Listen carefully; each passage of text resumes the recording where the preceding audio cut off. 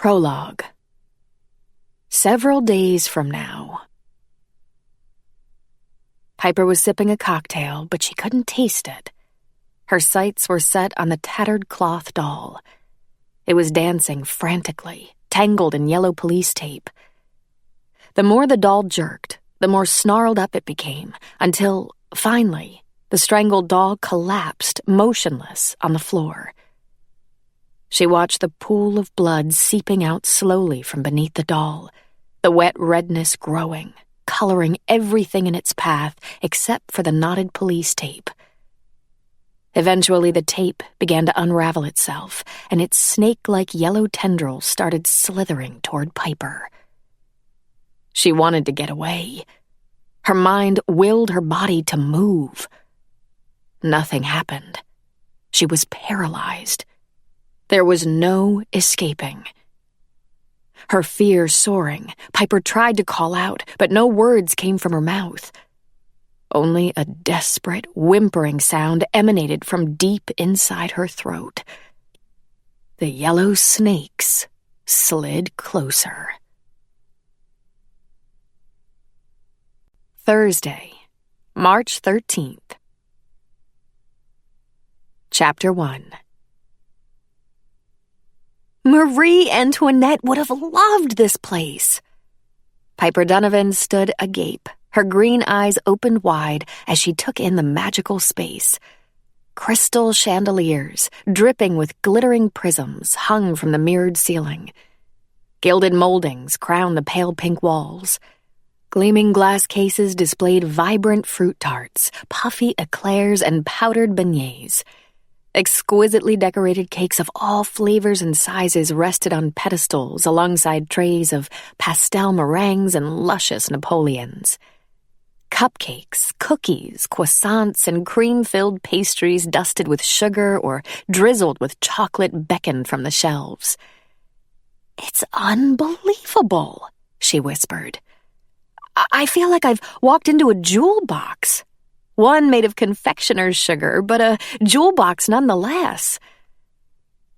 A slight and wiry man dressed in white stood beside her. Beneath his mustache, a bright smile beamed. "Merci, Piper. I am so glad you are pleased." "Seriously, Bertrand," said Piper. "It's so crazy. I've read so much about Boulangerie Boutron, and I've watched the episode that the Food Network did on you pretty much on loop since it aired.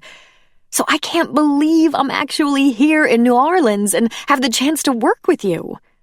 Piper did a full turn, trying to take it all in. It's not like me to get starstruck, but this is epic. "The pleasure is all mine," said Bertrand Olivier, bowing slightly. Piper noticed a balding spot on the top of his head amid the bushy salt and pepper hair. "I hope this time together will be beneficial for both of us. Would you like to see what I am working on?"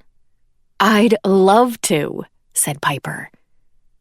She followed Bertrand from the display area down a long corridor that led to a large kitchen. Gleaming copper pots of varying sizes hung from pegs on one wall, while another wall was lined with larger stainless steel ovens. There were 2 doors, one at the back opening to the outside, and another on the far wall leading to an office. Piper caught a glimpse of the desk and shelves inside. Spread out on a long wooden table in the middle of the kitchen were rows and rows of what Piper first thought were large gingerbread men. Closer inspection revealed that the cookie men had been decorated with different clothing in vibrant shades of icing: blue, red, yellow, green, and purple. Their faces had been painted in various expressions, some wide-eyed, others with eyes closed, some tight-mouthed, others with jagged teeth. Each figure had an X marked on its left breast, and a long, thick needle made from chocolate protruded from that X. "Are these voodoo dolls?" asked Piper with delight. "Amazing!" Bertrand nodded, grinning at the praise. "They did come out well, n'est-ce pas? These are our cookies of the month." "I love that," said Piper. What did you do last month?" "Nursery rhyme characters," said Bertrand. "And the month before that, jazz instruments. The cookies of the month have proved to be big sellers for us." "I can see why," said Piper as she scanned the table. "Who wouldn't want to buy some of these? Wait till I tell my mother about them." "Feel free to flip through our bakery scrapbook and look at our designs," said Bertrand. He gestured at the cookies on the table. "Try one, please." Piper could feel him observing her as she selected a yellow voodoo doll cookie. As she lifted it to her mouth, she paused before biting off the chocolate needle. She laughed. "I hope this isn't going to cast some sort of evil spell on me." Chapter 2. Carrying his clarinet case and his straw bag of tricks, Cecil Gregson wended his way through the streets of the City of the Dead. The narrow alleyways were edged with rusty ironwork and rows of tombs. Some of the tombs were modest, some were grand, and most were in advanced stages of deterioration. Marble crosses and statues jutted from their surfaces. Almost all of the final resting places were above ground. He squinted as he walked, blinded by the light reflected off the sun-bleached tombs. His heart beat faster as he neared his goal. He wanted to have some time alone beside the notorious tomb. Cecil pushed the pork pie hat back on his head and groaned inwardly as he came to the bend and saw the people gathered around what was said to be the spot where Marie Laveau rested. Cecil was disappointed that he wasn't alone. Disappointed, but not surprised. He'd heard that more visitors came to the crumbling crypt of the Voodoo Queen of New Orleans each year than went to visit Elvis Presley's grave. Cecil wondered if he counted as one visitor or 100, since that was approximately how many times he came annually to pay his respects. He suspected that tourists must be disappointed when they came to St. Louis Cemetery No. 1 and saw the run-down Greek Revival tomb. Amassed at the bottom of the crypt were trinkets left by other visitors, empty cigarette packages, lip gloss wands, bottles, ribbons, sticks of gum, coins, beads, cards, rocks, and other items that would only look like trash to the uninitiated. Beads of perspiration dotted Cecil's brow as he found a spot at the edge of a group of tourists and laid his instrument case and straw bag on the ground. He watched and listened as a good-looking, jean-clad tour guide spoke.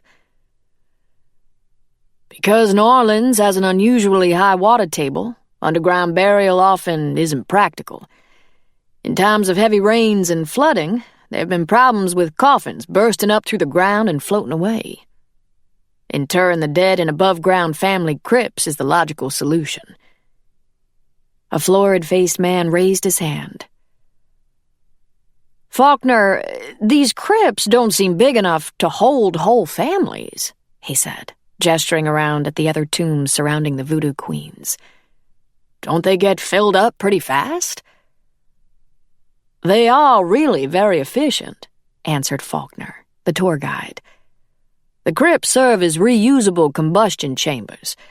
The extreme heat of New Orleans bakes the stone, brick, and concrete vaults, quickly breaking down the human remains deposited inside. After a year or two, the tomb can be reopened, and whatever's left is moved to a specially made burial bag and placed at the side, back, or bottom of the vault, leaving room for the next deceased family member to take up residence." "Ew! Creepy!" cried a teenage girl as she grabbed onto her boyfriend's arm. "And what about Marie Laveau?" asked another tourist, fanning himself with his baseball cap. "Why is a voodoo queen interred in a Catholic cemetery?" "Voodoo is a religion, a form of worship brought to the Caribbean and American colonies from Africa through the slave trade," explained Faulkner.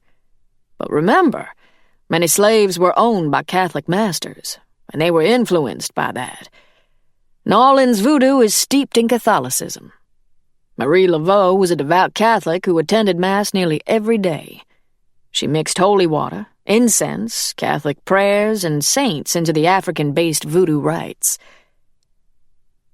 "I've heard the term hoodoo," said the same tourist. "Are hoodoo and voodoo the same thing?" "Hoodoo is derived from voodoo," answered Faulkner. "But voodoo is considered a religion, and hoodoo is not. Hoodoo is only concerned with the magical practices of voodoo." The tour guide walked around to the side of the tomb. "See these X's?" he asked, pointing to the many marks scratched on the crypt wall. "These have been left largely by tourists who've heard that mark in the tomb with 3 X's, or spinning around 3 times, or knocking on it, or rubbing a foot on it before leaving an offering of some kind will get them a wish granted. I can tell you that it's considered a crime to mark up this tomb or any of the others. I can't tell you if you'll get your wish." Cecil watched as the tour group moved on. He wanted to yell after them and tell them that he could attest to the fact that Marie Laveau did answer when she was called upon. He knew it to be true. Reaching into his bag of tricks, past the cigars, the leather cat-o'-nine-tails, and other voodoo goodies, Cecil pulled out a black candle and a pack of matches. Spinning around 3 times, he lit the candle, laid it at the base of the tomb, and made his wish. Chapter 3. "You must be très fatigué, Piper, from your long trip. Marguerite will show you upstairs to your apartment. I hope you will like it." Piper didn't want to confirm Bertrand's suspicion. It seemed ridiculous for a 27-year-old to be tired. It was only a few hours' flight from Newark to New Orleans, yet she hadn't slept well, had gotten up absurdly early, and had been too wired to nap on the plane. The reality was, she still hadn't fully recovered her strength after her ordeal in Sarasota the month before. Piper was dying to lie down for a little while. "Thank you, Bertrand. And how should we do this?" asked Piper. "When do you want to start in the kitchen?" "Tomorrow will be soon enough," said Bertrand, his eyes sweeping up and down her body. "Why don't you take the rest of the day to get settled? Perhaps a walk around the French Quarter to get acclimated. Early this evening, come with us to dinner. We are going to Bistro Sabrina, which is owned by Leo Yancey. We make desserts for his restaurant, and we'll be providing the cake for his upcoming wedding." "Great," said Piper. "What time?" "We'll pick you up at 7. Bertrand glanced over Piper's shoulder at customers gathered in front of the display cases. "Now I get back to work." Bertrand beckoned to a sturdy woman with a short, stylish haircut and dark brown eyes who stood behind the counter. She wiped her hands on a towel and took off her apron before walking over to them. "This is Marguerite, Piper, my wife and the love of my life." Bertrand kissed his spouse on her smooth forehead. "I don't know where I would be without her."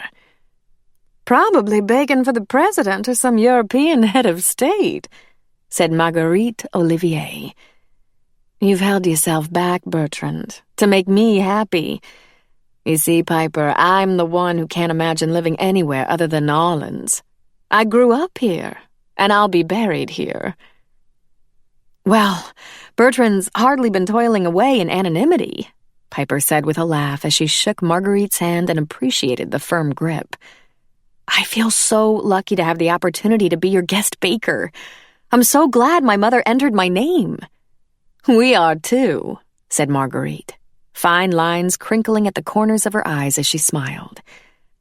"Once we looked at the pictures of the cakes you've already done, we were sold on the idea of having you as our visiting artist. We also like the idea of having someone so young and full of ideas." Bertrand nodded. "Yes, you must show me how you made those sugar sand dollars for that beach-themed cake you did." "Well, I kind of stole that idea from you, Bertrand," said Piper, smiling. "I saw the cake you did with the various sugar masks in your book. You know, the one that had all the different ideas for cakes and pastries to celebrate Mardi Gras. I just followed your recipe, shaped the round dollars, and very carefully outlined the little flower thing in the middle. It was making the 5 little slits that caused the problem. You can't imagine how many of the sand dollars crumbled." "Oh, yes, I can," said Bertrand, grinning, "because I know how many of those little Mardi Gras masks I broke along the way." I wish I'd gotten here a bit sooner," said Piper. "I'm sorry that I missed Mardi Gras." "Quel dommage," said Bertrand. "But you'll be here for St. Patrick's Day." Piper looked skeptical. "St. Patrick's Day? Well, sure, but New York is the place to be for St. Patrick's Day." "Oh, we celebrate St. Patrick's Day in a big way here in New Orleans, Piper," said Marguerite. "Prepare to be impressed." Chapter 4. Eleanor Duchamp puffed and wriggled her way into her restrictive undergarments, optimistic that the result would be worth the effort. Then she donned the full slip and hose. Eleanor was tempted to forego the stockings, knowing that the day was going to be a sticky one. She couldn't bring herself to do that, though. In her head, Eleanor could hear her mama's voice. "A lady doesn't ever go bare-legged." She pivoted from side to side, studying her head-to-toe image in the gilded cheval mirror. The girdle couldn't disguise the steadily increasing thickness in her waist.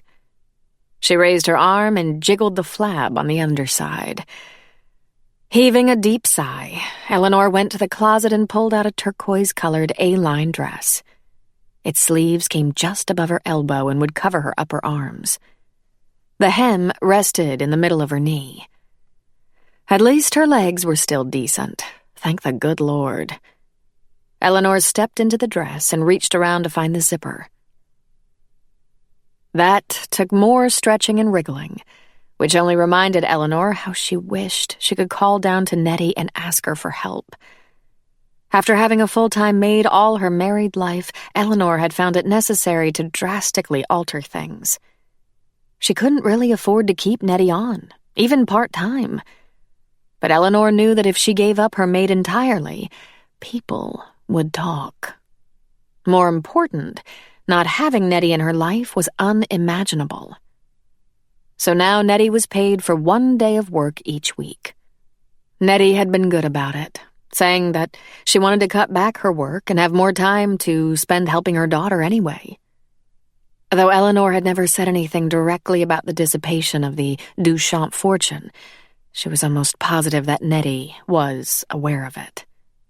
Her maid was nothing if not loyal and discreet. With the zipper finally closed, Eleanor took one last look in the mirror and was glad that she'd purchased this dress years ago. Even on sale, it had been expensive, but she'd worn it many, many times. If something was good, it lasted, and old money people didn't care about keeping up with trends. The women in her circle wore their clothes for years. That made it easier for Eleanor to cover up the fact that she wasn't the wealthy dowager people imagined. As the widow of Christophe Duchamp, Eleanor had inherited all his property. Before the Civil War, the Duchamp family had presided over a large sugar plantation along the Mississippi River, with a 50-room Greek Revival house, gardens boasting trees imported from other continents, slave quarters, a small hospital, and a jail. Christophe's great-great-great-grandfather had even owned his own steamboat. Later, there'd also been the classic Queen Anne masterpiece in the city, the mansion in the Garden District where Eleanor lived now. Over the decades, however, the wealth had dwindled as elegantly mannered Duchamp scions took their turns running things into the ground, unable to bring themselves to actually work and doing a grand job of mismanaging funds. Christophe had pretty much finished the job, clocking in at the law firm of a family friend, but spending most of his time at his lunch club, at the racetrack, or making visits to various French Quarter watering holes. Finally, he stopped the pretense and didn't even bother going into the office. Around that time, Eleanor had begun to quietly sell off the family antiques. After a while, unhappy with what dealers had been offering her, she decided that she could make more money having a shop of her own. Christoph hated the idea of his wife as a shopkeeper and told everyone that Eleanor ran her little antique store on Royal Street solely because she needed something to keep her occupied. All their friends found it understandable that Eleanor would need to be out of the house and busy. They thought that the loss of her only child had precipitated the foray into the world of Royal Street commerce as a way back to sanity. Eleanor didn't disabuse anyone of that notion. The plantation and the solid gold table service that had been used in the dining room while slaves fanned their owners had long ago been sold. Eleanor wondered what those knives, forks, and spoons would have fetched in today's inflated gold market. Every time she combed the attic or wandered around the house looking for things to bring into the shop to sell, Eleanor hoped she would come across some stray gold serving piece that had somehow been missed and could be redeemed for the cold, hard cash she could so dearly use. Eleanor straightened her shoulders and lifted her head as she turned away from the mirror. She was doing everything she could to keep up appearances. Nobody needed to know the economic straits she faced. It would be embarrassing and shameful for people to be clucking and worrying about her. She'd rather be dead than have everyone feeling sorry for her. And though she knew that it wasn't right, she pretended she had no idea that her maid was still spending most of her days and nights working and sleeping in the Duchamp mansion. By feigning ignorance of the situation, Eleanor got exactly what she wanted without looking as though she were taking advantage of Nettie. All the housework got done, and Eleanor wasn't staying alone in the big old house at night. The only hitch was that she couldn't call out for Nettie any time she wanted something. Doing that would reveal her knowledge that Nettie was working unpaid and would give away her manipulation of her maid's loyalty. As long as Nettie didn't think Eleanor knew she was in the house, Eleanor was only too willing to let the situation continue. Chapter 5. Marguerite led the way out of the bakery and onto the sidewalk. She stopped at a tall wrought iron gate immediately next to the shop and pulled a key from her apron pocket. Unlocking the black screen, she turned to Piper. "This is your key while you're here, Piper. It opens this gate and the door to your apartment upstairs. Not that we usually lock both. One or the other is fine." Piper smiled and nodded as she accepted the key from Marguerite. She was certain she'd be locking both. She was trying to be more careful about taking chances. Her father had been warning her about New Orleans crime, but Piper had written it off to the perpetual worrying of a former New York City cop. Still, she appreciated his concern for her safety. Since she'd lain paralyzed on her hotel room floor in Florida last month after ingesting poison purposefully fed to her, Piper had been understandably feeling less invincible and more vulnerable. Anything she could do to protect herself was totally worth it. They climbed up the long, narrow staircase. A single door stood on the landing. It was painted a deep burgundy. "We lived here when we first opened the bakery," said Marguerite as she opened the door. "Then, after we bought our house in the Garden District, we rented this out for a few years. Now we keep it for guests. Or, once in a while, Bertrand will stay here if he has a special project that keeps him working late at night and again early in the morning." They entered a small living area, furnished with a love seat and an armchair slip-covered with the same cabbage rose-patterned chintz.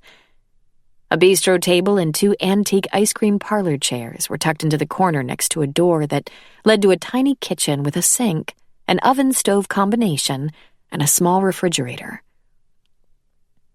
"The bedroom and bathroom are down here," said Marguerite as Piper followed her along the short hallway. Marguerite stopped at 2 panels of fabric that hung from the hall ceiling. "This is your closet," she said, pulling back the material. Piper looked in. "Plenty of room for my stuff," she said. "What's that door at the back?" "Oh, that's a dumbwaiter," explained Marguerite. "We had it installed when we lived here. Before we expanded our kitchen downstairs, sometimes we'd have to use our oven up here when we were busy. It made it easy to send trays back and forth. We haven't used it in a couple of years." They continued on the tour. In the bedroom, an ornate iron double bed was covered with a pale blue matelassé spread and strewn with white pillows. An alabaster lamp sat on the nightstand, while a small oriental rug and shades of blue and gold lay beside the bed on the wood plank floor. The tiny bathroom was dominated by a vintage claw and ball-footed tub. "I love that chandelier," said Piper, admiring the miniature lighting fixture. "It makes this little bathroom look so elegant." Marguerite nodded. "That came from Eleanor Duchamp's antique shop across the street. She has wonderful things, great old furniture and jewelry. She specializes in the most fabulous candelabra and chandeliers. I bought all those chandeliers downstairs in the bakery from Eleanor. And those candlesticks in your living room are also from her place. The fridge is stocked with milk, orange juice, and sparkling water," continued Marguerite as they walked back to the living area. "And the pods for the coffee maker and sugar are in the cabinet." She nodded at a cardboard box on the bistro table. "The beignets in there are for you. And of course, you can help yourself to anything you want from the bakery downstairs." "Oh, you're gonna regret that," Piper laughed. "I don't know if I'll have any restraint when it comes to sampling Boulangerie Boutron pastries whenever I want. Good thing I'm not gonna be here that long." As soon as Marguerite left, Piper kicked off her ballet flats, poured herself a glass of orange juice, and selected a powdered beignet from the bakery box. She walked to the French doors at the street side of the living room and opened them. A blast of warm air washed over her. She stepped out onto the balcony. Shiny necklaces of purple, green, and gold plastic beads still hung in the curlicues of the wrought iron railings, vestiges of the recent Mardi Gras celebrations. Flower boxes filled with salmon, pink, and lavender salvia were affixed to the guardrails. Piper took a picture with her iPhone and posted it on Facebook. She tapped in a caption. "Gorgeous here in the Crescent City." She scanned the street, noting the signs for a cafe, a parfumerie, a bar, a voodoo shop, and a fortune teller, as well as the antique shop that Marguerite had mentioned. Piper was thinking that it would be fun to get her fortune told while she was in town when she heard the man shout, "Hey, you! With the blonde ponytail!" Piper's head shot up and she looked around. "Over here, Cher! Across the street!" A tall, handsome man dressed in a rumpled linen shirt and blue jeans stood on a balcony over the antique shop. His brown hair was tousled, and his eyes squinted against the sun. Piper suspected that he was about her age, maybe a couple of years older. Good-naturedly, she waved back at him. "I haven't seen you before," he called. "That's because I haven't been here before," Piper called back. "Where are you from?" "New Jersey." "And what are you in town for?" "I'm a guest baker for Boulangerie Boutron." Why was she telling him any of this? She didn't know this guy. If she were in New York City, she wouldn't get into a conversation with just any stranger she met on the street. But here in New Orleans, it seemed like a natural thing to do. "Is that a beignet I see in your hand?" Piper smiled and nodded. "That's what I could use right now," he said. "Want to meet me downstairs and we can go for a cup of coffee?" Thanks, but I'm gonna have to pass," Piper answered. The disappointed expression on the guy's face made her add, "I'm gonna take a little nap. I didn't sleep enough last night." "All right, but at least tell me your name." "Piper Donovan." "Welcome to New Orleans, Piper Donovan. I'm Faulkner Duchamp. I give guided tours of the city. In fact, I just got back from a cemetery tour this morning. Maybe I can show you around while you're here." Piper laughed. Who could pass up an offer to frolic in a cemetery? As she waved goodbye and walked back inside, Piper thought of Jack. His quick thinking and fast actions in Sarasota the month before had saved her life. Their relationship was growing stronger and stronger, and Piper hoped it would only continue to deepen. She treasured Jack and had no desire to look elsewhere.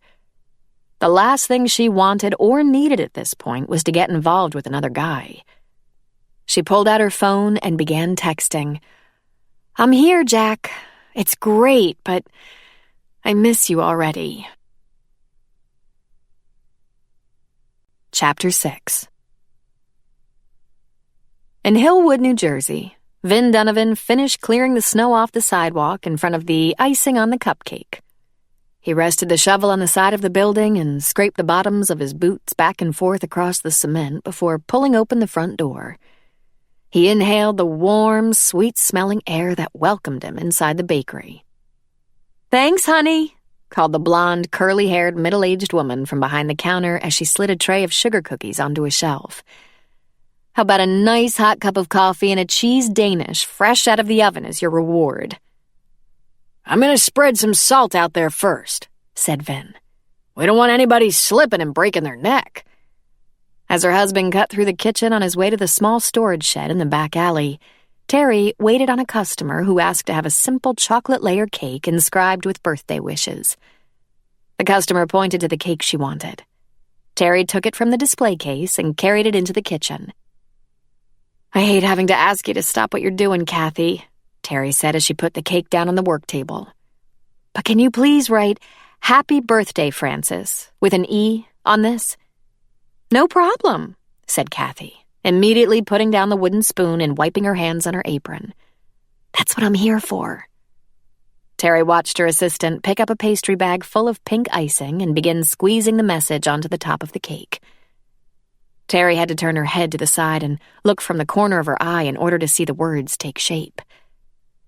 "Sometimes it's just so frustrating not being able to do what I used to do," she whispered, not wanting her husband to overhear if he came back through the kitchen. "I know," commiserated Kathy, "but I'm just so grateful that the doctor says your macular degeneration isn't getting worse." Terry nodded. "That's the truth. My peripheral vision is fine, and my reading machine is a big help. All in all, I know how lucky I am, but still..." Terry's voice trailed off as Vin came into the kitchen carrying the bag of salt. "Still what?" he asked. "Still nothing," answered Terry. "Go ahead and spread the rock salt out front." "Really?" Vin insisted. "What were you saying?" "Nothing worth repeating." Kathy picked up the cake from the counter. "I'll go box this, ring it up, and leave you lovebirds to it," she said. "You know, Vin, I don't have to tell you every single thing," said Terry as soon as Kathy was out of the kitchen. "True, you don't, but it's a hell of a lot better if you do. For instance, it would have been nice if you'd talked it over with me before entering Piper's name in that New Orleans thing." "And have you come up with every single reason why it was a bad idea?" asked Terry. "I knew better than that." He frowned, his brow furrowing with worry. "I hope we were right, letting her go to New Orleans like this." "Vin, let's face it. We are way beyond the stage of letting Piper do anything. She's 27 years old, an adult." "But she still listens to us, Terry." "Sometimes." "About important things she does. If you hadn't encouraged her, she wouldn't have gone." "I think it's good for her, Vin. I really do. Boulangerie Boutron is a renowned bakery, and She's getting the opportunity to work with a baking master. New Orleans is a magical city, and I think the total change of scene will be good for her. She's been so down since we got back from Sarasota. That can happen when somebody's tried to kill you, said Vin. Chapter 7. Crouched behind a giant pink azalea in the Duchamp's rear garden, Nettie Rivers waited and watched.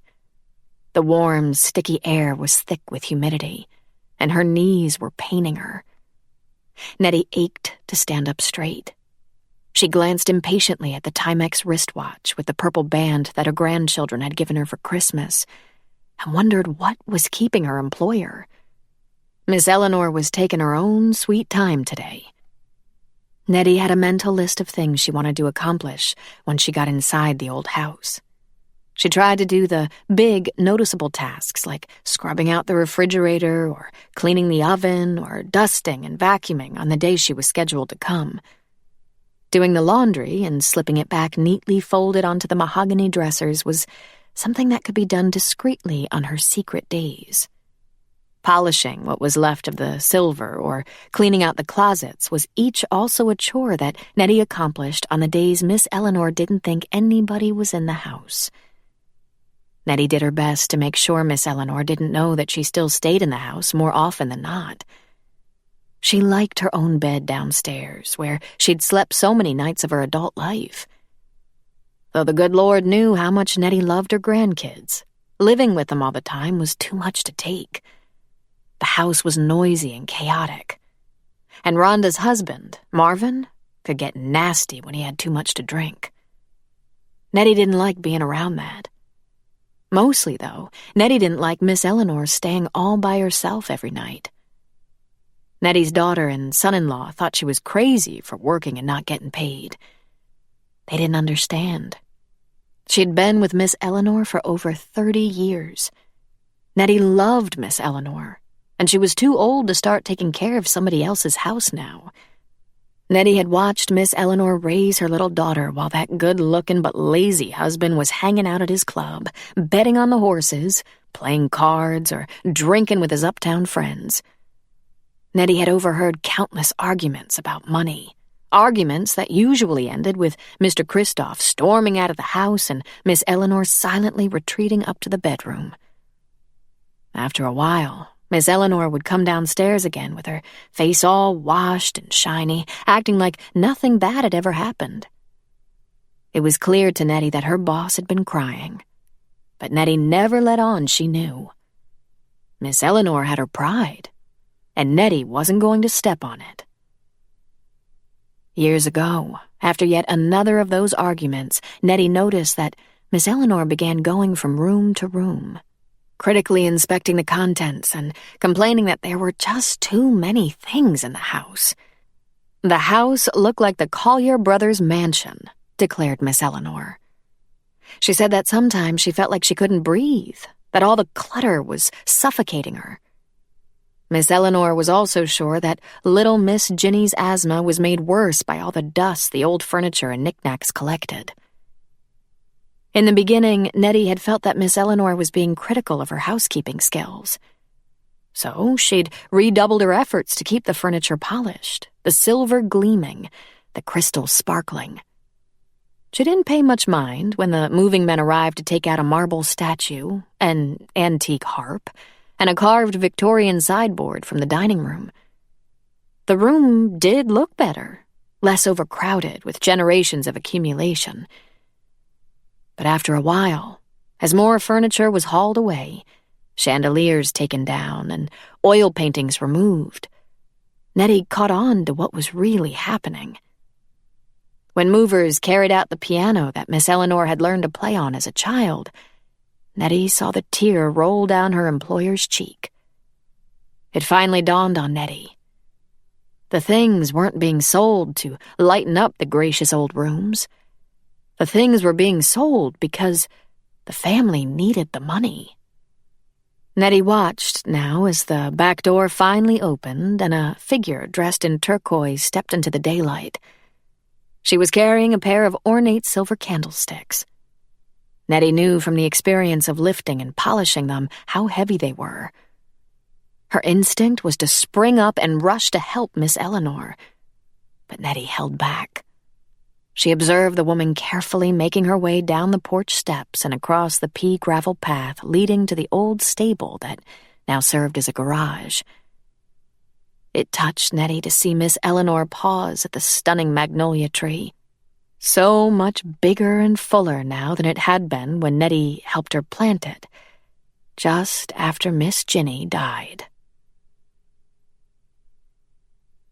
Chapter 8.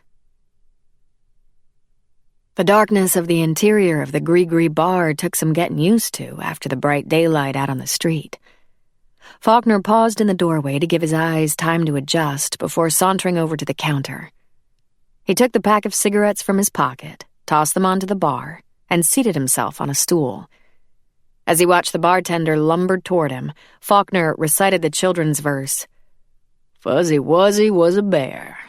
Fuzzy Wuzzy had no hair. Fuzzy Wuzzy wasn't fuzzy, was he?"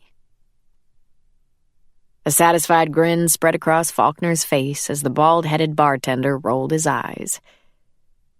"You never get tired of that, do you?" "Nope, never do. It's not like you came up with the nickname Faulkner." "Doesn't matter. I like to remind you whence it came, big guy. Now that I've done my duty, I think I'll reward myself with a New Orleans mint julep, Wuzzy, before I head out and give my second tour of the day."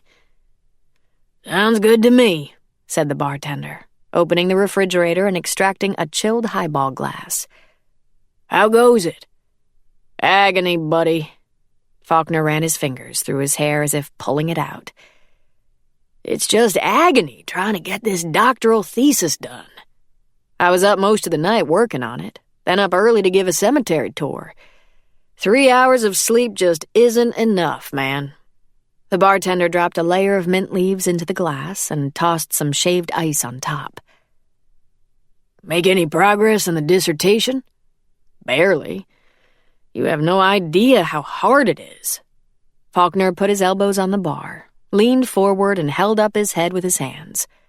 He watched as Wuzzy added a spoon of powdered sugar to the glass and then repeated the layers of mint, ice, and sugar before pouring in a generous jigger of bourbon.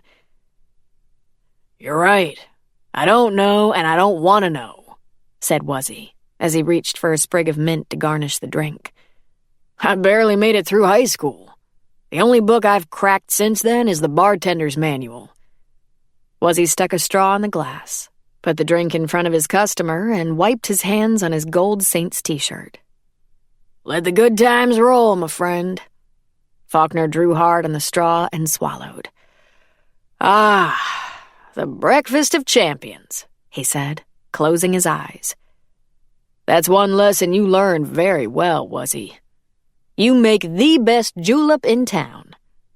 "Thanks, man. You would know." "Do you know where the word julep comes from, Wuzzy?" "Haven't a clue." "In the Middle Ages, a julep was something to cool the heat of passion." "You don't say." "And man, did I see something a little while ago to get passionate about." "Yeah?" "There was an extraordinary blonde on the balcony across from mine." "You talked to her?" "I tried. Asked her if she wanted to get coffee. And she blew me off. Some crap about needing to take a nap." "Maybe she was tired. If at first you don't succeed..." The bartender's voice trailed off as he picked up a towel and began wiping the counter. "Oh, don't worry, Wuzzy. I don't intend to give up on her that easily." Another customer came in and sat at the bar. While Wuzzy took his order, Faulkner looked up. Small leather pouches hung from the ceiling. Some of them had little cloth dolls attached. The pouches were called Gree, voodoo amulets believed to protect the wearer from evil or to bring love, health, and good luck. Each pouch contained a number of small objects, each with its own meaning. Faulkner wasn't much for the idea of a magic talisman, but He knew that others thought Gree could bring black magic and ill fortune to their victims. After Wuzzy had finished pouring the other guy a beer, Faulkner signaled him to come over. "Do you ever worry?" asked Faulkner, pointing at the ceiling. "About what?" Wuzzy looked up. "The Gree?" Faulkner nodded. "It's good for business, Faulkner. You know that. The tourists eat this voodoo crap up." A shadow seemed to fall across Wuzzy's face. "No, Faulkner. I've got bigger things to worry about than Gree and voodoo." "More problems with your son?" asked Faulkner. The bartender bit at his lip to stop it from quivering. "Got the results of Connor's MRI from the doctor this morning," he said. "There's a shadow on his basal ganglia, whatever the hell that is. Bottom line, Connor's never gonna walk." Faulkner put down his glass and stared at the bartender. "Never? Nope. Never. His trunk can't support him." Wuzzy shrugged his broad shoulders, but his face betrayed his sadness. "It's not like I should be surprised, I guess. It's been obvious from the beginning that something was wrong. Connor's been so slow to reach all those milestone things, so delayed with his motor skills. He sat up late, didn't crawl until he was 2. He's 3 now, and he has yet to say a word that anybody can understand or feed himself. But it was tough, man, to hear the actual diagnosis." Faulkner waited for Wuzzy to share the information. "Connor has cerebral palsy." "Oh, was. I'm so sorry, buddy." "Me too." Wuzzy sighed heavily. "Sometimes I just get so damn mad at Carla for dying. I've been busting my hump trying to keep this place going while making sure things are covered at home. You can't imagine how tough it is to find good childcare and have it running pretty much round the clock. I never know when I'm going to be able to get out of here at night, and somebody's got to be there. Between paying for babysitters, therapists, and uncovered medical bills, I'm tapped out, man. I'm drowning in debt I'm never going to be able to repay." "Don't say that, bro," said Faulkner, shaking his head. "That's why everybody is getting together for the fundraiser on St. Patrick's Day, Guy. The whole neighborhood wants to help you, Wuzzy. And that was even before we knew about the CP diagnosis. I'm sure we're going to raise a nice piece of change. You'll be able to whittle down some of those bills." "Great. Then we can hold another fundraiser after that for the $20,000 power wheelchair the doctor says Connor should have. And another fundraiser after that for God knows what Connor will need next. It's never going to end." Wuzzy closed his eyes and rubbed them. "I don't know how you do it, Wuz. When it's your kid, you do what you have to do," said Wuzzy wearily. "But if anybody had ever told me that this would be my life, I wouldn't have believed it." Chapter 9. Piper was famished when she awoke from her nap. She decided to get up, explore the neighborhood, and find a place to eat. She changed into a clean white short-sleeved V-neck shirt and cropped black yoga pants. She grabbed the floppy straw sun hat she'd folded inside her suitcase and placed it atop her head as she walked out the door and down the stairs to the street. She didn't have to travel very far. The welcoming storefront of Muffaletta Mike's was just down the block. As Piper walked inside, she surmised that the place was part restaurant, part delicatessen, part butcher shop. One long wall was taken up with a sprawling glass-front refrigerated case housing all sorts of meats and cheeses waiting to be sliced.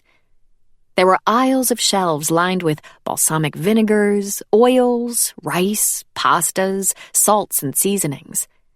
Customers sat eating sandwiches at several round tables to the side of the room. "What'll it be?"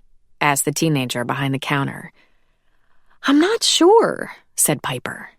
"What's in a muffaletta?" The young man recited the ingredients. Salami, pepperoni, ham, capicola, mortadella, Swiss cheese, provolone, and olive salad. Although the ingredients were things that Piper rarely ate alone, much less all together, she decided to go for it. "Okay, I'll have one of those, please." "Quarter, half, or full?" Half, I guess." The teenager wrote up the ticket and attached it alongside the row of other orders above the workstation where an older, heavier version of himself was busy making sandwiches. As Piper waited, she heard the teenager talking to his father. "So, can I have tomorrow morning off, Dad?" "Tommy, I already told you. You have to open the shop for me tomorrow. I don't want to hear another word about it. Don't be so lazy." "It's not fair," Tommy protested. "None of my friends have to work before they go off to school." "So what? If your friends' parents want to spoil them, that's their business. I don't think it's too much to ask. I work 14-hour days and I need a morning to sleep in every once in a while. You know, this will be your business someday, son. You have to start shouldering the responsibility." "Thanks, Dad, but who says I even want it? I don't want to be a butcher making sandwiches for the rest of my life. You're always yelling at me about the way I make the muffs or restock the shelves or mop the floors. I never satisfy you." Mike shot his son an angry look and then turned back to making the sandwiches. Piper sat at one of the smaller tables, finishing her muffaletta, when a man wearing a pork pie hat and carrying a musical instrument case came walking into the sandwich store. She watched as he slowly went up to the counter. "You got a muff for me today, Mike?" he asked. The counterman glanced up. His face was gray and tired, and he didn't look happy to see this particular customer. "Yeah, Cecil," he answered wearily. "Hold on a minute, man." Moments later, Mike handed the wrapped sandwich over the counter. "How you doing out there today, Cecil?" he asked. "Not so good, Mike. The tourists ain't feeling my music, I guess." Well, if you ask me, you should try another location, Cease. Shake it up some. I've told you before you'd do better somewhere else." The musician picked up the sandwich and turned toward the front door. As he passed by her, Piper caught a whiff of bourbon and heard him muttering under his breath. Chapter 10.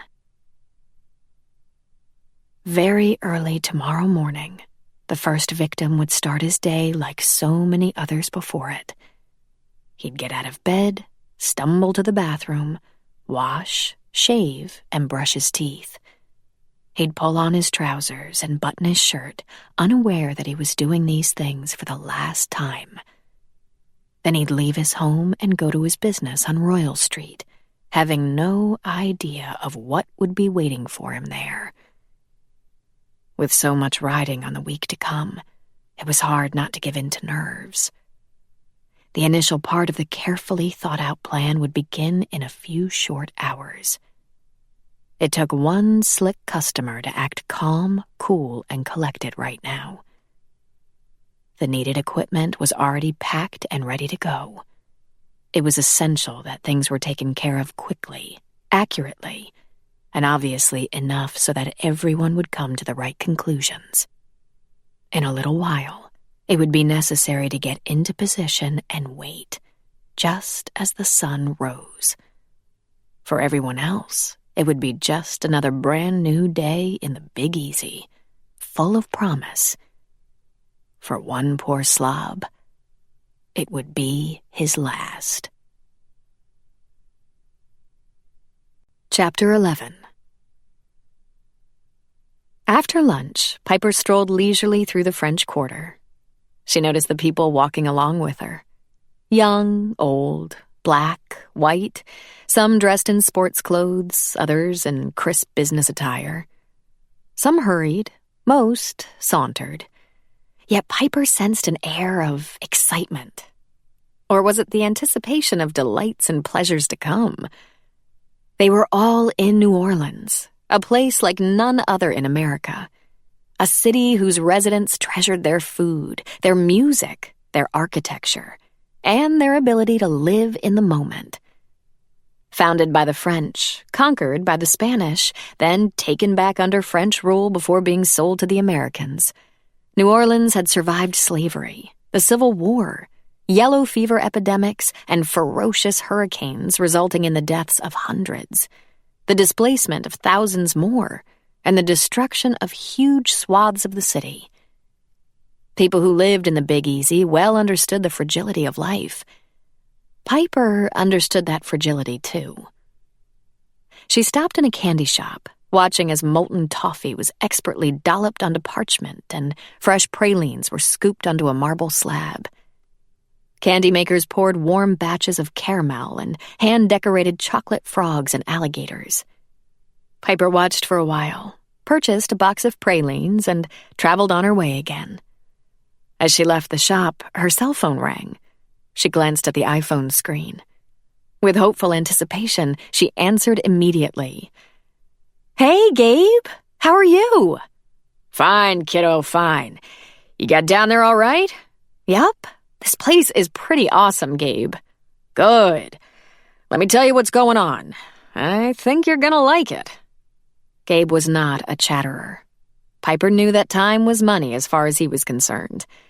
When Gabriel Leonard called, it was because there was the possibility of doing some business. "I've set up an appointment with a local casting director down there. It's great for you to get a meeting in. Tomorrow at 1 o'clock. Piper's mind raced. Smack in the middle of her first day working at Boulangerie Boutron. How was she going to get up and go without leaving a bad impression on Bertrand and Marguerite? "Piper?" Yeah, I'm here, Gabe. Do you think you could change the appointment until late afternoon? Say around 5? "Are you kidding? It wasn't easy getting this one for you." Gabe started speaking even faster than he usually did. "Listen, Piper, these people are casting Named, the new Channing Tatum thriller.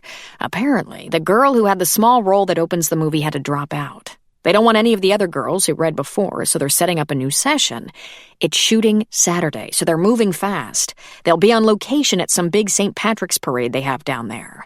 They'll have a hell of a time with sound issues, so we're definitely talking a day of dialogue dubbing with you in post. And to top it all off," Gabe continued, "the role you're reading for is opposite Tatum.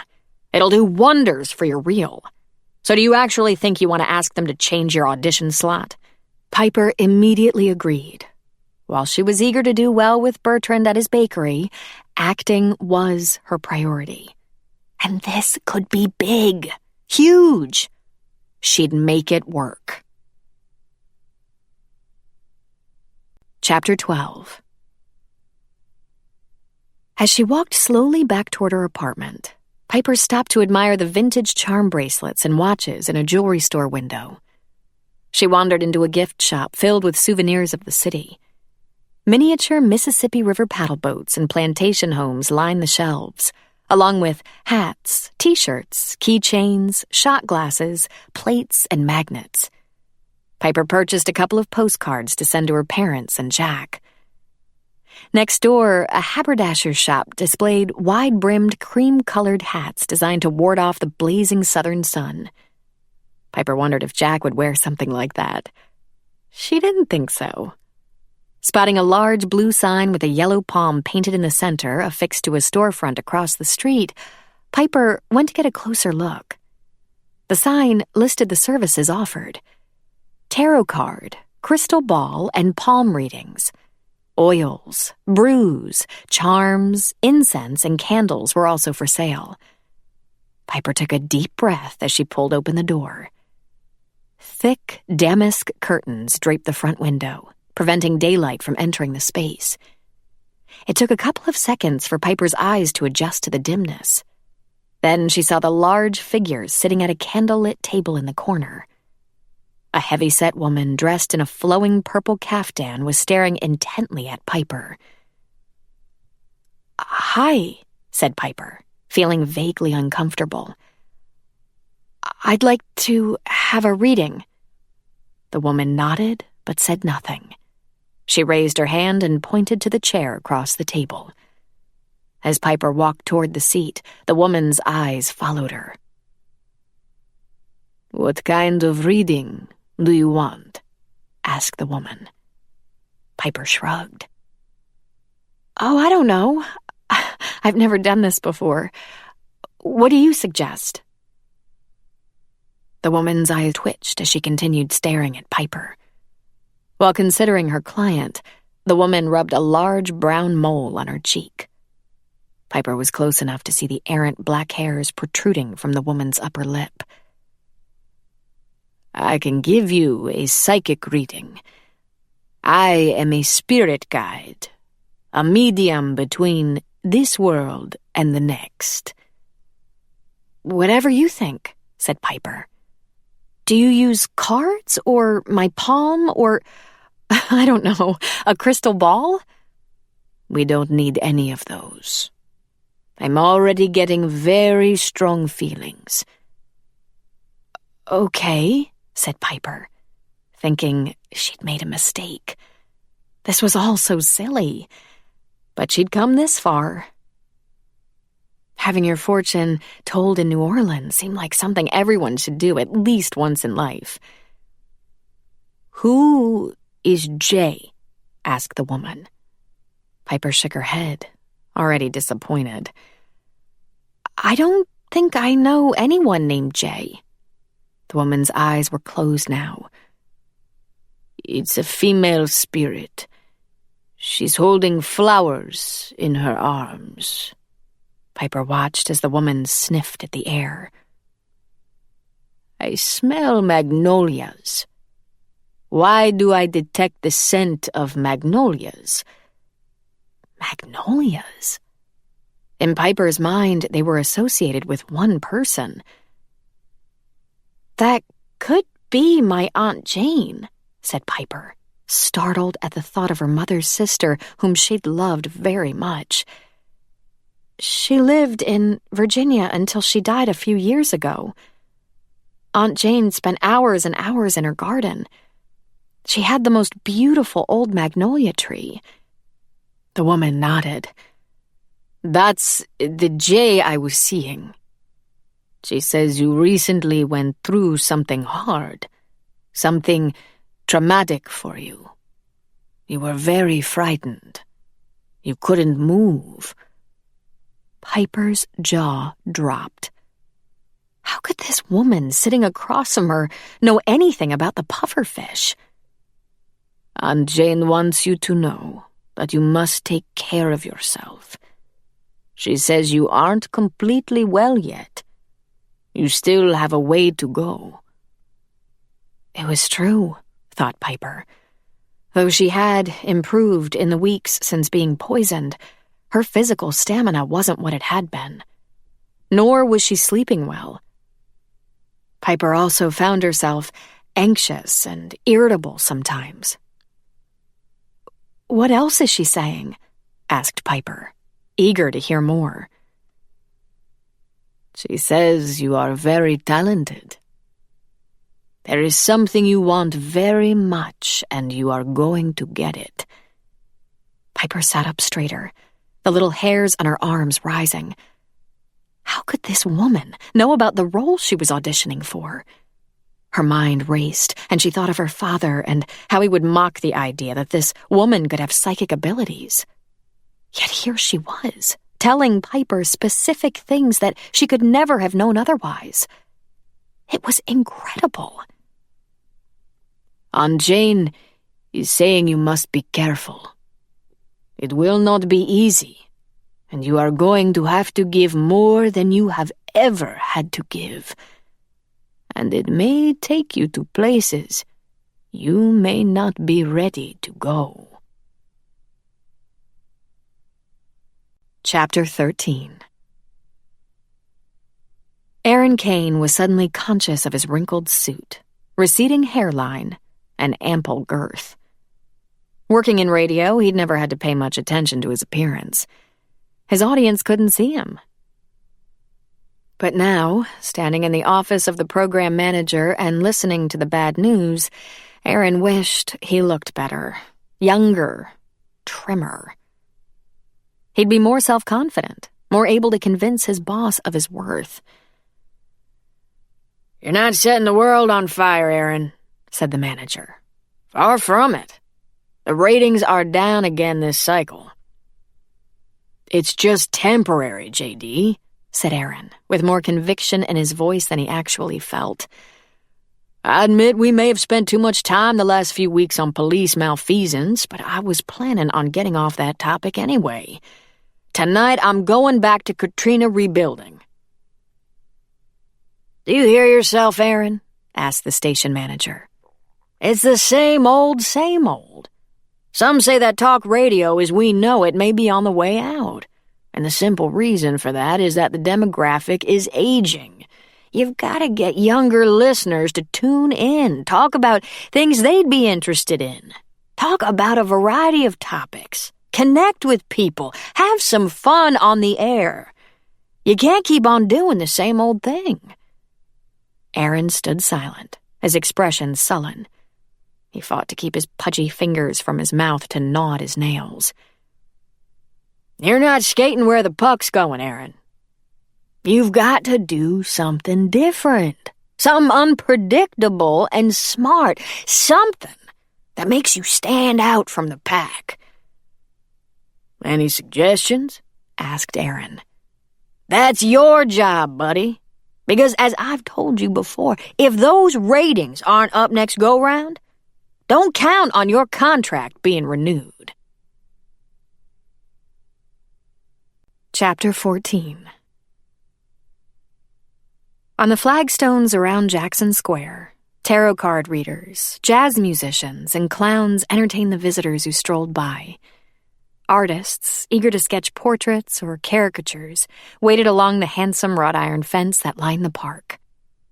Tourists wandered in and out of shops, selling candy, clothing, souvenirs, and ice cream.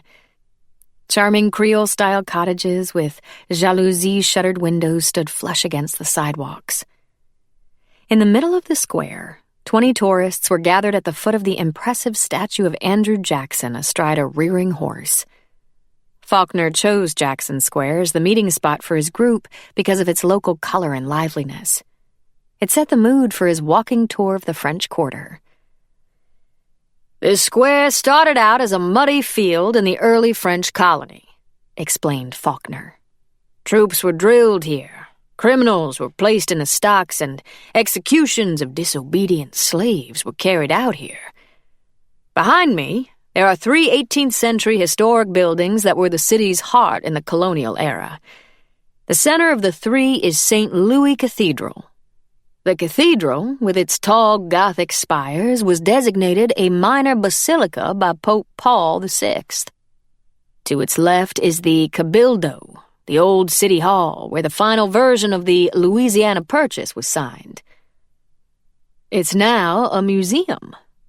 To the cathedral's right is the presbytere, which originally housed the city's Roman Catholic priests and later became a courthouse. Now, if you'll follow me, we'll go see the inside of the cathedral." Faulkner led the group across the square. Despite the cool linen shirt he wore, perspiration seeped from his body as he stood on the church steps and turned around to face his followers. "The cathedral, properly known as the Cathedral Basilica of St. Louis, King of France, is the oldest Catholic cathedral in continual use in the United States. It's also one of our most visited landmarks and most photographed sites." A tourist spoke up. "I heard that the Bourbon Street sign was the most photographed." "I've heard that too," said Faulkner. "But the cathedral is right up there in the icon department. It makes sense. In New Orleans, we know how to party hard, but we also know how to repent for our debauchery later." The tourists chuckled as Faulkner pulled the cathedral door open. "Now we'll go inside," he said. "Since there's no mass taking place now, you can take pictures. Wander around on your own for a while. I'll meet you out here on the steps in 10 minutes. The group straggled into the coolness of the church. Some sat in pews to take in the beautiful architecture, the stained glass windows, the painted ceilings, and the ornate religious decorations. Others strolled down the aisles, admiring the Stations of the Cross, stopping to light candles and say prayers. Faulkner was waiting for them when they emerged into the heat again. "Come on, I want to take you around to the back to see St. Anthony's garden," he said. Delicate bell clangs marked the half-hour, and a mockingbird called through the still air as the group entered the garden. The green space was dominated by the tall white statue of a man with arms raised in welcome. "St. Anthony is known as the protector of childless women and finder of lost things," explained Faulkner. "This area has had many functions over the years. It was a place for gatherings, markets, meals, even a dueling ground.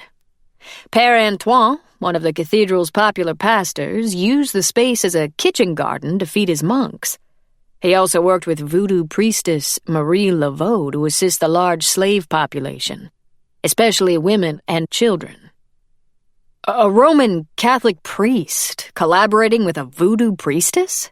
asked one of the tourists, mopping his brow with a handkerchief. Faulkner nodded. "They had more in common than you may think. They both had a desire to heal, soothe, and do good works. They were both very spiritual people. Marie Laveau blended voodoo with Catholicism, especially regarding the saints. Now, if you'll follow me out through the iron gates, we'll travel down Royal Street."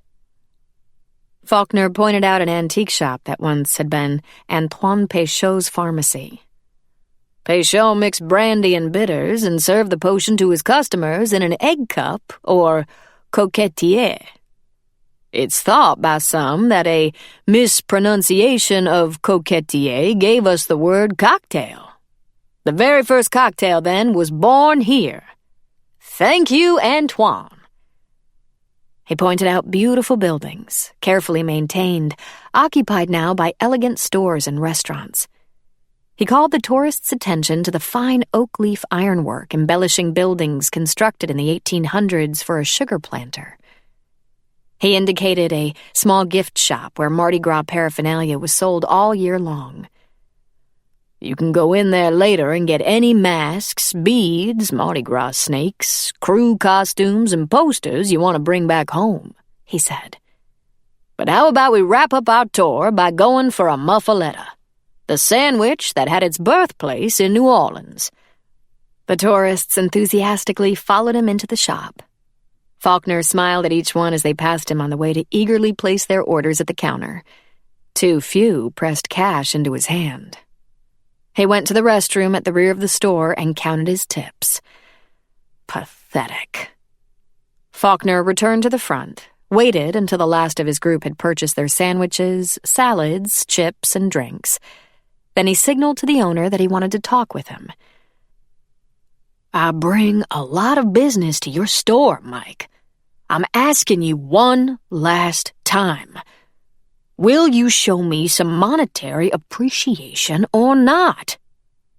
You aren't the only tour guide that brings in customers, Faulkner. I'm happy to provide all you guys with a free lunch, but I've explained it to you before. I'm not going to start paying you to steer business my way. I can't afford it. Faulkner shook his head ruefully. I'd say you can't afford not to, Mike. Chapter 15. It took them a good 20 minutes to drive from the French Quarter to the Garden District. After parking the car, Bertrand, Marguerite, and Piper walked through a gate, passing by rose bushes rimmed with little white lights. Piper held up the hem of her long, flowing cotton skirt as they climbed the steps to the porch of a lavender-painted, double shotgun-style house. As they entered through the front door of Bistro Sabrina, Piper felt slightly uneasy that Bertrand held her arm instead of Marguerite's. A willowy, red-haired woman dressed in a sleeveless black sheath looked up from the reception desk. She immediately smiled when she saw them.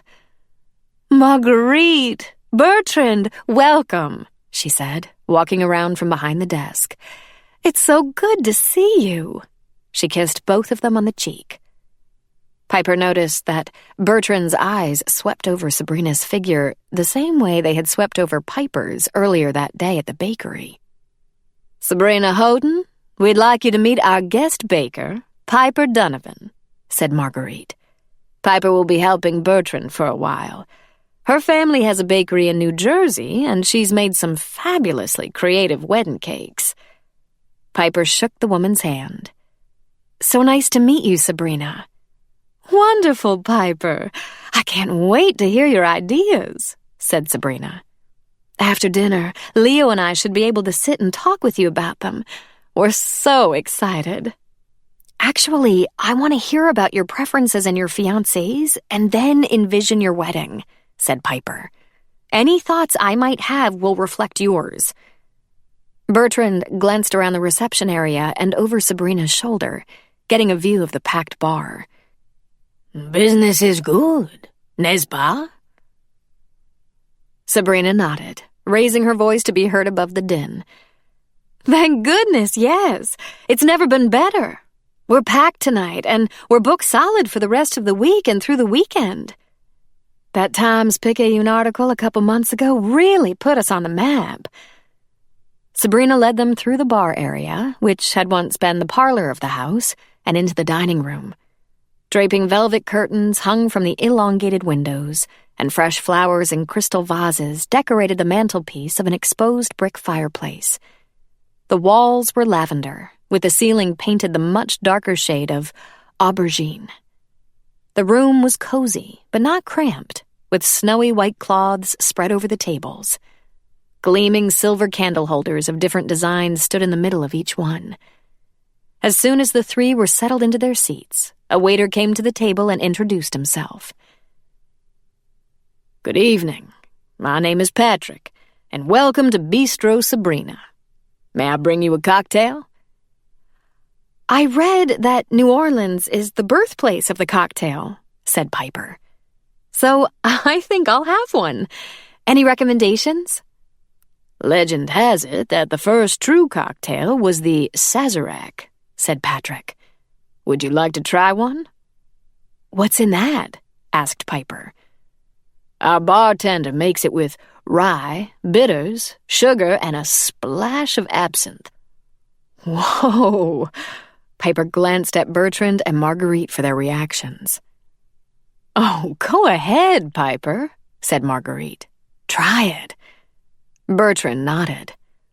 "Yes, it's a fitting start to your visit to our city." Piper laughed. "Okay, sold. I'll have a Sazerac, please." When their drinks arrived, Bertrand offered a toast to Piper's visit. "You've been so welcoming to me," said Piper. "I know I'm going to love it here. But already, I have a favor to ask of you." She explained that she had an opportunity to meet and audition for a casting director. "I know it's not great timing, being that tomorrow is my first day of work and everything," said Piper. "But I'll come right back afterward and work extra hours at the end of the day." If Marguerite and Bertrand were annoyed, their facial expressions didn't reveal it. They plied Piper with questions about her acting career.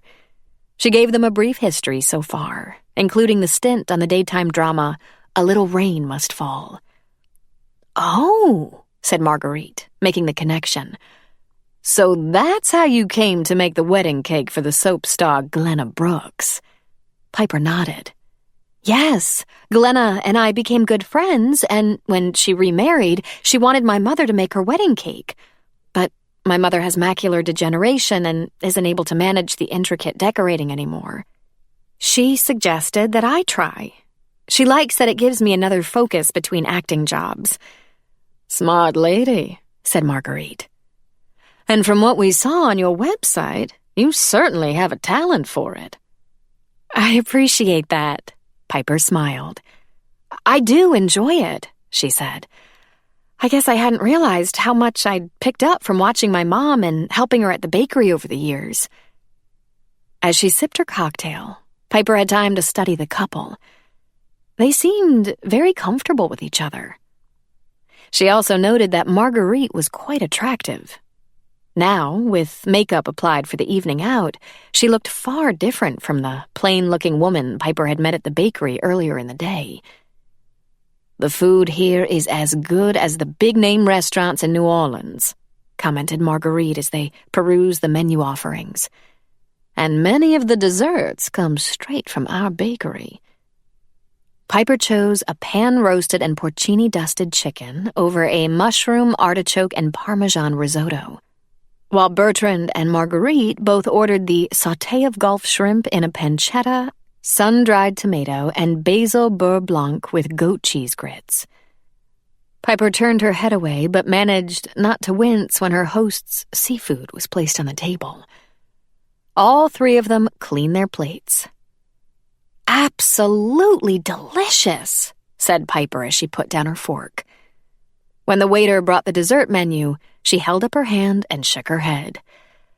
"The flight down, the alcohol, the rich food, I'm done. I'm going to take a Tylenol PM tonight and sleep like the dead." While the dining companions sipped espresso, a tall, attractive man with curly black hair and dark eyes came out from the kitchen. He rolled down the sleeves of his double-breasted white jacket and sat down with them. "Magnifique, chef," said Bertrand, bringing his fingers to his lips and kissing them. "Wonderful meal as always, Leo." "Thank you," said the chef. He turned to Piper. "And I understand you are going to be making our wedding cakes." "Cakes? Plural?" asked Piper. "Oui, Piper," Bertrand said. "Sabrina and Leo are doing things a little differently.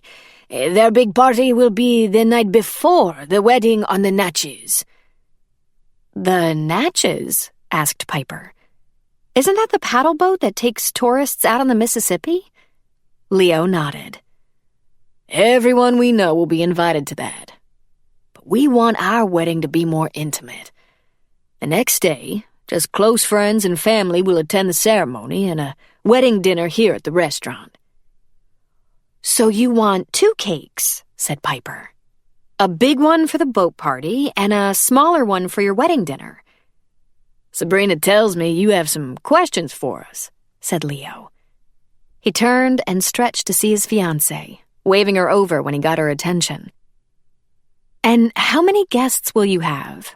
asked Piper as she pulled a small spiral notebook from her purse. "About 100 on the Natchez," answered Sabrina, "and no more than 30 at the wedding." They discussed cake flavors and icing preferences, shapes and tiers and color schemes. "How did you two meet?" Piper asked as she continued jotting down notes. "I was working as a waitress on the Natchez dinner cruise, and Leo was one of the cooks," answered Sabrina. Suddenly, Bertrand reached into his pocket and pulled out his vibrating cell phone.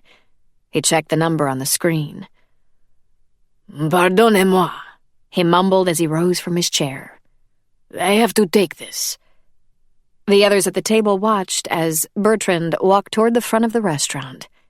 Marguerite shook her head. "That's been happening a lot lately. If I didn't know any better, I'd swear Bertrand has a lover."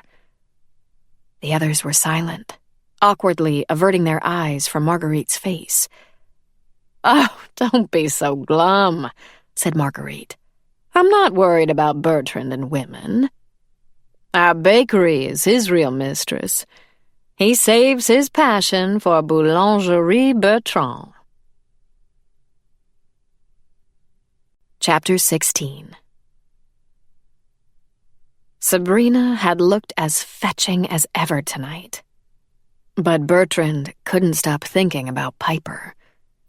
He listened to his wife's even breathing and fantasized that it was Piper lying beside him in bed. Bertrand imagined Piper's long, lithe body snuggling against his. Marguerite was a good wife, supportive and loyal, but there hadn't been passion between them for a long time. Working together all day at the bakery, talking bakery business at home, the constant togetherness had gradually worn down his desire for her. Marguerite's frequent complaints of weariness and headaches didn't help either. Marguerite was familiar. Piper, with her smooth white skin and shining green eyes, held the allure and excitement of the unknown. Sighing deeply, Bertrand turned over onto his stomach. Then he turned to lie on his back again. He fluffed his pillow and tried to get comfortable. He needed to relax, but couldn't. He watched the digital clock numbers change, again and again and again. Finally, Bertrand gave in. Realizing that he wasn't going to fall asleep, he got out of bed. After the drive from their home in the Garden District, Bertrand let himself into the bakery and switched off the alarm. He thought about what he would tell Marguerite if she woke up and found that he wasn't there. He could tell the truth. He'd gone to the bakery. He'd be able to think of a logical, believable reason. Beignet batter left unmixed. A wedding cake design to be finished. A new recipe to be tried before inclusion in the next book. There was always something that could provide a credible excuse. The nightlight provided just enough illumination. Bertrand walked quietly past the glass display cases and through the sales room. When he got halfway down the corridor that led to the kitchen, he stopped. He took off his shoes and lined them up on the floor beneath the door to the dumbwaiter. Carefully, Bertrand opened the panel and climbed inside the compartment. He sat on the platform, hunching his compact torso over his crossed legs.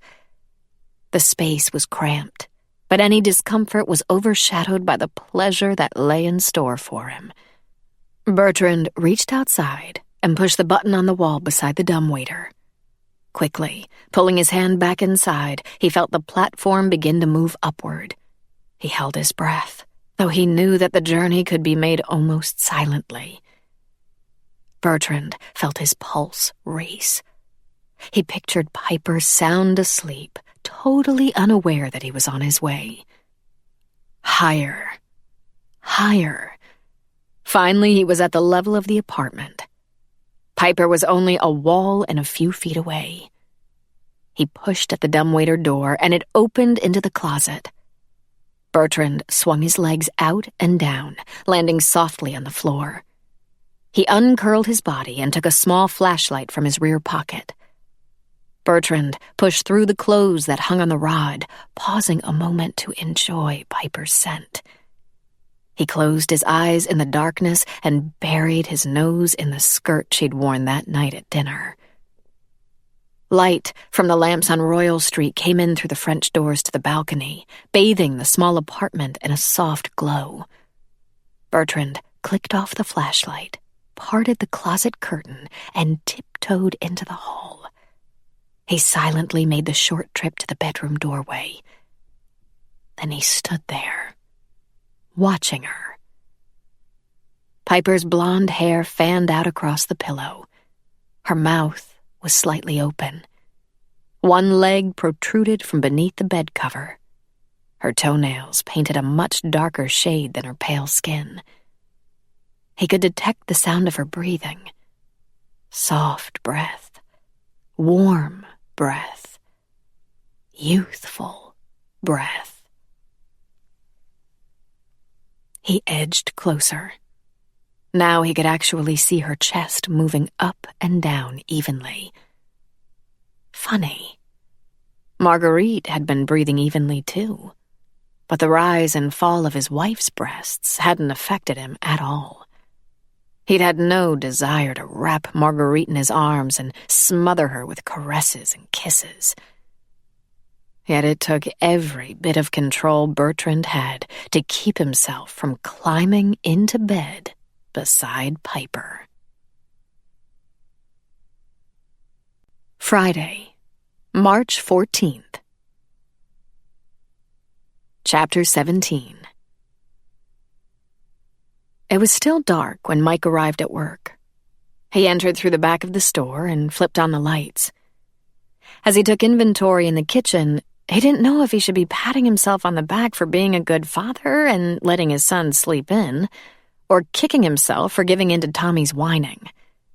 Either way, Mike was exhausted. He wondered how he was going to get through the long day ahead. He put together a list of the meats, rolls, and cheeses he wanted to get ordered for the sandwiches he'd promised to make for the St. Patrick's Day fundraiser at the Gree Bar for Wuzzie's little boy. When asked, Mike had immediately agreed to donate the muffalettas. Poor Wuzzie had a tough row to hoe with a disabled son, no wife, and mounting medical bills. Merchants up and down Royal Street were contributing goods and services to help Wuzzie Queen out of his little boy's problems. Mike ripped open 2 cartons delivered the day before. He unpacked the contents and restocked the shelves with containers of potato crisps and jars of marinated mushrooms. Then he checked the meat case, replenishing it with a new ham from the walk-in refrigerator. He walked to the front of the shop, tidying up merchandise as he made his way to the entrance and thinking how fortunate he was that his own son, while lazy, was exceedingly healthy. Mike unlocked the door. He reached to raise the shade in the front window, then stopped as the door opened. "Wow, you're here early," said Mike, turning his back and walking toward the rear of the store.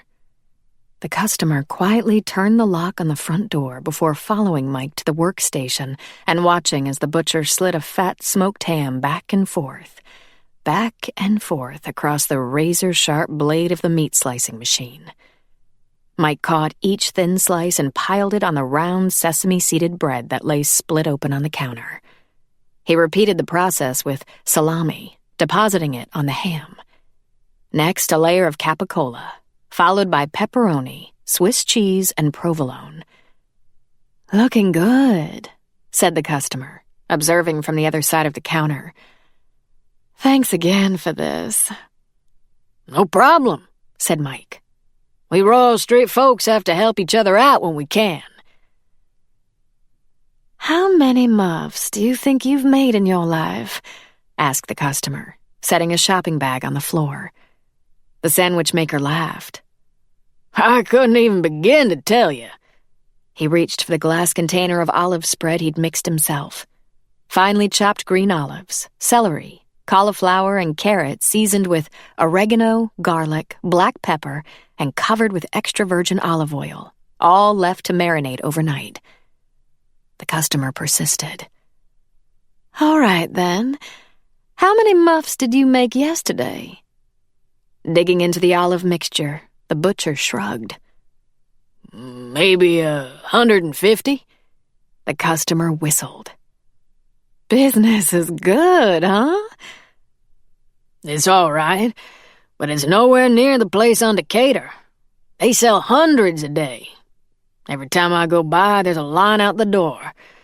I gotta find me a way to get listed in those travel guides."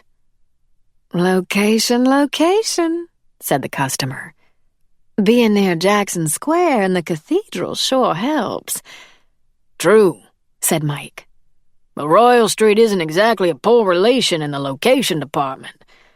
We're the heart of the French Quarter." He nodded over his shoulder in the direction of the shaded front window. "Plenty of tourists are marching up and down that sidewalk out there every single day. They just ain't necessarily stopping here. No, sir. The tourists read about Central Grocery online or in their New Orleans travel guides and put it on their lists of places to go while they're in town. Then they return home and tell their friends who make it a point to stop when they come down. Herd mentality." "I suppose the fact that Central Grocery originated the muffaletta also has something to do with it," said the customer, reaching down into the shopping bag. Yeah, said Mike, cutting the sandwich into quarters.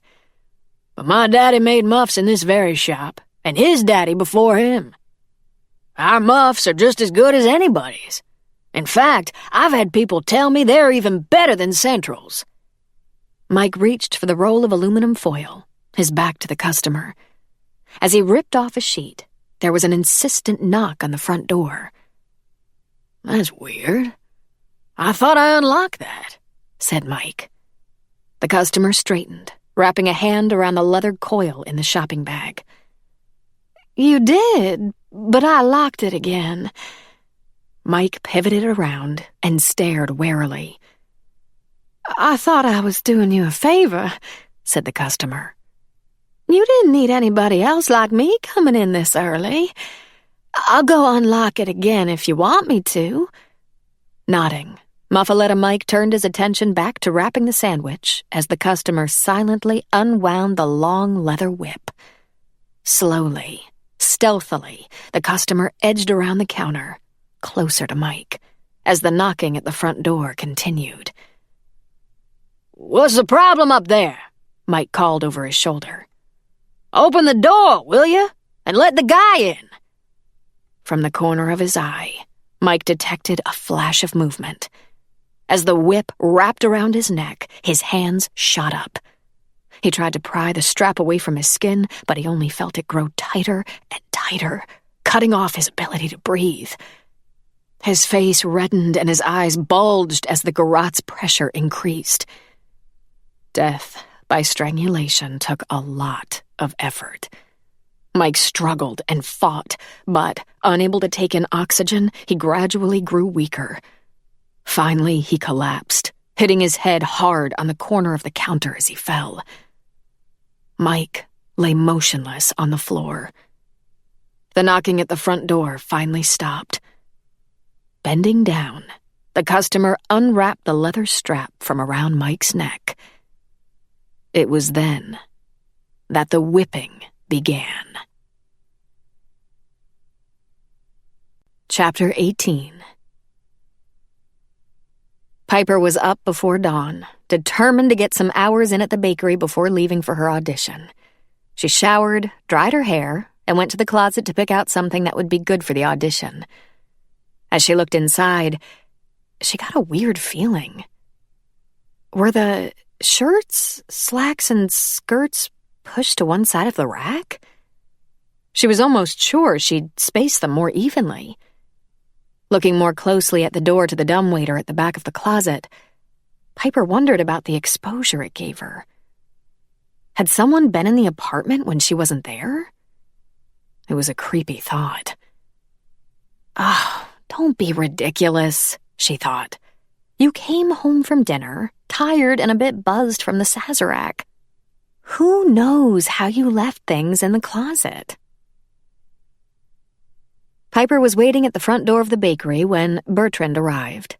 He smiled broadly when he saw her, and she was suddenly uncomfortably conscious of the lacy shells she wore stretched snugly across her chest. What had seemed an appropriate choice for the audition suddenly seemed all wrong for a morning with Bertrand. "I didn't expect you to be here so early," he said, kissing her on both cheeks. "You needn't come every day to open up the shop with me, Piper, but I am glad for your company." I wanted to talk with you about the ideas I have for Sabrina and Leo's wedding cake. I'm really excited about it. "Wonderful," said Bertrand, as he unlocked the door and turned off the alarm. "You can tell me all about it while I get the beignets started." As she followed Bertrand back to the kitchen, Piper noticed the large wooden panel with a handle set into the corridor wall. She realized it must be the dumbwaiter that led up to her apartment. It made her a bit uneasy, knowing that there was such easy access. But she pushed those thoughts aside as she watched Bertrand combine yeast, warm water, and granulated sugar in the bowl of the heavy-duty mixer. After the mixture stood for about 5 minutes, he added evaporated milk, eggs, salt, more sugar, and shortening. "Okay, Piper. Would you begin beating and gradually add the flour?" While Piper followed the instructions, Bertrand went to the refrigerator and took out a huge covered bowl. He dumped the contents onto the floured surface of the work table and began rolling it out. "You see, you are making the dough for tomorrow's beignets, Piper.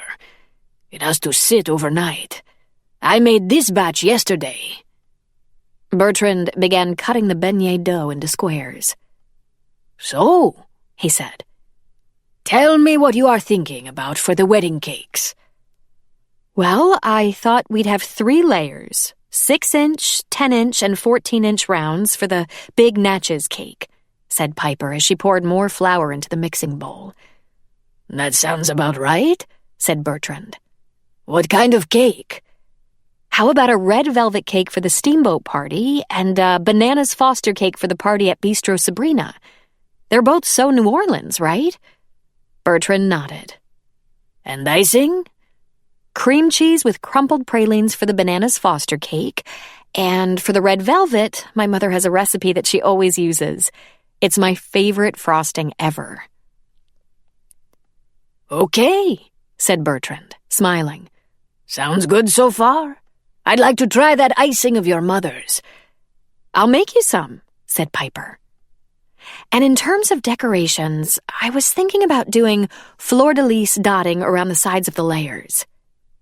Bertrand's facial expression collapsed. What's wrong? Asked Piper. Ah, Piper. Do you know how many wedding cakes I've decorated with fleur-de-lis, the symbol of New Orleans? I was hoping to do something different for Sabrina and Leo. Well, I had a thought for a special cake topper, Piper said tentatively. What? I was thinking about a miniature paddle boat. Like the Natchez, where Sabrina and Leo met. I saw one in a gift shop yesterday. We could have figures of the bride and groom standing together beside it. Bertrand smiled again, coming around the table and taking Piper's hands in his. Now that's an idea I like. Très bien. Chapter 19. Faulkner groaned as he looked at the clock. He was groggy, and his eyes burned from lack of sleep. Why did his dissertation advisor insist on meeting so early in the morning? Faulkner dreaded their conversations, and getting together at such an ungodly hour only made it worse. It wasn't that he didn't have a passion for the subject on which he'd chosen to write his doctoral thesis. The origin and hidden meanings of English nursery rhymes still fascinated him. The first literature to which most people were exposed often focused on the most basic concerns of children and mirrored the culture's most elemental values. The problem was his difficulty in coming up with original insights. His research wasn't leading to anything that hadn't already been published. Try as he might, Faulkner was rehashing what others had already analyzed. Forcing himself from bed, he stumbled to the bathroom and turned on the shower. As he waited for the water to heat up, he stared into the mirror.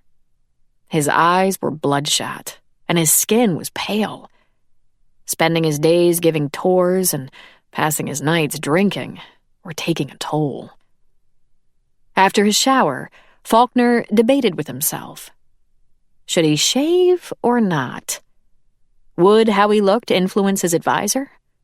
Should he be clean-shaven and respectful, or sport a stubbled look, the toiling academic totally absorbed in his work with no energy to pay attention to a razor?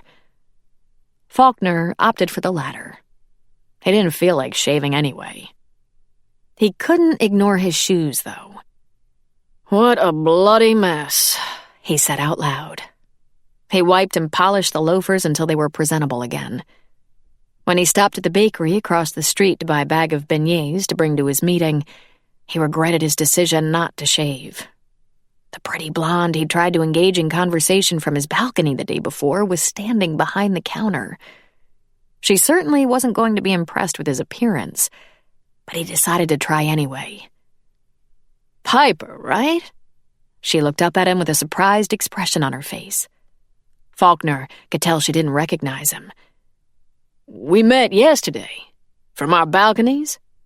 Piper smiled and nodded. Oh, right. Faulkner. Like the writer. Same pronunciation, different spelling. It's a family name. Old French.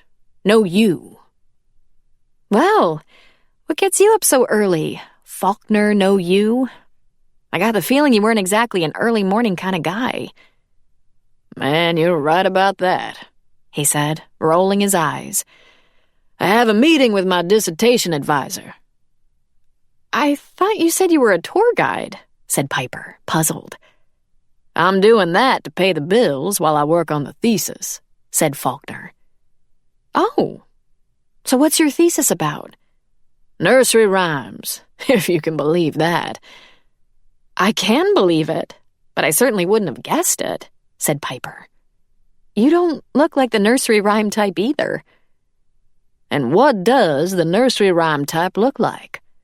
Piper shrugged. "I don't know exactly, but not like you." "If you get to know me, Piper, you'll find out I'm full of surprises." Chapter 20. Nettie lay quietly on her cot in the cellar, listening to the footsteps coming from the kitchen above her. She could visualize what Miss Eleanor was doing up there. Taking the carton of eggs from the refrigerator, putting a pot of water to boil on the stove, measuring coffee into the percolator. Nettie wished she could just go upstairs and make breakfast for her employer herself. But that wouldn't do. She wasn't even supposed to be in the house on Fridays. She was glad that she'd spent another night in her old basement room, a place that felt more like home than her daughter's house. She took satisfaction from being there for Miss Eleanor. But after Miss Eleanor left for her shop this morning, Nettie was going back to her daughter's place. Though Nettie hadn't been there in a few days, Rhonda wouldn't be worried about her. Her daughter knew where Nettie was, even though she didn't approve. From the time she'd been a little girl, Rhonda had resented that her mother cleaned house and cooked for another family. Nettie supposed, in a way, that had been a good thing. Rhonda had been determined not to follow in her mother's path. She'd been devoted to her studies, and now she had a good job with an accounting firm downtown. Unfortunately, though, Rhonda had made a big mistake in the husband she chose, just as Miss Eleanor had. Slowly lifting herself from the single bed, Nettie shook her head as she thought about the similarities between Rhonda and Miss Eleanor. Both were smart, proud, and unafraid of working hard. Neither could stand the thought that anyone might feel sorry for them, though both had had their share of disappointment and heartbreak. Nettie loved them both. She couldn't say the same for their husbands, though. Christophe Duchamp had been a selfish man, determined to do what he wanted regardless of his wife's feelings or his family's economic peril. Marvin Updegrove was the same way. While Marvin went from one get-rich-quick scheme to another, it fell on Rhonda to keep a roof over their heads. And when Marvin wasn't out scamming, he was sitting at the bar drinking away Rhonda's hard-earned money. That was another reason Nettie liked to hide out at Miss Eleanor's. She didn't want to be around Marvin. When he did come home, she hated listening to all the schemes, empty promises, and lies. Still, to make Rhonda happy, Nettie was going there for a visit. She was also going to do some shopping. She needed more candles for Sunday morning when she and Cecil would get together and praise Le Bon Dieu. Chapter 21. Bertrand stood behind the work table decorating a small cake layer. He held an icing bag in one hand and a flour nail in the other. There were 3 more cakes waiting to be frosted on the counter. "Want some help with those?" asked Piper. "I love making roses, and I've still got some time before I have to leave for the audition." "Be my guest," said Bertrand, putting down the flour nail in the bag. "It would be wonderful if you make the roses for me.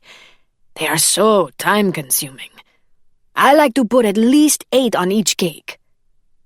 After washing her hands and donning an apron, Piper picked up the pointed stainless steel rod with a small round platform about the size of a $50 affixed to the end. With a dab of icing, she secured a square of parchment to the platform. Holding the flour nail in her left hand, she applied firm and steady pressure to the plump bag she held with her right. Piper focused on the stream of stiff pink buttercream icing that oozed from the opening of the piping tip. After fashioning a cone on top of the parchment, she picked up another bag with a different tip. She piped a wide strip as she turned the flower nail, covering the top of the cone. Slowly spinning the nail, she made longer overlapping petals, over and over. When she reached the bottom, Piper had created a luscious pink rose. "You are very good," said Bertrand, admiring her work and coming up behind her to put his hands on her shoulders. "And very quick." "Thanks," said Piper, feeling uncomfortable at his touch, but trying not to squirm. "My mother taught me how when I was little. I can practically do them with my eyes closed now. At our bakery in New Jersey, we sometimes decorate things in the front window. You wouldn't believe how many people stop to watch when we make the roses. It's great because it usually entices them to come into the shop and buy something, too." "Très bien," said Bertrand, brightening. "We don't have room in our window, but would you like to make roses at that little table in the corner out front? Our customers would probably enjoy the demonstration." "Why not?" said Piper, feeling relieved at the opportunity to get away. "It could be fun." She gathered her materials, and within a few minutes, she was set up in the bakery showroom. She repeated the rose-making process again and again, gently sliding the parchment squares with the finished flowers onto a large baking sheet. A small crowd quickly gathered to watch. "What's the name of that thing you're making the roses with?" asked a woman. "It looks like a giant thumbtack." Piper smiled, continuing to concentrate on making the icing petals. "It's called a flower nail." "You could probably kill somebody with that thing." She looked up to see where the comment had come from. Faulkner Duchamp was grinning at her. Was he really back again? He was starting to creep her out. Her facial expression must have displayed her discomfort. "Don't worry," said Faulkner. "I'm not stalking you. My dissertation meeting was horrendous. I needed to cheer myself up." Chapter 22. Sabrina Houghton unlocked and pulled back the security gate. She entered the Duchamp Antiques and Illumination shop and flipped the switch on the wall. Instantly, the large space was bathed in glowing light coming from dozens of wrought iron and crystal chandeliers suspended from the ceiling. Below, gleaming mahogany tables and sideboards held a wide assortment of sparkling candelabra and polished candlesticks. Glass display cases contained smaller silver candle holders, providing purchasing opportunities at lower price points. In the 3 years Sabrina had been working during the day at Eleanor's shop, she never failed to take pleasure in the sight of the glittering world Eleanor Duchamp had created. As she pushed her long red hair behind her ears, Sabrina marveled at Eleanor's unerring taste and ability to find beautiful things. She knew she'd learned much from her boss. Eleanor took Sabrina to auctions and estate sales as they sought new items to continually freshen the shop's stock. Sabrina hoped to use the knowledge she'd gleaned to acquire beautiful objects of her own for the home she and Leo would share after their marriage. As she continued into the store, Sabrina looked up at a particular chandelier dripping with crystal prisms. The hand-cut glass was faceted with patterns that increased refraction, creating a magical, twinkling effect. Sabrina had fallen in love with the chandelier the moment she saw it at an auction of the contents of an old Garden District mansion. Eleanor had paid handsomely for it even then. Now it hung in the shop for 10 times that price. Depending on how generous the wedding gift checks were, Sabrina hoped that she could buy it. She went to the back room and laid down her purse. When she came out front again, the bell over the front door tinkled. A man and his teenage son, both dressed in Bermuda shorts and tennis shoes, entered the shop and began to browse around. The boy pointed upward. "Look at that one, Dad! Mom would love that." The father looked at the chandelier. "You're right, Russ. She would." He turned to Sabrina. How much is that? He asked. 15,000, she said softly. The man nodded. It's worth it. Father and son continued to study the chandelier as Sabrina guiltily uttered a silent prayer that they would decide against buying it. She wanted Eleanor to succeed with her shop, but that chandelier was meant for her. Chapter 23. On the cab ride from the bakery to the casting director's office, Piper noticed 2 police cars pulling up in front of Muffaletta Mike's sandwich shop on Royal Street. The flashing lights signaled that something was wrong. Piper was immediately curious, but tried to focus on the job at hand. She had to go over the sides of dialogue Gabe had sent her to prepare. They were only a few lines, and she already had them memorized. Though the role was small, the scene would set up the entire movie. It definitely had the potential to be quite memorable. The part called for a female in her late 20s, naturally beautiful with a good figure. The character, Amy, would be costumed somewhat provocatively. She would encounter the male lead as she was preparing to climb aboard one of the St. Patrick's parade floats. At the end of a short conversation, Amy reveals her name. Later, her character would be found dead. There were a half-dozen empty chairs in the waiting area when Piper arrived. She wrote her information on the sign-in sheet and noted that several actresses had already been in. Piper figured she was probably the first one being seen after lunch. The door at the side of the room opened. A middle-aged woman with a pencil stuck behind her ear walked toward the table to look at the sign-in sheet and glanced up at her. "Piper? Come on in. We're all ready for you." The audition room wasn't much larger than the waiting area. A young male sat behind a table with a script open in front of him. Piper walked over to the X on the floor, stood on it, and smoothed her short skirt while the casting director took her place behind a video camera set up on a tripod. "Piper, this is Sam Mix. He's going to be reading with you. Now, do you have any questions before we start?" asked the casting director. "No, I think I'm all set," answered Piper. "Okay, slate your name and height and whenever you're ready." Piper took a deep breath and exhaled as the video camera began to roll. "Piper Donovan, 5'8". After a few moments, she locked eyes with Sam. She'd never even seen him before, but right now, she'd make him the most fascinating man she'd ever beheld. She had to convince the people who watched this tape that she was looking at Channing Tatum. Piper had the first line. "Oh, excuse me." "No, excuse me," said Sam. "It's so mobbed, and I'm afraid the float will leave without me." "I doubt they'd be dumb enough to do that." "Well, you'd be surprised," she said. "You should try making them wait," said Sam. "That wouldn't be fair," Piper said, trying to look a bit confused. "Well, maybe not to them, but it isn't fair to me if you leave me already." "I really have to go." Piper turned toward the door in the small casting office as she imagined herself stepping up to one of the colorful parade floats. "At least tell me your name." Piper tossed her long blonde hair over her shoulder as she glanced back at Sam with a glint in her eye. "I'm Amy." "You look more like a Leanne to me."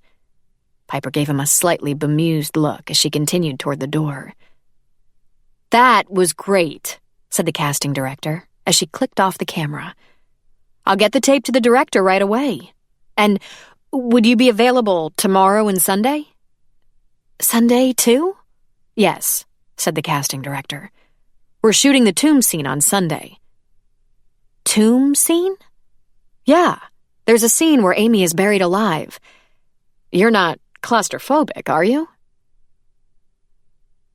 Piper didn't consider herself superstitious, but she was unnerved by the idea of shooting a scene while trapped in a tomb. Imagining herself being laid in a coffin made her chest tighten. She did recognize, though, why the director wanted to take advantage of New Orleans' legendary burial places for the movie. They were fascinating and dramatic. She looked out the taxi window at the picturesque Creole cottages and brick Spanish colonial houses on the way back to the bakery. Piper could understand why New Orleans was an attractive location for filming. The culturally rich neighborhoods and diverse locations, from bayou to big city, provided vivid backdrops. There were willing extras of all shapes, sizes, and ethnicities available, as well as state-of-the-art sound stages and plenty of skilled crew members. Piper also knew that Louisiana offered attractive tax incentives to the film industry to bring its business to New Orleans. The city was working hard to earn the moniker Hollywood of the South. She should be excited about the opportunity to book some work here. Though she didn't have the part yet, Piper knew that the audition had gone very well. She also knew that didn't mean a thing. Her look, voice, and presence had to be what the director and producers had in mind, what they envisioned as the perfect Amy for their movie. She hoped the tight shooting schedule would work in her favor. The parade was tomorrow. A decision had to be made quickly. There was no time to drag out auditions over a few days. Usually, she'd be hoping fervently that she would receive an offer.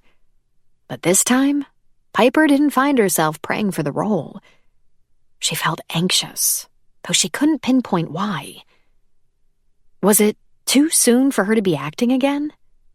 She didn't like to admit it, even to herself, but Piper knew she wasn't operating at her usual energy level. The doctor had said it was going to take a while before her assaulted system would be back to normal. He'd suggested she might want to get some counseling as well for the trauma she'd gone through. Piper wondered if she'd made a mistake in dismissing that advice. Her thoughts were diverted as the taxi turned onto Royal Street and came to a stop.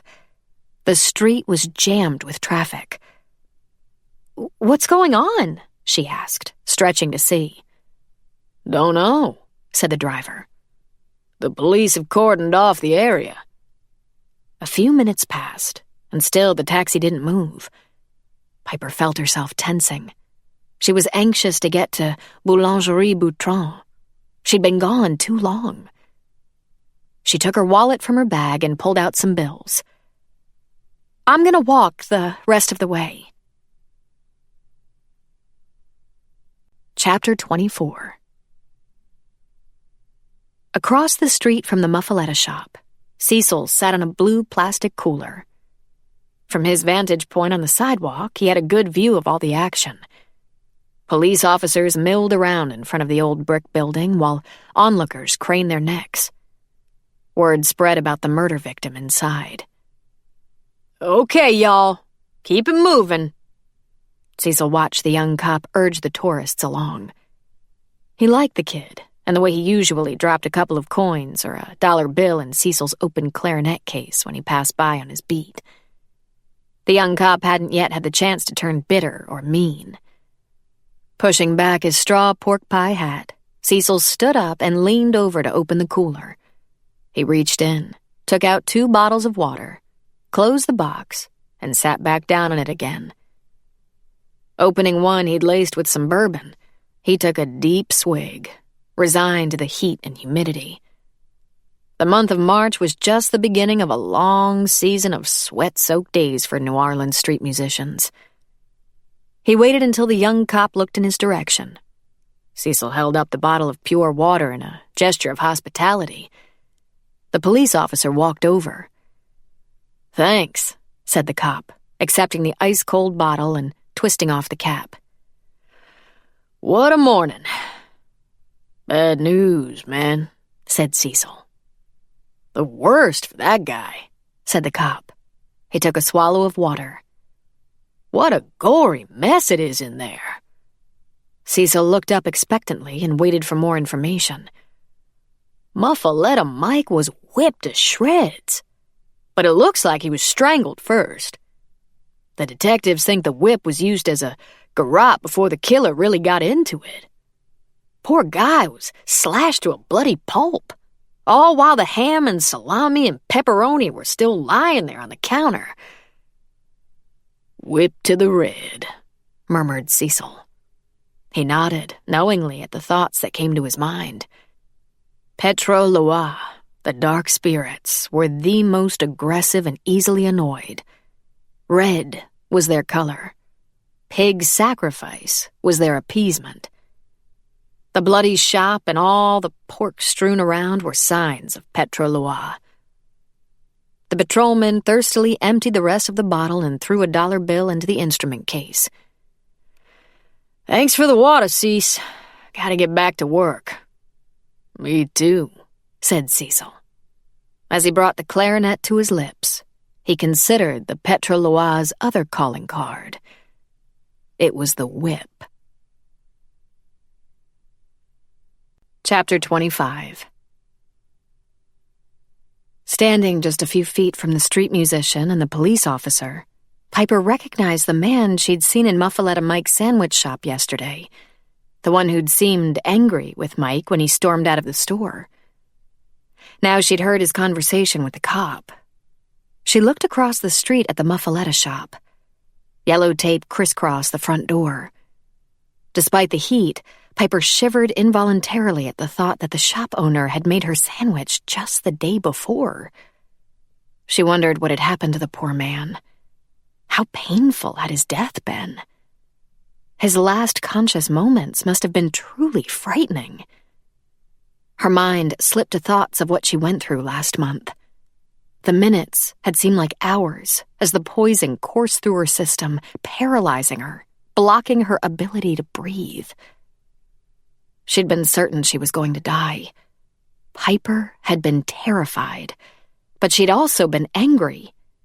How dare someone try to take her life? Had the butcher felt the same way?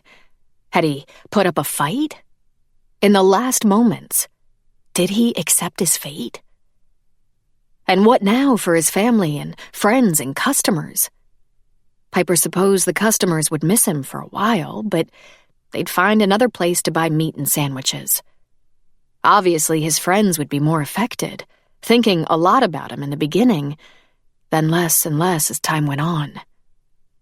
It was the family members who would have to live with the memory of their loved one and his violent death, year in and year out, at every family dinner, at every birthday, at every Christmas, Easter, or other special occasion.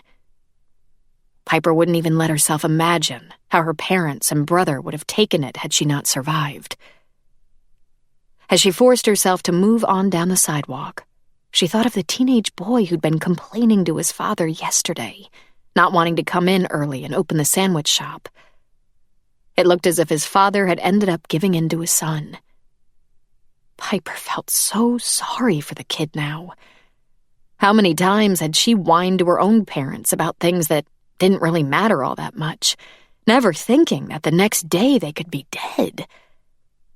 The poor kid must be in horrible pain now.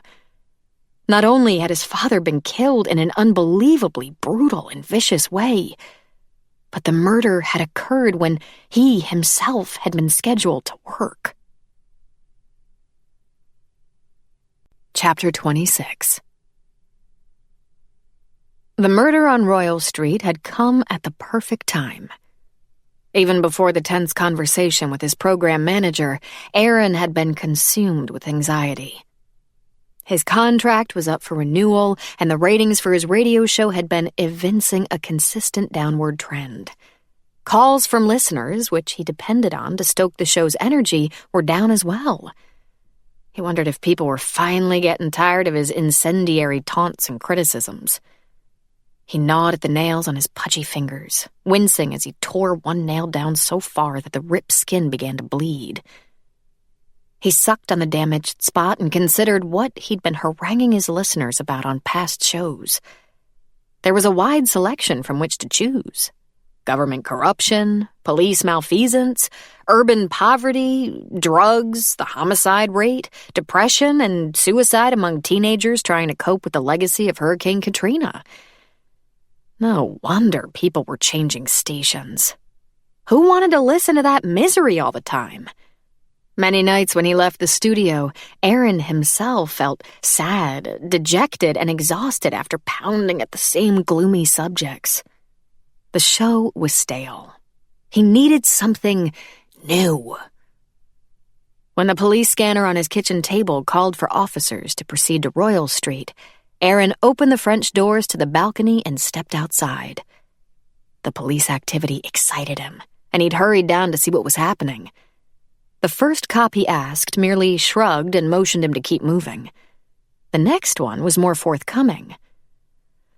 "Gun wounds are bloody, but they look antiseptic compared to the gashes on poor Muffaletta Mike.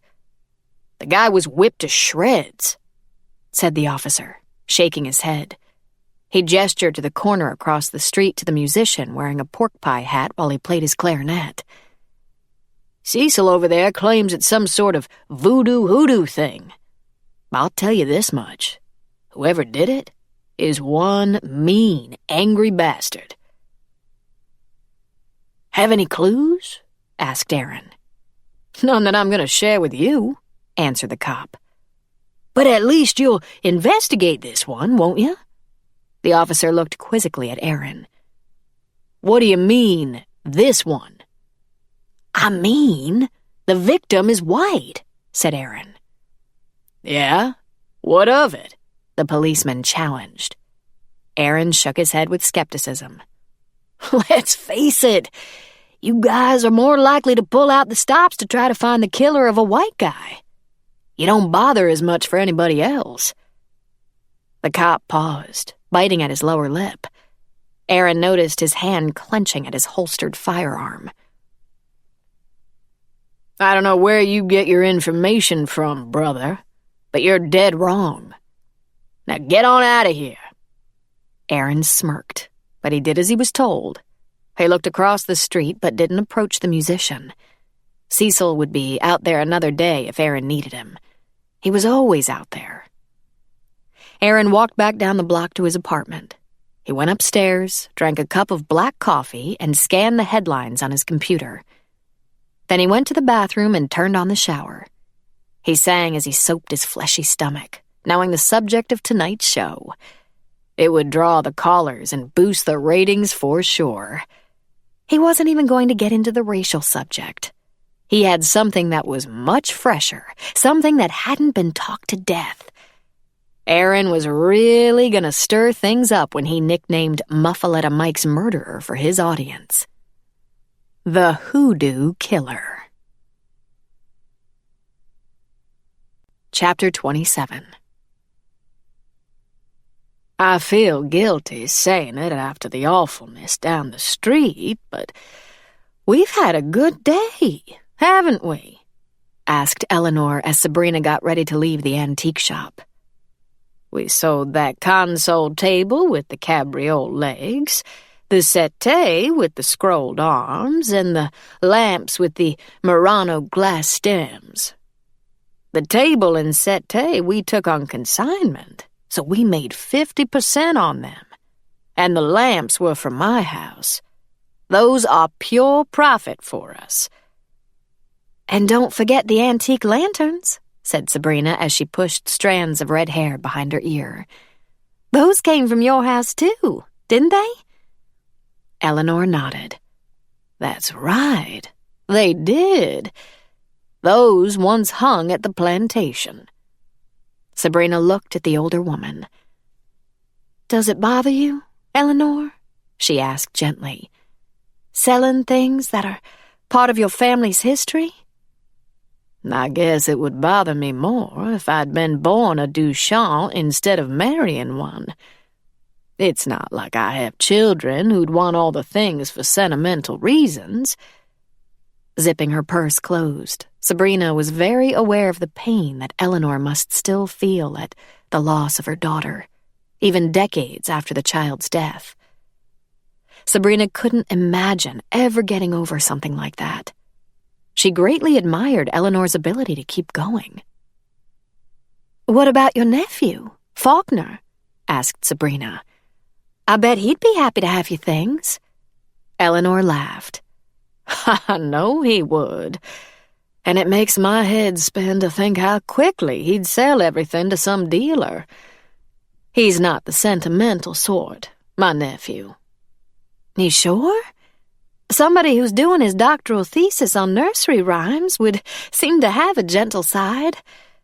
"You'd think so, Sabrina, wouldn't you?" Eleanor didn't add anything else, but Sabrina saw the shop owner's brow furrow, and she began twisting the old wedding band on her wrinkled hand. Sabrina had learned that was a signal Eleanor was troubled about something. Sabrina was troubled too. "Eleanor, I have a confession to make." The older woman's piercing blue eyes focused on Sabrina's. "What is it?" "I did something this morning before you came in. I think I may have cost you money." "How?" asked Eleanor, pulling her hand away from her gold wedding ring.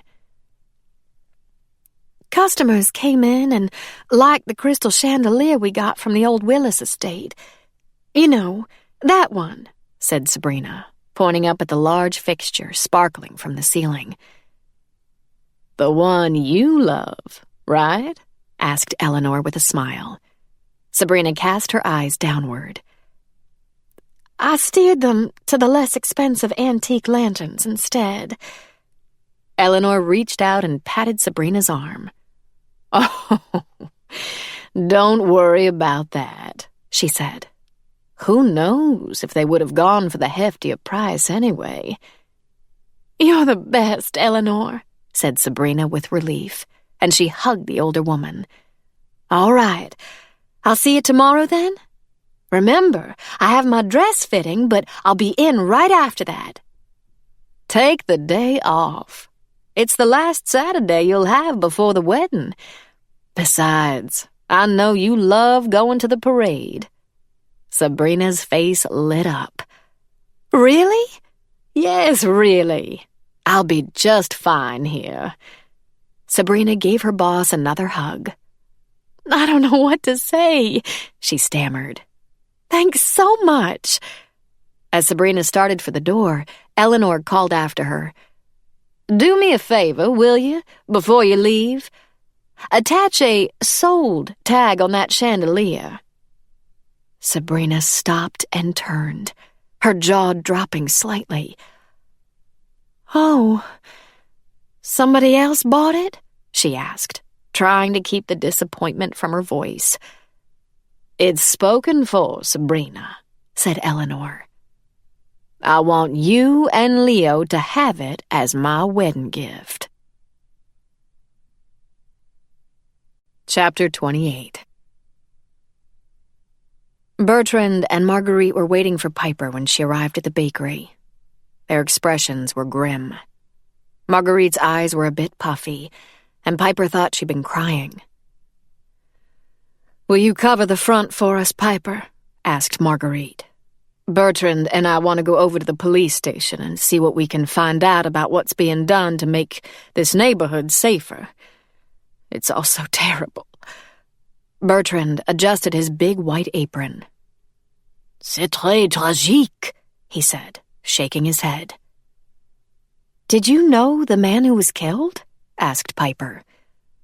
"Not well," said Bertrand, "but I buy sandwiches from him sometimes. How do you say, we are all in the same boat. We earn our livings on Royal Street and try to support one another. I buy from him, and he buys from me. He enjoyed my beignets. I enjoyed his muffalettas. You see?" "One hand washes the other," said Piper, nodding. Bertrand paused as he thought about the expression. "Yes, that is it," he said. Piper hesitated for a moment before asking, "Are you worried about your own safety here, Bertrand?" "I would be lying if I told you that I am not, Piper. But I have a very good alarm system on this shop. If someone tries to break in, the alarm would wake the dead." Bertrand pointed to the front window. "See? I have the security company logo right there where anyone can see it. I hope that makes any intruder think twice. But if that doesn't work, I have a handgun in the office." Piper turned to Marguerite. "Of course I'll watch the shop. You two go ahead." "Thank you, Piper," said Marguerite as she kissed Piper on both cheeks. "Come with me. I have a few things I want to go over with you before we leave." Piper followed Marguerite to the office. Marguerite gave her the code to retrieve phone messages, should she be unable to answer the phone because she was servicing customers up front.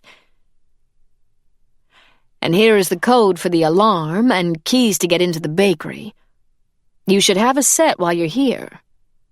"Thanks, Marguerite," said Piper, pleased that the woman was showing she thought Piper trustworthy.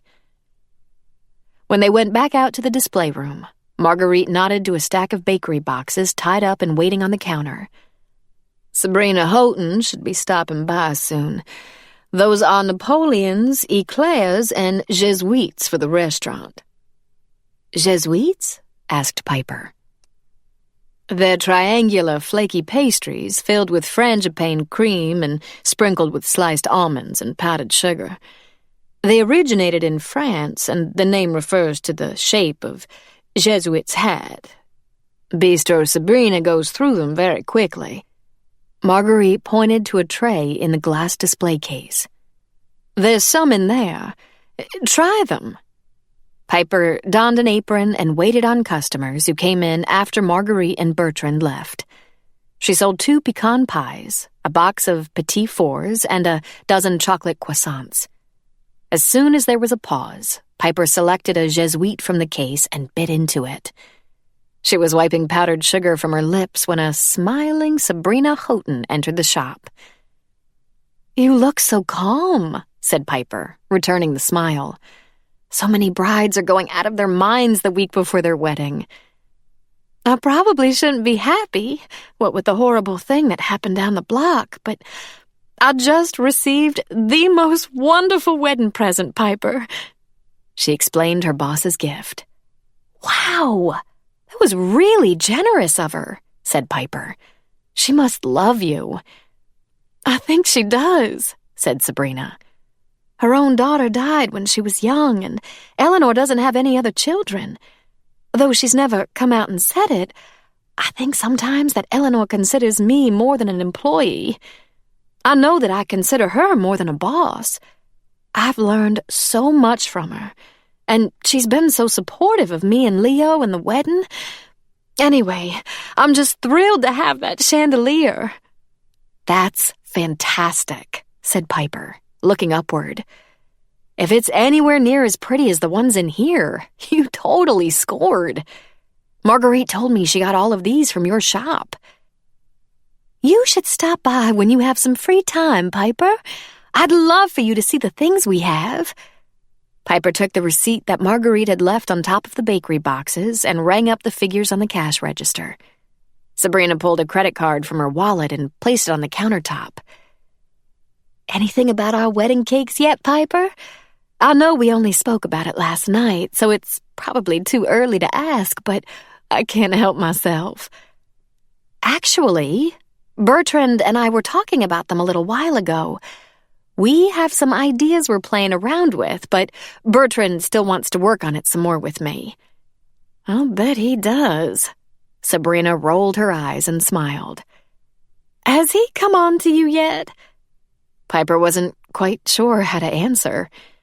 Bertrand hadn't really done anything truly objectionable, but she definitely got uncomfortable vibes from him. He was too touchy, the look in his eyes too appreciative of her physicality. Sabrina's question signaled that Bertrand was a womanizer. "No," said Piper. "He hasn't really done anything." "Give him time," said Sabrina. "He will." "Why do you say that?" Piper asked. "Because he's come on to me. Leo would kill Bertrand if he knew. I haven't said a word because I don't want to ruin their professional relationship. But Piper, I just want to warn you. Watch out." As Sabrina left the bakery, Piper's iPhone rang. It was Gabe. The director had seen her audition tape and liked it. Could she come in this evening and read for him in person? Chapter 29. The crowd at the Gree bar the night before had been better than usual for a Thursday. The place had been jammed, and some of the patrons had taken their beers and drinks in plastic cups out onto the street in front. Wuzzy could only imagine how many more customers he could have served had they not been discouraged by the crowd, passing by the bar to find another. Wuzzy counted out the money from the cash register and wished again that he could convince Eleanor Duchamp to give up her lease on the adjacent store. If Wuzzy could get Eleanor to agree, he could expand his bar and double his profits. He needed the money more than ever. Connor's medical and child care bills were overwhelming him. And now there was the latest huge expense on the horizon, the power wheelchair. He'd approached Eleanor several times, explaining why he would benefit, and suggesting that she could find another, less expensive location in the city that would suit her store's needs just as well. While Eleanor had been sympathetic, she told him she'd signed a long-term lease at a greatly reduced rent right after Hurricane Katrina. Even if she could find as good a rent elsewhere, Eleanor said she liked being right where she was on Royal Street. There was a steady stream of tourists passing by all day, and she had repeat customers who'd come to frequent her store regularly. Eleanor was sorry, but she wasn't going to relocate her shop just so that Wuzzy could expand the Gree bar. Stacking the cash and slipping it into the bank bag, Wuzzy turned to the computer, called up his financial software, and logged in the deposit. As he rubbed the back of his bald head, he found himself wondering if the murder down the block would help change Eleanor's mind. Chapter 30. His supermarket rarely carried what he wanted anymore. So Cecil had gone to the butcher's store around the block from the housing project, where the owner was now in the habit of saving chicken feet for him. When he got home, Cecil set a pot of water on the stove. As soon as it boiled, he dropped in the 4-pronged feet. After 5 minutes, he took them out and rolled off the skin. Next, Cecil pulled out the old black cast-iron skillet that had been his mama's, poured in some oil, and added the feet, frying them up until they were a golden brown. Throwing in some chopped onion and garlic and cooking them until he could see through the onions, Cecil added rice and covered the whole shebang with water. Some salt and pepper, bring to a boil again, put on a lid, and wait till the rice was fluffy and the chicken feet were tender. Chicken feet and rice had been his favorite dish since he was a boy. He always felt better whenever his mama made it for supper. Cecil needed some comfort now.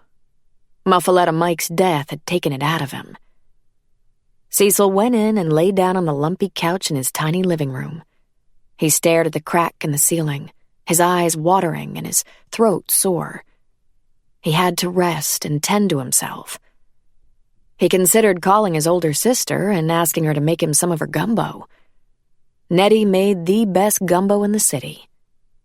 But she had problems of her own, and Cecil didn't want to add anything else to her plate. He gnawed at the chicken, relishing the round ball on each foot. Having been raised by a Catholic mother, Cecil felt a momentary pang of guilt about eating meat on Friday, especially during Lent.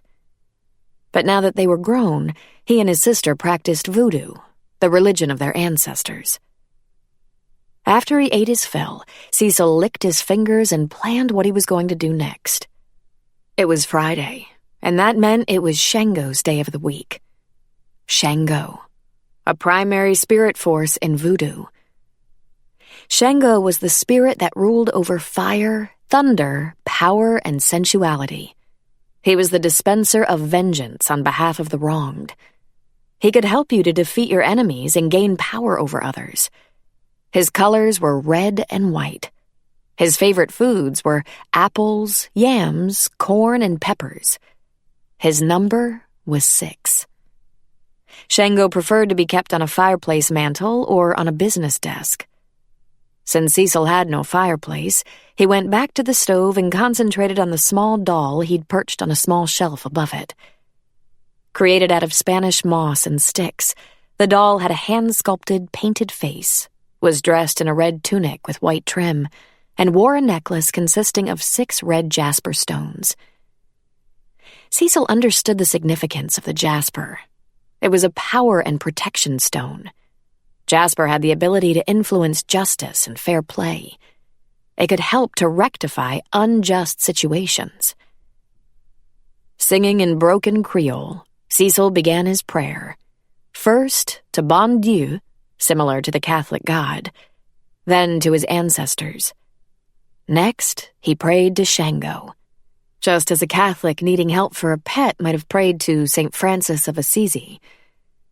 Veneration of Shango enabled a great deal of power and self-control. That's what Cecil wanted. "Oh, Shango," he prayed in English now. "Help me to be victorious over all my difficulties. Make things fair again." Chapter 31. Jack, I got the part! "That's terrific, Pipe! Congratulations!" On the balcony of her apartment, Piper stood grasping her iPhone and looking down at Royal Street. It had grown dark, but many of the exteriors of the jewelry stores, boutiques, restaurants, and art galleries were lit by gas lights and lanterns, creating a sparkling and picturesque scene. What a charming city this was. "I don't know how it happened, Jack," Piper continued, so happy to be sharing her news with him. "Usually I prepare, but with this, there was literally no time. It happened so quickly. This morning, I hadn't had a part in what seemed like forever, except for that dog food commercial. And tonight, I've got a role in a legit feature. Like one that will have a nationwide release, with one of the hottest actors in the world right now." She paused only to take a short breath. "Okay, it's a small part, but an important one. The movie's called Named, and the opening has me meeting Channing Tatum as I get on a parade float. Later, he wants to kill me and stuff me into an above-ground tomb in a city of the dead." "Charming," said Jack. "Should I be jealous?" "Of what?" "Isn't that Tatum dude the sexiest man alive or something?" "Oh, please. He's married. And you know that was a while ago." Piper laughed. "That's a relief. I'm sure he's turned into an ancient troll by now." "Yeah, you're right," she teased. "It's fun making you, the macho FBI agent, a little nervous." Piper paced the balcony. She told Jack about the audition and the callback and described the details of what she would have to do on her filming days. As she turned at one end to walk back to the other, she noticed the doors opening on the balcony across the street. Faulkner Duchamp came out and lit a cigarette. When he exhaled, he spotted her and waved. Piper waved back, but after waiting a few seconds, so as not to be insulting, she went inside the apartment. She didn't want him to hear any of her conversation with Jack. "I'm a little freaked about the being entombed part, though," said Piper as she went to the bedroom and lay down. "They'll have a camera inside the casket and some sort of lighting in there, I guess, so images can actually be filmed. I won't be completely in the dark, but I hope I don't lose it and get all claustrophobic." "I see that," said Jack. "It wouldn't be easy under normal circumstances, but after being paralyzed for real only a few weeks ago, it's natural you might find it extra tough. You just have to remember that it's all nothing but make-believe this time. It's not a life-and-death thing." Jack's reference to death reminded her of Muffaletta Mike. She told him about the murder on Royal Street. "It's so weird. I was in this sandwich shop just the day before." Piper heard a deep sigh come through the phone. "Jack? Did you hear me?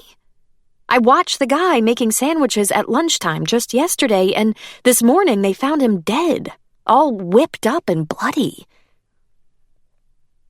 "Yeah, Piper, I heard you. What is it lately about you and trouble? Please don't get any bright ideas about involving yourself in this, all right?" "You have absolutely nothing to worry about, Jack. Really. I'm down here to make cakes and be in my movie." Piper caught herself. Can you believe I just said that? My movie? Even if I wanted to, I don't have the time to get involved in anything else. And honestly, I don't have any desire to play detective. I've learned my lesson. Chapter 32. It's 11 p.m. and you're listening to The Aaron Kane Show. We're talking about the murder in the French Quarter. Do we have a hoodoo killer on the loose? We want to hear what you think. The killer listened as caller after caller expressed their thoughts. I think it's a bunch of nonsense, and you're only feeding into irrational fear. Shame on you, Aaron. The guy was killed, but it had nothing to do with hoodoo or voodoo. Sad to say, it's just another murder in New Orleans. The next caller expressed a different view. When I was growing up, my family had a maid who believed in hoodoo. She did all sorts of seemingly crazy things, like refusing to sweep trash out of the house after dark because she believed it would sweep away her luck. She used to lay a broom across the doorway at night so a witch didn't come in to hurt her. She told me once that she had to put some of her blood in her husband's coffee so her husband would stay away from other women. Was she nuts? Some people might say she was, but she believed, and so do lots of others. Why couldn't the murder at the muffaletta shop be hoodoo or voodoo related? Anything is possible. Another caller explained, Hoodoo is folk magic, not a religion like voodoo is. I practice voodoo, I know. Both believe in Loa, the immortal spirits of ancestors or representations of moral principles in the natural world, like love, death, war, and the ocean. The caller paused to take a breath. For example, Agwe, the Loa who represents the sea, is the patron of fishermen and sailors. Think of Catholic saints. Just as many look to those for guidance and protection. Hoodoo and voodoo followers look to their Loa for advice and help. Believers form very personal relationships with these spirits and want to serve them. They wear clothes of the Loa's colors, making offerings of the Loa's preferred foods. Observe the days that are sacred to the spirit. The Loa can possess their devotees. I think it's entirely possible that we are seeing an example with the murder. The radio show paused to take a break for commercials. When Aaron came back, he made a promotional announcement. Join me and the rest of New Orleans in the Garden District tomorrow for the St. Patrick's Day Parade. And Monday night I'll be at the Gree Bar on Royal Street. Folks are holding a fundraiser there for owner Wuzzy Queen's young boy, who has cerebral palsy. Make sure to stop by to say hi and support this important cause. Then Aaron got back to taking calls. The next one came from a disbeliever of his hoodoo killer theory. I agree with the caller who said that you're stoking irrational fear, Aaron. The last thing this city needs is publicity about some crazy hoodoo killer on the loose. We're still fighting our way back from the devastation of Hurricane Katrina. We want to encourage people to visit our city, not scare them away with some bizarre notion that New Orleans is a place where hoodoo killers roam the French Quarter. But the next caller disagreed with the previous one. The caller who talked about the Loa is onto something, Aaron. The Petro-Loa are the dark, easily annoyed spirits. They developed because of the horrors of slavery. The spirits couldn't stay quiet anymore. And so the Petro-Loa, the spirits of action and aggression, came to be. Petro-Loa are powerful, quick, and symbolized by the whip. The most common sacrifice to them is the pig, so whipping somebody in a muffaletta shop, full of pork products, would seem to fit in with serving their spirits. All this talk about the dark spirits is scaring me, Aaron, said the next caller. What if this murder was committed by someone possessed? And what if this isn't the only sacrifice he wants to offer to the spirits? The killer smiled and thought, this couldn't possibly be playing out any better. Saturday, March 15th. Chapter 33. Connor was crying and soaking wet when Wuzzy went to get him from the crib. As he lifted his son, Wuzzy felt the child stiffen, his arms and legs tightening. The limbs hit the bars of the crib, and the boy whimpered. "Sorry, bub," said Wuzzy, gently rubbing a drenched pajama leg. "You've gotten way too big for the crib. Dad's gonna get you a big boy bed soon. Something with safety bars so you can't fall out." Another expense. Wuzzy peeled off the soggy sleepwear and diaper. Then he lifted the child again and carried him to the bathroom. "You're getting heavy, kiddo," said Wuzzy. His knees ached as he knelt down next to the tub and turned on the water. He carefully situated Connor on the bath mat to wait while the tub filled. Then he stood upright and studied himself in the mirror. Bleary-eyed and stubbled, he looked almost as bad as he felt. He hadn't gotten home until almost 3. It was now just after 6 a.m. The next babysitter wasn't coming until 10 o'clock. How was he going to make it through the next 4 hours? If he could get through till then, he could grab a couple more hours of sleep before returning to the bar this afternoon and working through the night again. He had to get more help at the Gree bar. People he could trust to run things when he wasn't there. But that cost money, and he wasn't bringing in enough to hire another bartender as well as be able to pay Connor's babysitters. If something had to give, it wasn't going to be the babysitters. In the stress and physical wear and tear departments, it was easier to take care of the bar than take care of Connor. Wuzzy detected movement from the bottom corner of the mirror.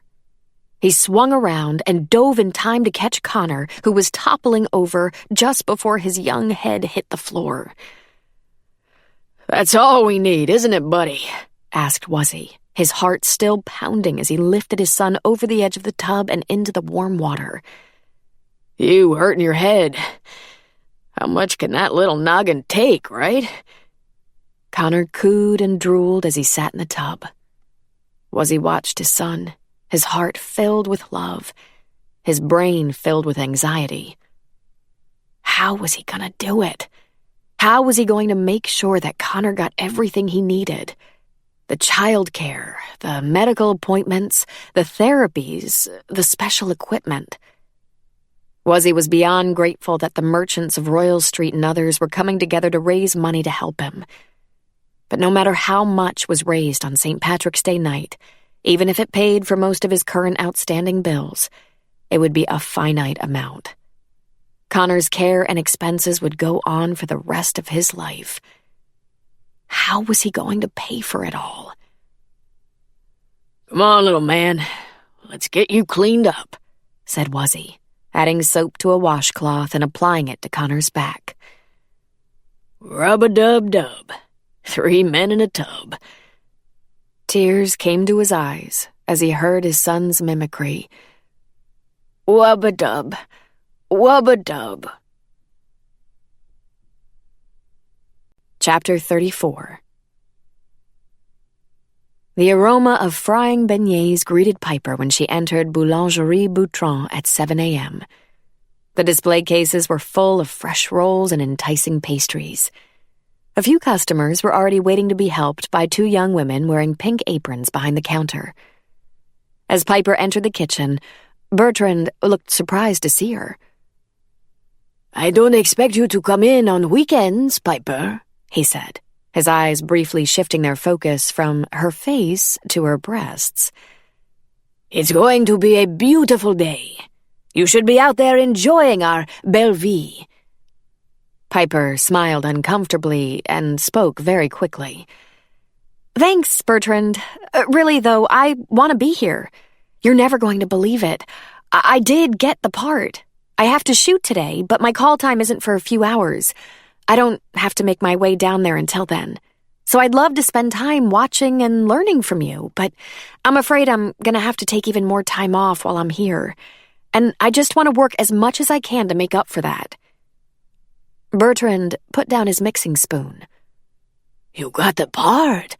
Magnifique! He wiped his hands on his apron and kissed her on the cheek. Thank you, said Piper, stepping back. I still can't believe it, but it means that I'll also be on location tomorrow. Bertrand looked puzzled. Sunday too? He asked. They shoot on Sunday? Sometimes, said Piper. They're on a tight schedule. We'll be on a soundstage tomorrow. How wonderful for you, Piper, said Bertrand, nodding with approval. Marguerite will be so pleased when she hears it. Piper glanced over Bertrand's shoulder toward the little room at the back of the kitchen. Is Marguerite in the office? She asked. No, she takes the weekends off to go to the gym, get a massage, and do whatever else she desires. My wife works very hard. She deserves some pampering and time to herself. Piper smiled. That's smart, Bertrand. But she found herself wishing that Bertrand's wife were with them in the bakery. Piper helped out at the counter as a steady stream of customers came in throughout the morning. They bought bags of powdered beignets, French almond croissants, and rings of buttery pastry with praline filling and caramel icing sprinkled with sweet southern pecans. Piper noticed that the voodoo cookies were also big sellers. She was about to go to the kitchen to ask Bertrand if he wanted her to try her hand at decorating more cookies when she noticed 3 men enter the store together. One of them came to the counter and asked to see Bertrand. "I'll get him for you," said Piper. Bertrand immediately came out to the front and shook hands with the men. They chatted for a few minutes before he led them back to his office. After about 20 minutes, the men emerged.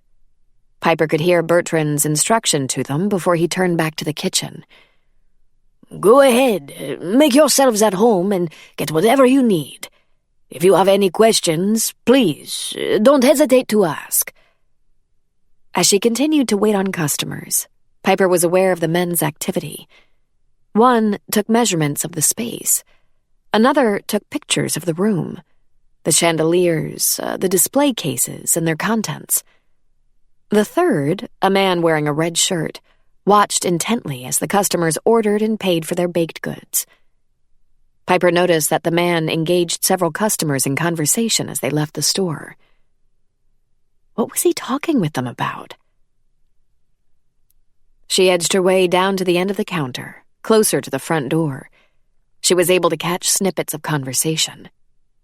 If this bakery were somewhere else, would you still patronize it? Asked the man in the red shirt. Sure, if it had the same quality stuff that this one does, answered the customer. I'm only a tourist, but I've been here every morning during the trip. If this were near my town, I'd be there all the time. Chapter 35. When the Saints Go Marching In could be counted on to collect a crowd on Royal Street. Cecil nodded appreciatively at the onlookers as they applauded when he finished playing. Taking the clarinet from his mouth, he watched the dollar bills pile up in his instrument case. It was time to take a little break. He reached down and opened his cooler. As he took out a bottle of water mixed with bourbon, Cecil felt a tap on his shoulder. A gangly young man with acne on his face stood beside him. Hey, I'm Mike's son, said the teenager. I know who you are, Tommy, said Cecil, standing up and offering his hand. Sorry about your daddy. Thank you, said Tommy. I came because my dad always liked jazz funerals. My mom and I wanted to know if you could organize one for my father. Cecil considered the request. When a respected fellow musician died, other New Orleans musicians played in the funeral procession from the church, the funeral home, or the home of the deceased to the cemetery. It was a sign of respect. Jazz funerals were sometimes done for young people, too. No matter the circumstances, when someone young died, it was always a tragedy. Prominent members of the community also qualified. Cecil wasn't quite sure if Muffaletta Mike would be considered a prominent citizen of New Orleans, but if his family was willing to pay, Cecil would be able to round up musicians always hungry for gigs. "When's the funeral?" he asked. "Tuesday? My mother wants to get it over with, but the priest won't do a funeral mass on Sunday, and Monday is St. Patrick's Day." "St. Patrick's Day would be bad," agreed Cecil. "It'd be real hard getting men together to play then. So many have gigs in bars and restaurants. How y'all doing anyway?" The teenager shrugged. "My ma's doing what she has to, I guess. She wants to reopen the shop as soon as possible," he said glumly. "Who gonna run it?" asked Cecil. "She is, and I'm gonna help her." Based on some of the conversations between father and son that Cecil had overheard in the sandwich shop, he was pretty sure the kid was none too happy about the prospect. The kid would have to suck it up and get over it. Life was tough, and you had to do what you had to do. "Well, tell your mama that I'll get some boys together," said Cecil, pushing his hat back on his head. "Where the funeral at?" "Our Lady of Guadalupe, Tuesday morning at 10. As the young man walked away, Cecil knew that it was the right thing to be accommodating. The kid and his mother were in charge now. He wanted to stay on their good sides. He didn't need anyone else telling him to move away from his lucky spot. Muffaletta Mike had been wrong to do that. Chapter 36. Even though it was part of his job to create goodwill for the radio station and hopefully boost ratings with public appearances, Aaron enjoyed his role as a local celebrity. Much of his free time was spent attending fundraisers, acting as master of ceremonies at charity auctions, or attending the dedication of new buildings. This morning, he would be wielding one of the kissing canes at the St. Patrick's Parade. Held the Saturday before the actual feast of St. Patrick's, so that work didn't keep people from attending the parade in the Irish Channel, the parade was always a colorful and huge event. Traffic moved slowly as he drove down Royal Street. Passing the Gree Bar, Aaron remembered that Monday night, the real St. Patrick's Day, he'd committed to emceeing the fundraiser for the bartender's kid. It was a worthwhile cause, and Aaron looked forward to it. The green beer would be flowing. He turned his head to look at the other side of the street. There was actually a line forming in front of Boulangerie Bertrand. Aaron wasn't too happy to see it. A couple of weeks earlier, Bertrand had dropped his airing cane show sponsorship. The program manager had really grumbled about that. But maybe, if this new series of hoodoo-themed shows took off as Aaron prayed they would, the bakery would get back on board. The taxi traveled farther down the block, passing Muffaletta Mike's. The shades were drawn, and the yellow police tape still obstructed the door. The building looked eerie and forlorn. But the stream of people barely seemed to notice as they passed, and Cecil, in his pork pie hat, continued playing his clarinet on the sidewalk. Aaron made a mental note to talk to the musician. It would be interesting to get his take on the whole hoodoo thing. In fact, if the guy was colorful and interesting enough, maybe Aaron would ask him if he'd like to be a guest on the show one night. Chapter 37. Piper stood in front of Boulangerie Bertrand, frantically trying to wave down a taxi. Each one that went by was already occupied. She couldn't be late getting to the parade staging area. Piper thought she'd left plenty of time to get to the place where she was to meet the film crew. She hadn't accounted for the fact that she wouldn't be able to get a ride. She started to walk down Royal Street. If she could get over to Canal Street, she might stand a better chance of finding a cab. But when she reached the wide thoroughfare, she had no luck. Her face twisted in a worried frown. Piper stood at the side of the thoroughfare, straining to catch a glimpse of any taxi in the distance. There weren't any. What was she going to do? "Hey, Cher, need a lift?" Piper looked over at the dusty, moss-colored sedan that had pulled up beside her. The car windows were open. A middle-aged man wearing a green T-shirt was behind the steering wheel. "I need to get to Felicity and Magazine," said Piper, "but I can't find a cab." "And you ain't gonna find one," said the driver. "This is one of the busiest days of the year, Cher. But I'm going over that way to see the parade myself. I'll give you a ride if you want. I don't know if we'll be able to get to Felicity and Magazine, but I'll drop you off as close as I can." Piper quickly calculated whether it was wise to accept the stranger's offer. It probably wasn't, but she was desperate. She reached for the handle on the car door and got inside. Her parents and Jack would die if they knew what she was doing. Chapter 38. Faulkner hurried back to his apartment after finishing his morning tour of the Garden District. He was determined to make some progress on his thesis. Every day he woke up planning to get something written. Today he was actually going to do it. No matter that he was going to miss the St. Patrick's Parade, he'd partied hard enough at Mardi Gras. That was part of his problem. He was always finding a good reason to party. He knew he had to practice at least some discipline. Faulkner sat at his desk and switched on the computer. It helped to have a plan. He was going to tackle one of the oldest and best-known English nursery rhymes. He typed in the first verse. Pat a cake, baker's man.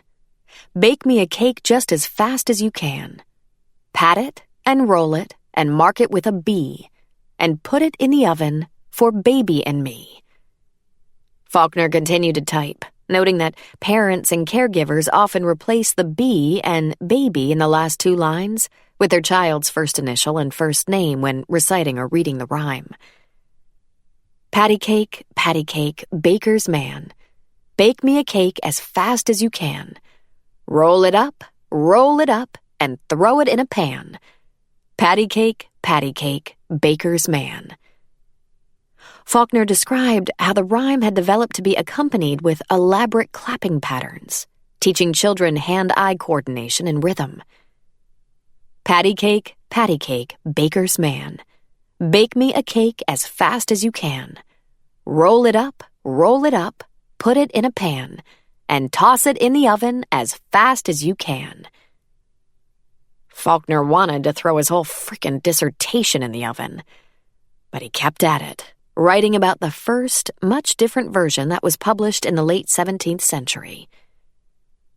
Pat a cake, baker's man, so I will master as I can, and prick it, and prick it, and prick it, and prick it, and prick it, and throw it into the oven. It didn't even rhyme. Pat a cake. Patty cake. Patty cake. Who cared? Faulkner had had enough. He was sick of his thesis, sick of having it hanging over his head, sick of the whole damn thing. Why was he putting himself through this agony? The thought of teaching at the end of the academic rainbow held less and less allure. If only Aunt Eleanor would just die. He wouldn't have to worry about finishing the stupid thesis. When he inherited all the Duchamp money, he wouldn't have to worry about his future. He'd be on Easy Street. For distraction, Faulkner began surfing the web. He entered Piper Donovan's name to see what came up. The first entry was something on imdb.com. Faulkner clicked and found out that Piper was an actress. He read about the television part she'd played. He pored over her professional headshots. Some happy, some serious, some playful, some alluring. She was so much sexier with her blonde hair falling down around her shoulders. Why did she always wear it up in that ponytail? If she was an actress, what was she doing at Boulangerie Bertrand? Though he was bored by his thesis, Faulkner was more intrigued than ever by Piper. He decided to take a walk over to the bakery.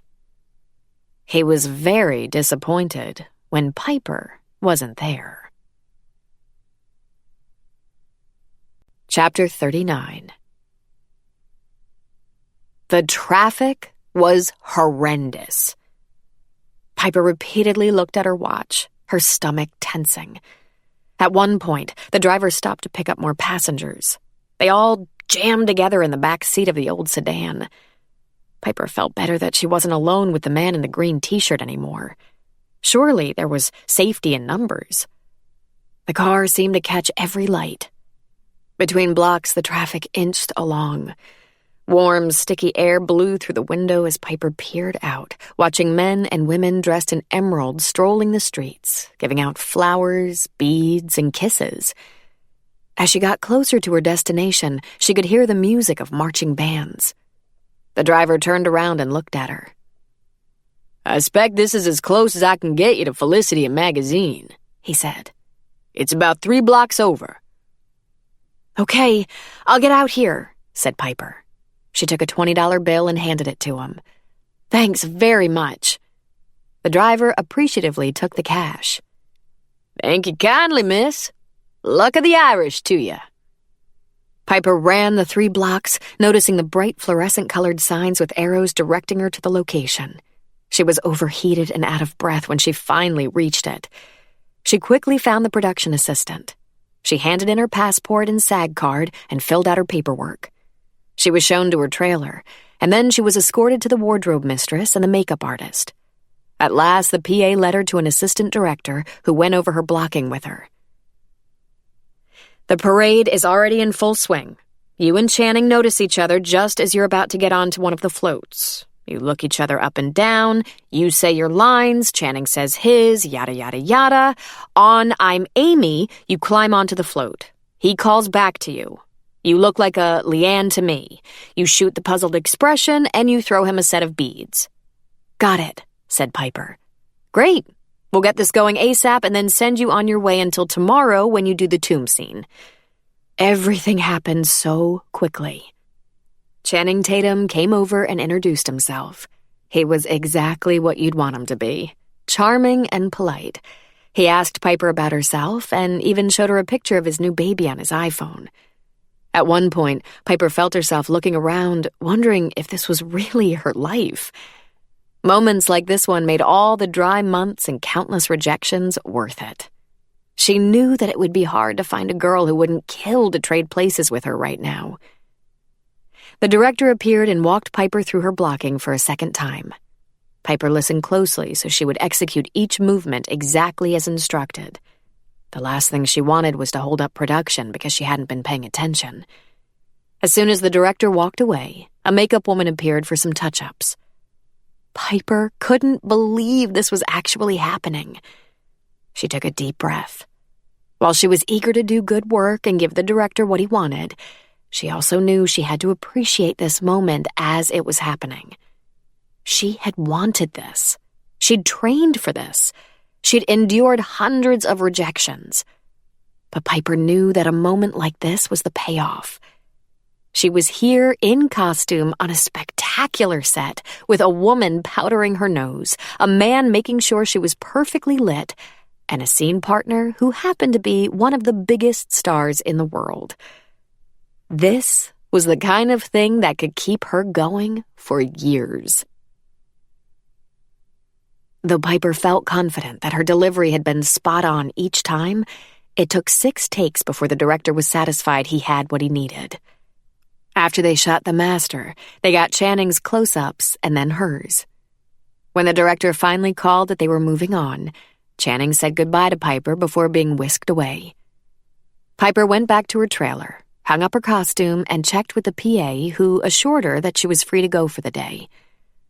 She decided to go and enjoy the parade. Magazine Street was a sea of green.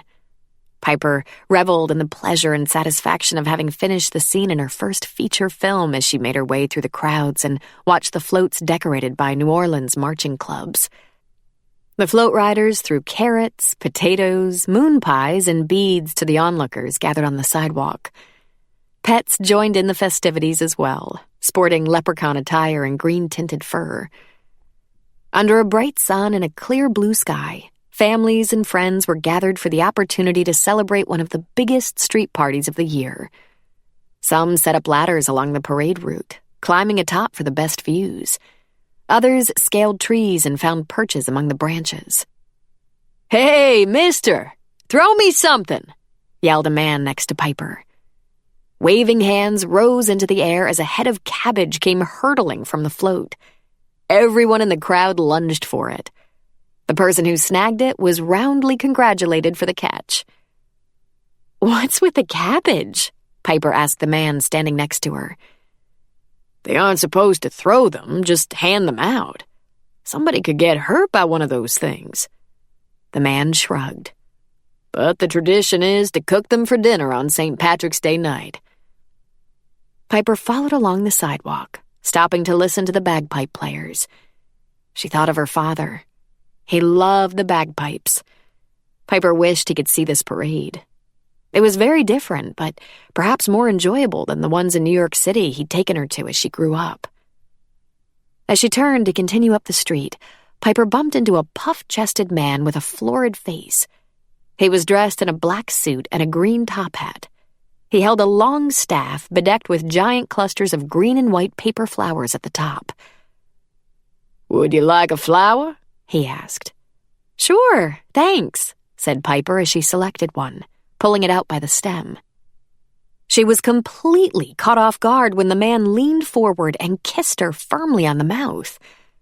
Startled and feeling threatened, Piper pushed the man away with a hard shove. "Easy, Cher," said the beefy man. "It's a kissing cane, sweetheart. You get a flower, I get a kiss." The man chuckled as he walked away in search of his next prey. Piper found herself angry. "Ugh! Seriously!" she muttered. But as she traveled farther down the sidewalk, she was aware that her extreme irritability was unreasonable. Normally, she would have laughed and taken a stolen kiss in stride. Why was she so uptight? Chapter 40. Eleanor walked up and down the aisles of her shop, looking for her tricky tray raffle donation. She tried to imagine what would be most attractive to the people attending the fundraiser.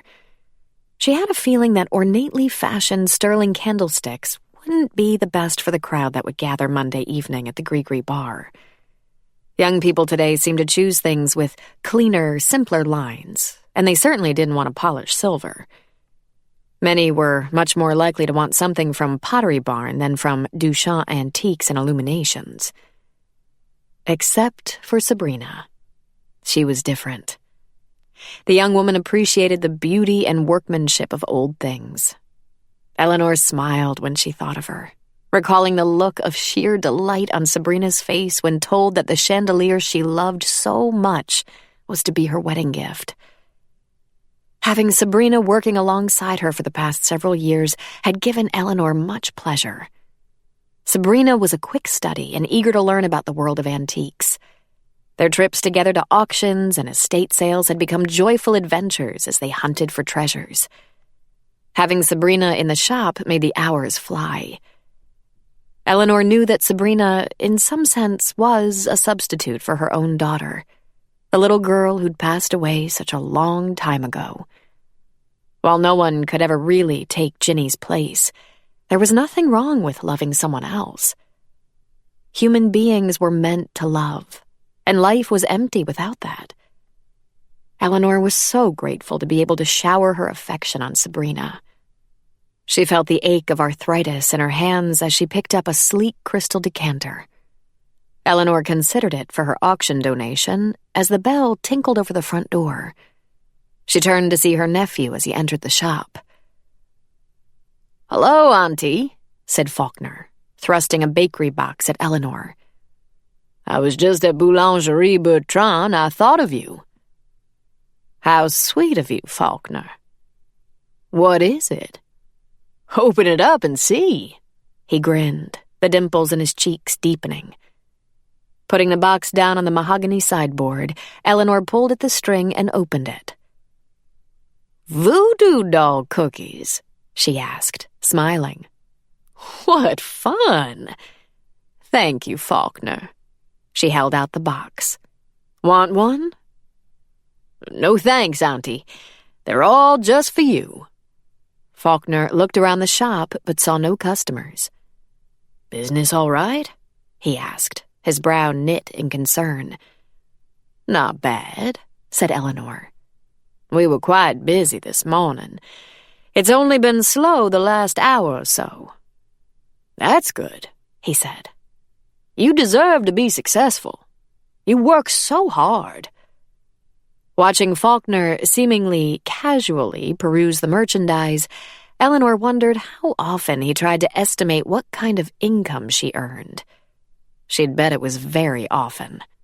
Just as she'd bet he thought all the time about inheriting her house in the Garden District.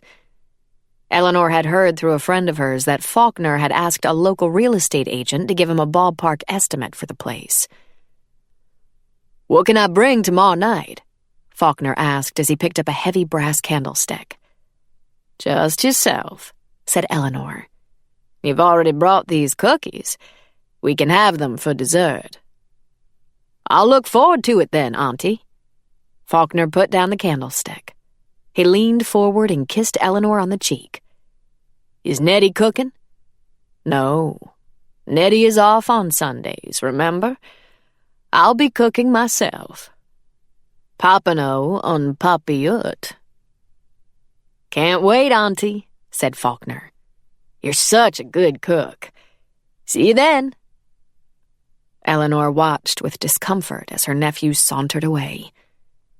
Though he was related through marriage, she'd never held any affection for him, even when he was a child. There was something grasping and utterly self-absorbed about him. She still remembered how, when Ginny was so sick, he'd never once come to visit his only cousin. Eleanor had never forgiven him for that. But boy, in recent years, Faulkner made it a point to stop by and visit his aging aunt and frequently wrangled dinner invitations. Eleanor had no illusions about the reason.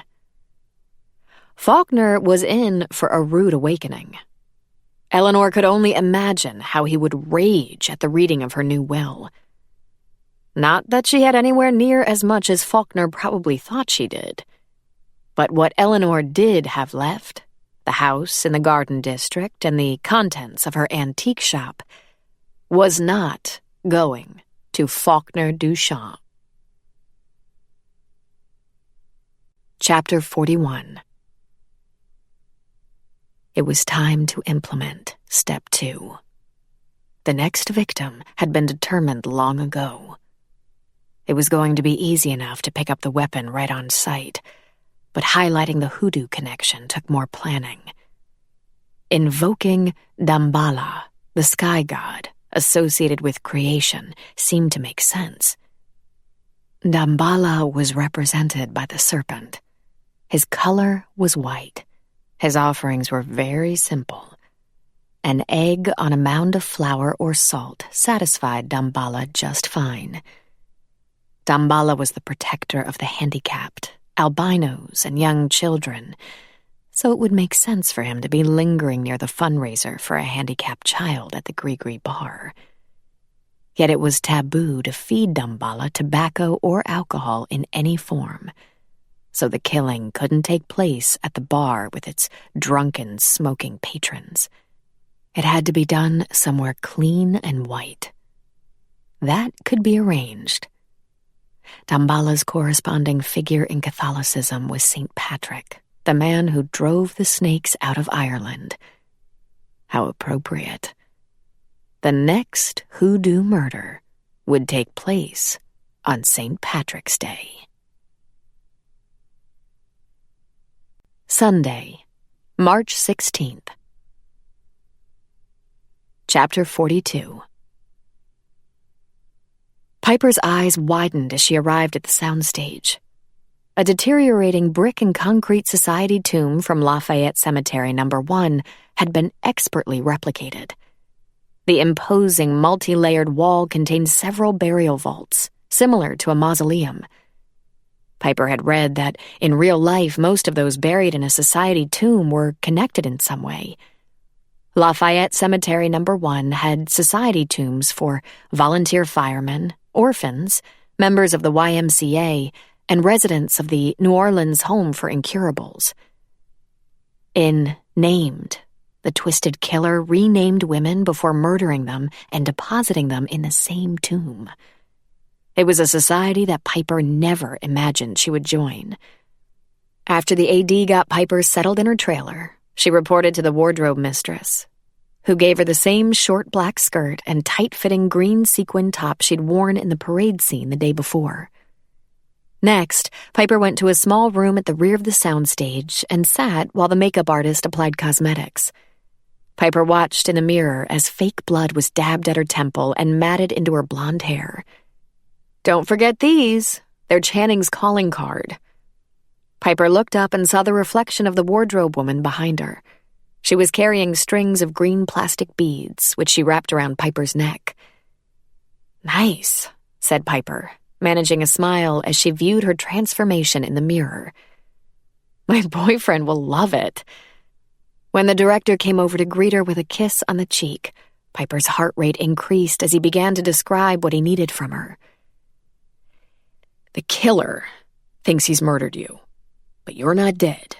You're still alive when the killer shoves you into the tomb. You're only unconscious. You come to after he's closed your body inside." Piper tried to nod calmly, but unwillingly felt herself gulp. "So you start out, eyes closed," continued the director. "When you open your eyes, you blink. First, not comprehending where you are. Slowly, it dawns on you. You're trapped. You grasp at the walls, pushing against them, struggling to get out. You scratch, you claw, you use your legs, kicking as much as you can in the confined space. Eventually, though, you realize you have to give up. Any questions, Piper?" "No," said Piper. "I think I've got it." "All right, then. Let's get you in there." As the stagehands slowly slid her body into the tomb, Piper could feel her pulse pounding. She felt the heat rise in her face, and she worried about the perspiration that was beating on her forehead. It took all the control she had to stay still. She thought there was going to be at least some light. Instead, she lay in darkness. A special camera lens, designed to record with infrared light, had been inserted into the wall of the tomb. At the director's command, Piper closed her eyes, keeping her face expressionless, her jaw slack. She waited, trying to focus, knowing that the camera was rolling. Slowly, groggily, she opened her eyes, closed them, and then opened them again. She rolled her head from side to side. Piper pushed her arms out tentatively, feeling for her boundaries. Her hands came into contact with the walls of the tomb. Amy, her character, still didn't know where she was. She pushed harder against the unyielding surface. Her breath became more labored, coming in short, shallow puffs. Her fingers tensed, claw-like, as she scratched at the top of the tomb above her. She tried to kick her way out, but her legs were constricted in the tight space. The feeling of being restrained, of not being able to move, triggered the flashback. Piper's mind raced.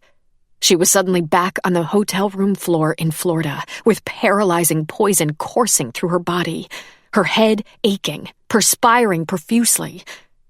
Trapped. It became increasingly difficult to catch her breath. She struggled to get a hold of herself, to focus on where she really was. It was all make-believe. She was just acting. As her face went numb, Piper emitted a long, piercing scream. Chapter 43. Though it wasn't the closest church to his home, Wuzzy liked attending Mass at Our Lady of Guadalupe. The church was plainer, smaller, and not as overwhelming as the cathedral. He took an odd comfort in knowing that it was the oldest surviving church building in New Orleans, originally serving as a mortuary chapel for victims of the city's yellow fever epidemics. It reminded Wuzzy that every generation suffered. He and Connor were ensconced in a pew near the rear of the church. After the opening hymn, the child sat on Wuzzy's lap, rocking with pleasure when the psalm was sung. But as they stood for the gospel, Connor began to fidget in his father's arms. When you lived in New Orleans, it was impossible not to know when it was Lent. Mardi Gras, less than 2 weeks earlier, took care of that. The gospel was about the Transfiguration, when God speaks from a bright cloud about Jesus. "This is my beloved Son, with whom I am well pleased." Wuzzy pulled his own son tighter to his broad chest, kissing the top of the boy's head. His gaze wandered to the stained glass window depicting the angel appearing to the Blessed Virgin and announcing that she'd been chosen to be the Mother of God. Poor Mary. She couldn't have known the heartache and anguish she was to face. How painful it was to see your child struggle and suffer. As the gifts were brought to the altar, Connor began to cry. Wuzzy knew there was no use trying to soothe his son. Connor's behavior wasn't going to improve. The 3-year-old had had enough. Wuzzy scooped up the child and left the pew. "You're getting heavier and heavier, kiddo," Wuzzy whispered, supporting Connor's bobbing head as they walked toward the door. Outside, the morning air was already warm and sticky. The change in environment quieted Connor. Hoisting the boy higher on his hip, Wuzzy walked around the corner and stood beside the iron fence. Through the bars, he gazed at the giant statue of St. Jude. Wuzzy thought the bearded patron saint of hopeless causes had a benevolent expression on his face. "I've given up trying to figure out why this has happened to Connor and to me," he said softly. "And I'm realistic enough to know that some miracle isn't going to happen and make him all right. But I'd really appreciate it if you could use your influence with God and give me the strength to be the best father for Connor. I could use some help, St. Jude."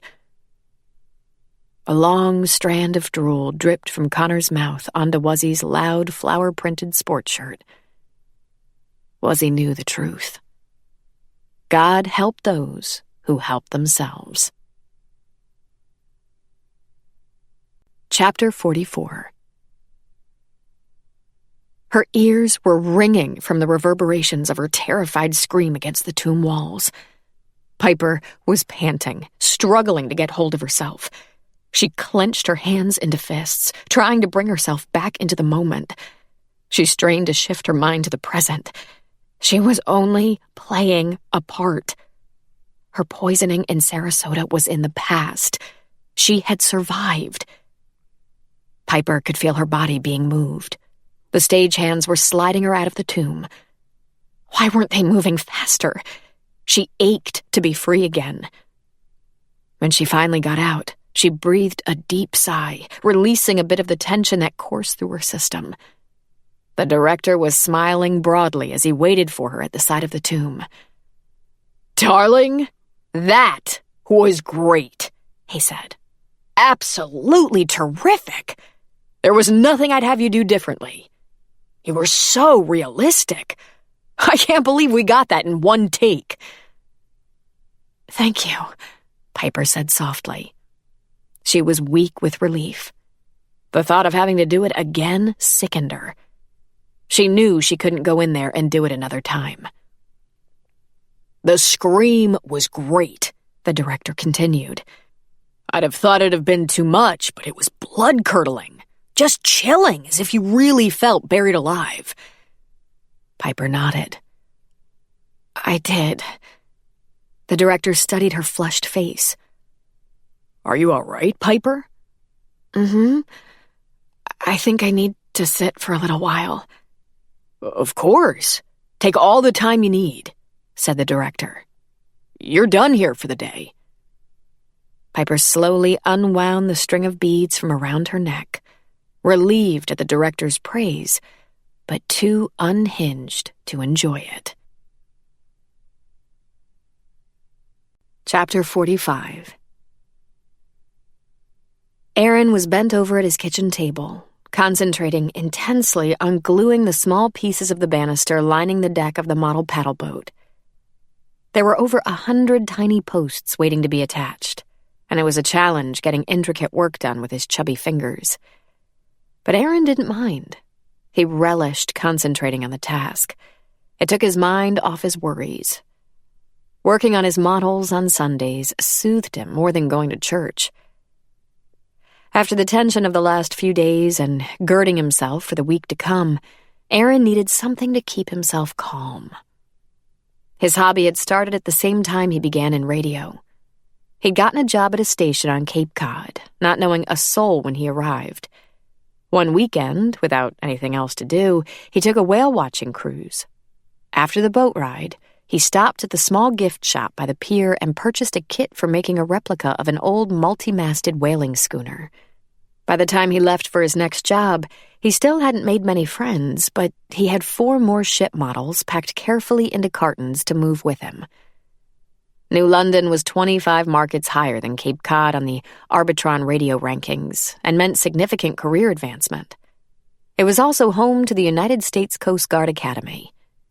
Aaron became fascinated with the U.S. CGC Eagle, the only active-duty tall ship used as a training vessel for the cadets. Soon, a miniature of the majestic craft stood in the middle of the fireplace mantel in the small saltbox-style house Aaron had rented. The Navy's primary submarine base was also in New London and nearby Groton. So Aaron got to work on building submarine replicas as well. It had continued like that. In Poughkeepsie, Aaron learned about the development of steam navigation on the Hudson River, the cradle of American steamboating. He'd had time to construct miniatures of the Clermont, the Mary Powell, and the Car of Neptune before moving on to the next larger market. Those 2 years in Pensacola added battleships, aircraft carriers, and destroyers. And on it went. By the time he arrived in New Orleans, Aaron's boats made up the bulk of his possessions. He had shelves built along the walls of his French Quarter apartment to display his treasured babies, the prized outlet for his time and loving attention. As he put down the tube of glue, Aaron sat back and looked at the collection on the wall. There was barely a place for him to put the model of the Natchez when he finished with it. Maybe it was time to find another interest. Hoodoo might be it. The more he learned about the practice, the more fascinated he became. At the very least, Aaron didn't plan on moving to another market to find a new type of seagoing vessel to build. New Orleans was number 47 in the ratings, by far the largest market he'd ever been in. He'd worked his tail off to get there. He felt satisfied in this city he loved and the place he occupied in it. He didn't want to move upward anymore. And Aaron was determined not to move down. Chapter 46. Every Sunday, Eleanor Duchamp attended Mass at the cathedral before going to her antique shop for the afternoon. Cecil waited in the pink azalea bushes until he saw her drive out of sight. He stood, brushed at his white chinos, and picked up his bag of tricks before climbing the steps to the back door. Nettie was waiting for him, opening the door quickly and whisking him inside. She was dressed in a long, flowing white skirt and blouse. A white turban was wrapped around her head. Her feet were bare. "Brother," she said, kissing him on the cheek. Nettie led the way down the old wooden steps to the basement. Together they lit the 24 candles she'd arranged around a clearing at the back of the room. Then Nettie took her place in the middle of the space while Cecil took a seat on a small bench to the side. When his sister gave the signal, Cecil began patting his bongo drum. The rhythm was slow at first. Nettie knelt down and reached into a bowl on the floor, taking pinches of flour from it. She drizzled the white powder on the dark cement, forming a cross. As she drew the lines, she chanted. Cecil increased the tempo and began rocking to the rhythm. He joined Nettie's chanting. Their voices grew louder as they called on the spirits who linked the mortal and the immortal worlds. Nettie rose from her knees and started to shake her shakereh, the handmade rattle Cecil had fashioned from a hollow gourd he covered with a net of seeds, beads, and shells. Cecil banged the bongo harder and faster as Nettie began to move her body, undulating her shoulders and hips. Soon she was dancing and whirling, her long skirt billowing out around her. Cecil got off his bench and joined his sister, dancing and praying to reaffirm the same moral principles. Reaching into his bag of tricks, Cecil felt for the leather cat-o'-nine-tails. Pulling it out, he snapped the floor with it. An angry popping sound reverberated in the dark cellar air as he tried to summon the spirits. But he was disappointed. Cecil didn't feel the spirit mount him. Why wasn't the Loa visiting him? After they were through, Nettie collapsed while Cecil took a cigar from his bag and lit it up. "I wish you wouldn't, Cecil," she whispered, her chest heaving as she tried to catch her breath. "It's so hard to get rid of the smell. We'll give ourselves away to Miss Eleanor." "Maybe we should invite her to join us some Sunday," Cecil said with a laugh as he blew a smoke ring into the air. "She might like it. The old girl could afford to miss a mass." He and Nettie had been raised Catholics, but now that they both practiced voodoo, he saw how many similarities there were between the two religions. Both believed in a supreme being. Both believed in an afterlife. Both believed that invisible demons existed. Voodoo Loa were like the Christian saints who'd lived exceptional lives and possessed special attributes. Followers of voodoo believed that each person had a master of the head, which corresponded to a Christian's patron saint. "That's not funny, Cecil. You know that Miss Eleanor wouldn't approve. With all the talk about the hoodoo killer on Royal Street, Miss Eleanor would likely lose her mind if she knew what we do down here." "Makes no difference to me if she approves or not," said Cecil, putting out the cigar. "But I don't want to get you in no trouble, Nettie." Chapter 47. On the taxi ride back to the French Quarter, Piper's cell phone rang. It was Marguerite. "I was wondering if you might like to have something to eat with me at Napoleon House." "Yeah, that sounds great," said Piper, not wanting to be alone. After shooting the tomb scene, she needed to be in the land of the living again. Piper had read about Napoleon House online. The place was listed as the former residence of a mayor of New Orleans who'd offered his home to Napoleon Bonaparte as a refuge during his island exile.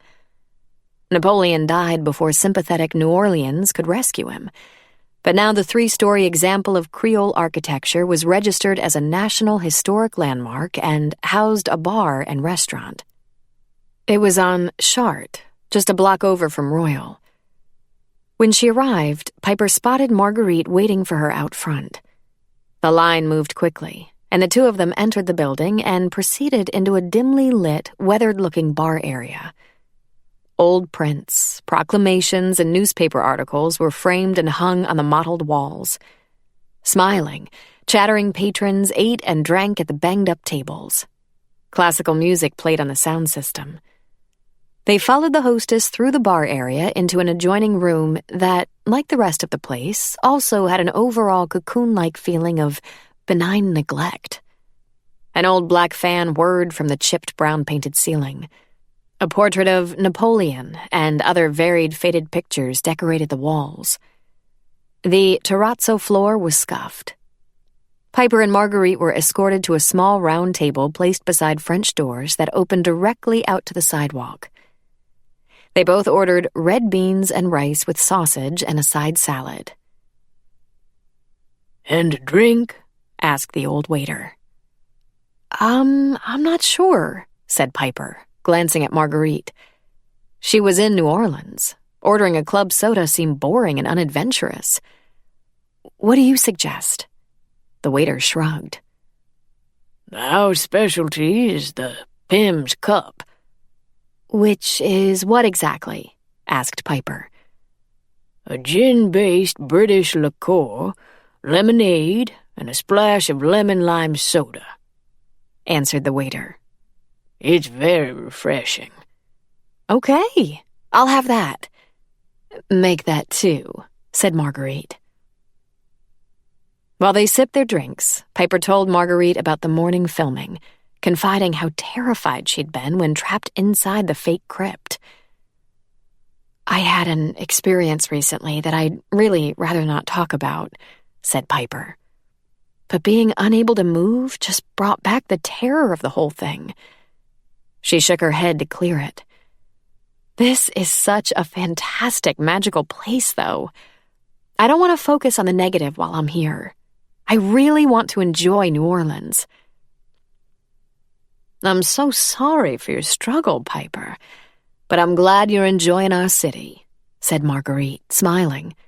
I love it, too. Were you born here? Asked Piper. Yes. I grew up in a little shotgun house, eating Creole food and listening to jazz. When I was young, I took it all for granted. It's only now that I truly appreciate how special this town is.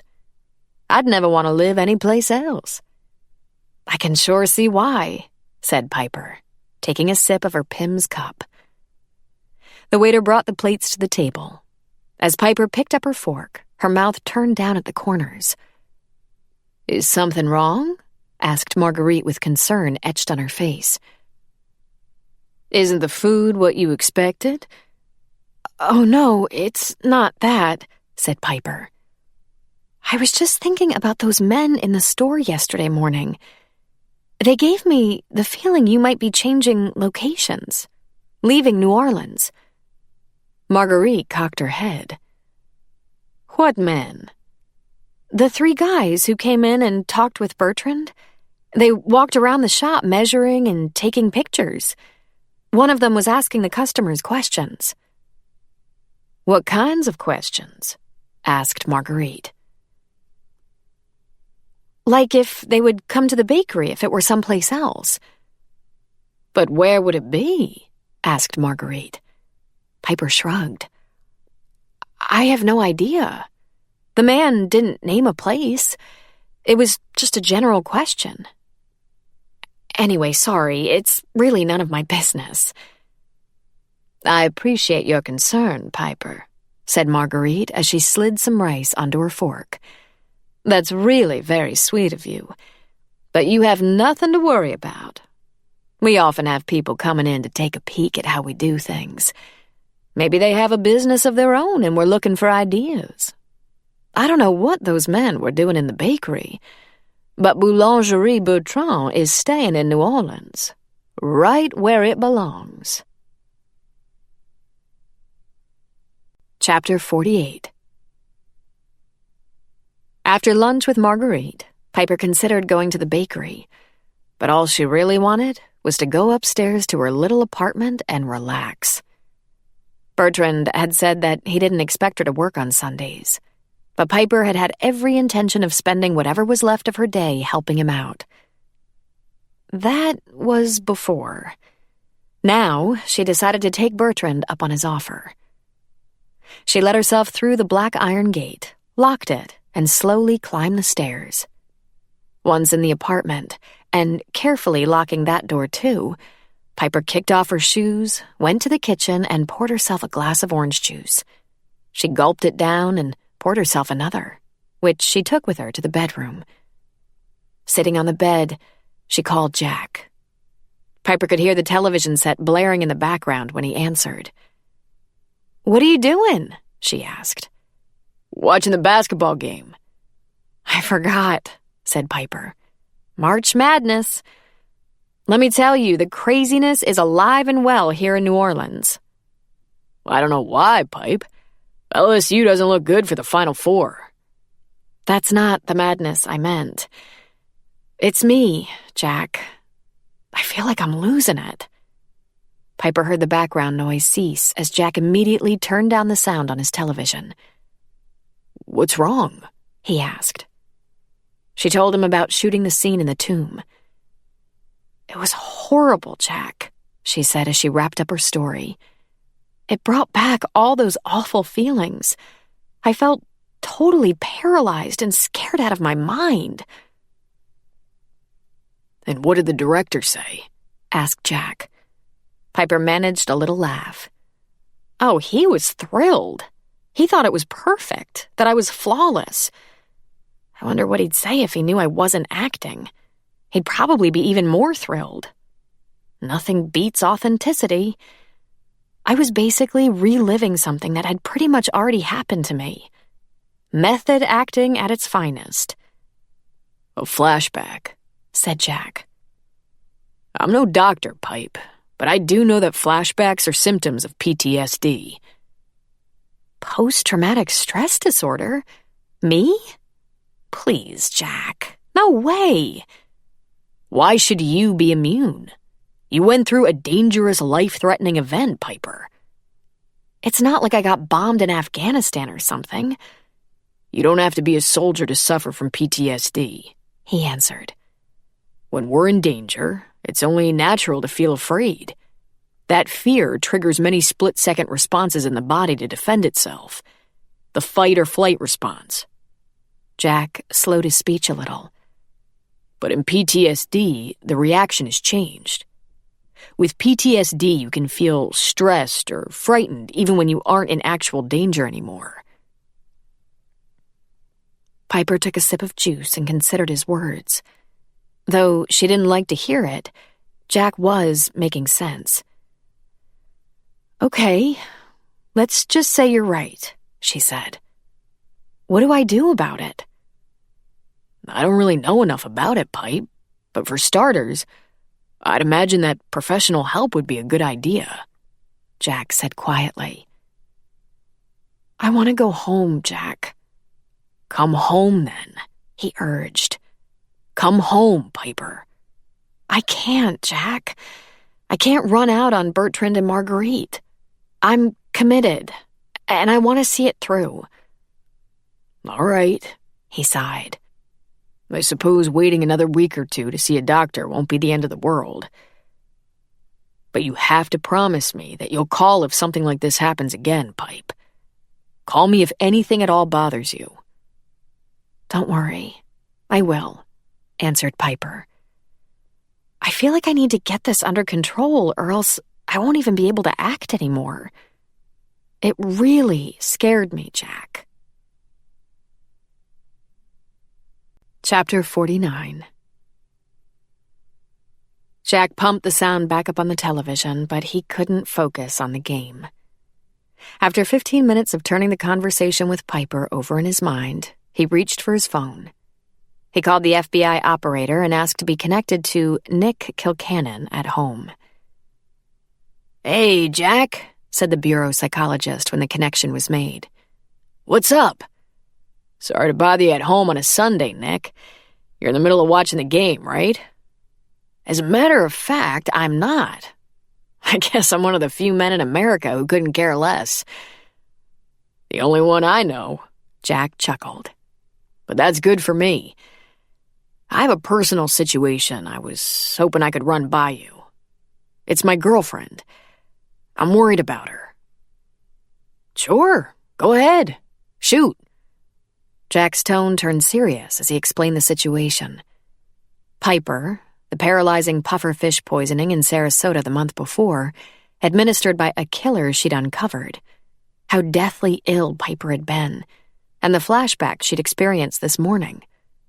The psychologist listened in silence while Jack told the story. "So I was thinking Piper might be dealing with PTSD," Jack finished. "What do you think?" "It sounds like she's had the first re-experiencing symptom," said Nick. "Have there been any avoidance symptoms?" "Avoidance symptoms?" asked Jack, grabbing a pencil and pad. "What do you mean?" "Has she wanted to stay away from places or things that remind her of what happened to her?" As he ran the fingers of his free hand through his dark hair, Jack thought about it. Well, she's refused to eat seafood since it happened, but I can't think of anything else. Depression, worry, guilt? Asked Nick. Has she mentioned that she feels emotionally numb? No on the numbness, or at least she hasn't said anything about that to me. But I'd say she's definitely worried, answered Jack. And guilt? I don't think so. She hasn't seemed really depressed either. Tired sometimes and a little listless, which would make sense after how sick she was. But not really depressed. Okay. Has she lost interest in activities that she previously enjoyed? Jack considered before answering. Not that I've noticed. And you tell me she has no trouble remembering what happened to her when she was poisoned? No, said Jack. I'd say she remembers it all too well. How about hyperarousal? Have you noticed her being easily startled? Does she seem tense or on edge? A little bit, maybe. What about sleep? Is she having problems sleeping? Yeah, said Jack. She's complained of not being able to fall asleep and waking up a lot during the night when she does. Any angry outbursts? None that I've seen. Watch for those, Jack. Watch for all the things we've just talked about. But I think it may be a little early to be diagnosing PTSD. Piper would have to have at least 3 of the avoidance symptoms and 2 of the hyperarousal symptoms for at least a month. It doesn't sound like she's there yet.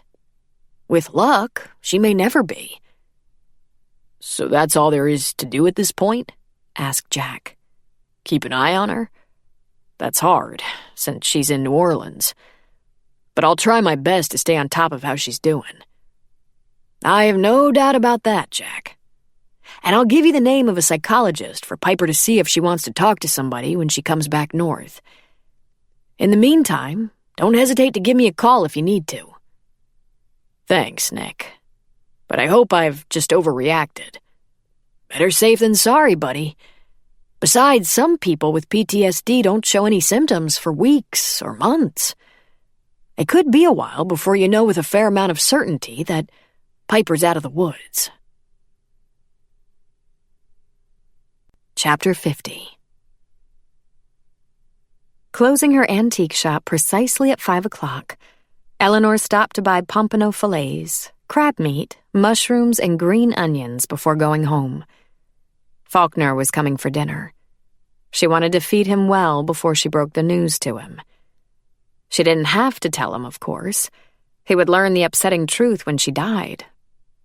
But somehow it didn't seem right to let her nephew go on thinking that he was going to be the heir to whatever she had left when she departed this world. The Duchamp fortune was long gone, and Eleanor had supported herself for years now. Faulkner could do the same. Still, she did feel a tad guilty that she wasn't leaving him the house that had been built by the Duchamp family. But she'd been able to hold on to it only because she'd worked so hard. It was hers now, and she could do with it as she pleased.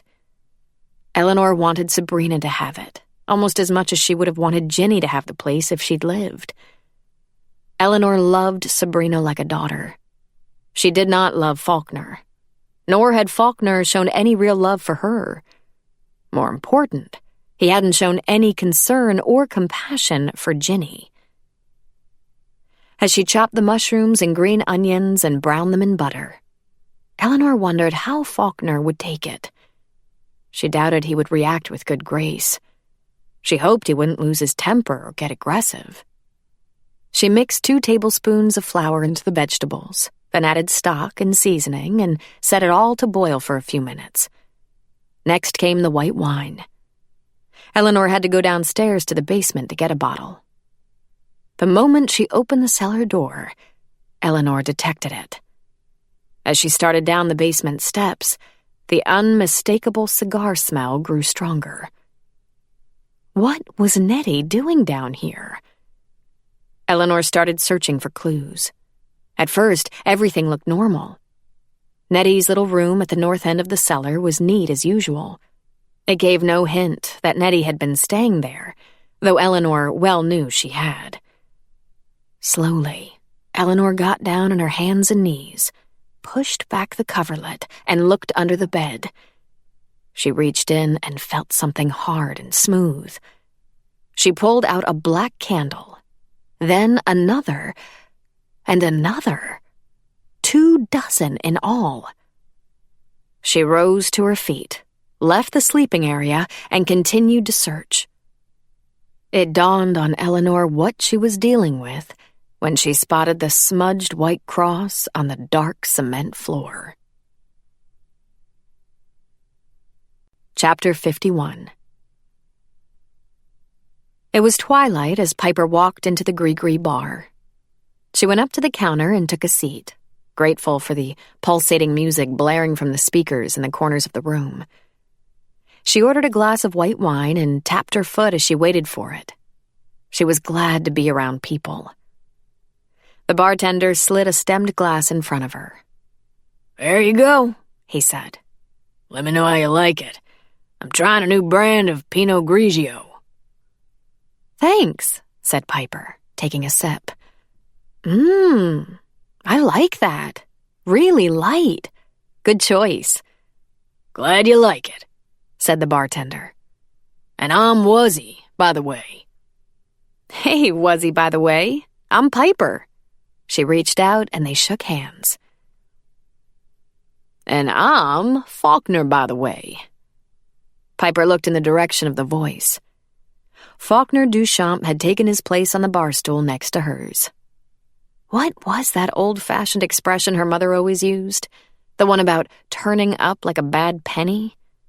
Faulkner seemed to be everywhere. Actually, she wasn't unhappy about seeing him right now. At least Faulkner was somebody she knew, even if only a little. At this point, Piper welcomed a semi-familiar face. "You get around, don't you?" she asked. Faulkner smirked. "I could say the same about you." "If this clown bothers you, just let me know, Piper," said Wuzzy, nodding at Faulkner and smiling. "I know how annoying he can be." "Aw, Wuz, don't give Piper a bad impression of me," said Faulkner. "I can do that all on my own." When Wuzzy went to serve another customer, Faulkner told Piper about the bartender's son and the fundraiser that was being held the next night. "I heard Bertrand and Marguerite talking about what they were donating," said Piper. "Poor little Connor. And poor Wuzzy. That's a lot to handle." "I know," said Faulkner. "It's heartbreaking. But money would make things a lot easier. I have the feeling that though this may be the first fundraiser we hold, it won't be the last. There will be a lifetime of expenses. If I were Wuzzy, I think I'd have snapped by now."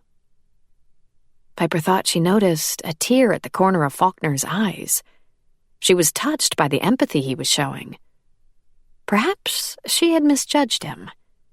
Maybe he was more than a wannabe player and ladies' man. Suddenly, the idea that Faulkner might have the sensitivity to explore the origins and meanings of nursery rhymes didn't seem so outlandish. Wuzzy came back to them, holding a glass beer mug in his hand and drying it with a dish towel. "So what's new, Faulkner?" he asked. "Hear anything interesting out in the street?" "As a matter of fact, I did hear something," said Faulkner. "I heard the cops think they have a solid lead in Muffaletta Mike's murder. Apparently, they found a single very clear fingerprint in the blood at the sandwich shop."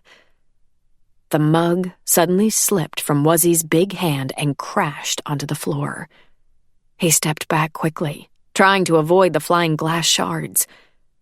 Faulkner put his hands out in front of Piper's face, shielding her from any wayward fragments. "I don't know what's the matter with me," said Wuzzy, his face reddening. "Nerves, I guess. That's the third glass I've broken today." Monday, March 17th, St. Patrick's Day. Chapter 52. Though the biggest parade had taken place on Saturday in the Garden District, the St. Patrick's Day festivities carried through to the actual feast day. Why celebrate on just one day when you could stretch the party out over a long weekend? It should be easy to blend in with the drunken, green-garbed revelers in the French Quarter tonight. The first blood-drenched murder scene had gotten some people talking about a hoodoo connection, and Friday night's radio show had helped spread the word. But New Orleans wasn't really buzzing yet about Muffaletta Mike's death and its link to hoodoo. After tonight, that would change. There would be no ignoring the hoodoo killer on the loose. To make the hoodoo connection, the clues to Damballa, one of the most important loa, had to be there for all to see. A mound of flour crowned with an egg would be a sign of the simple offering to the spirit. White was Damballa's color, and it would be well represented at the murder scene. But to make absolutely sure there would be no doubt, Damballa's symbol, the serpent, had to be present. A snake had to be left beside the dead body. With no desire to care for the reptile or take the chance that anyone else would see it, the visitor to the pet shop had left the actual purchase of the snake until now. A sales clerk in the pet store pointed the way to the reptile section. Glass tanks were stacked on the back wall, showcasing a wide selection of snakes. So many different varieties, their skins in striking colors and patterns, their bodies slithering and coiling. Pythons, boas, king snakes, corn snakes, milk snakes, striped snakes, spotted snakes, black snakes, orange snakes, green snakes. It was mesmerizing to see their undulating bodies and flicking tongues.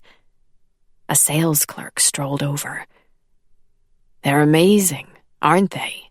he asked. The customer nodded. "Very." "Snakes are such popular pets," the clerk continued. "They're easy to care for. They have minimal odor, and they tend to be quite docile. They're fascinating to learn about, too. I can spend hours watching them." The customer pointed at one of the tanks. Inside, an icy gray snake with white stripes was twisted in the corner. Beady red eyes protruded from the sides of its head. "Tell me about that one." "That's our albino California king snake," said the sales clerk. "It's a solitary snake and shouldn't be housed with others. It usually sleeps during the day. You'll see it move most during the night or twilight hours." "What does it eat?" "It's a carnivore, strictly a meat eater. We recommend and sell frozen mice here."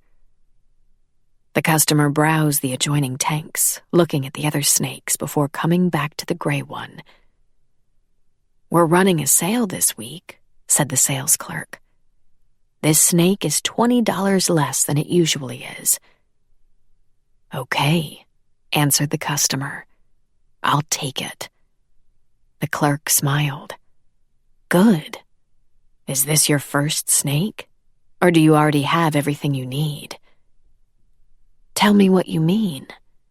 "Well, you need a terrarium, of course, a water dish, lighting and heating elements, a thermometer. That snake likes to burrow, so I'd recommend some aspen bedding." The customer considered the information before agreeing to the extra purchases. It was better to seem like someone who was serious about maintaining the snake long term, not someone who was using it for one night only. If the details about tonight's murder were reported in the news, and the clerk saw or heard about the snake at the crime scene, he might recall the customer who had bought only the snake, but nothing with which to sustain it. The sales clerk gathered the paraphernalia and the frozen mice, packed it all up, and slid a brochure about proper handling of snakes into one of the bags. The customer paid for everything with cash. Chapter 53. Nettie waited until she saw Miss Eleanor back her car down the driveway. Once the car was out of sight, she emerged from behind the massive azalea bush and let herself into the house. She was putting on her apron when she heard the crunch of footsteps on the pea-gravel path. Nettie peeked out of the kitchen window. Miss Eleanor was back and walking up to the door. Before Nettie could turn and run down the basement steps to hide, Eleanor entered the room. "Oh, Miss Eleanor, you scared me," said Nettie as she put her hand over her heart. She quickly thought of an explanation for her presence in the house. "I hope you don't mind if I work today instead of Wednesday. I got a doctor appointment Wednesday. I was gonna leave you a note." "No, I don't mind, Nettie," Eleanor said coolly. "Is everything all right?" "Yes, ma'am. Everything fine. I just has a little checkup, that's all. Did you forget something, Miss Eleanor? Is that why you came back?" "No, Nettie. I didn't forget anything." Eleanor sighed heavily. "I guess I just wanted to catch you off your guard." Nettie looked uncertainly at her boss. "Why'd you want to do that, Miss Eleanor?" "I know what you've been doing, Nettie." Casting her eyes to the floor, Nettie felt her heart beat faster. "What you mean, Miss Eleanor?"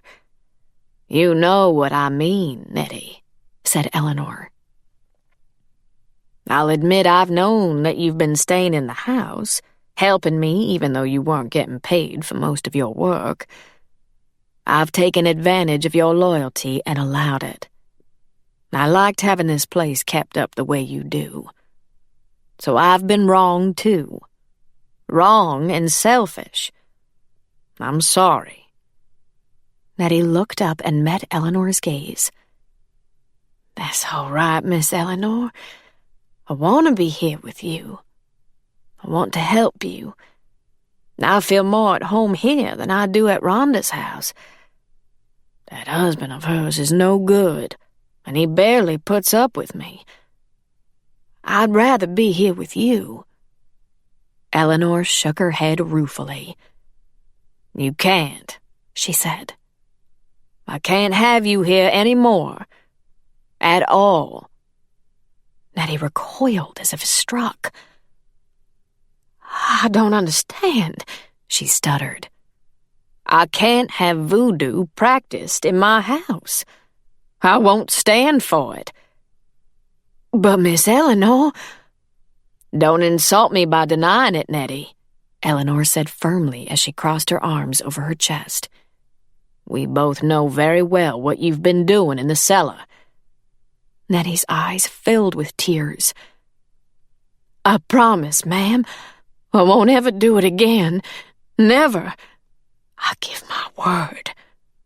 "No, Nettie. You have to leave." "But, Miss Eleanor, I spent my life helping you and your family."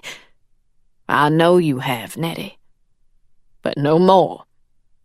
Please, leave this house now and don't ever come back." Chapter 54. "We need more green beignets out front," called Piper as she hurried into the kitchen. "They're selling like hotcakes." She paused and smiled. "Literally." Bertrand pointed to a large tray of the square, holeless donuts on the work table. "And I have more frying now, Piper. Don't worry, we're used to this." He reached over and put his hand on her shoulder, holding on a little too long for it to be merely a reassuring gesture.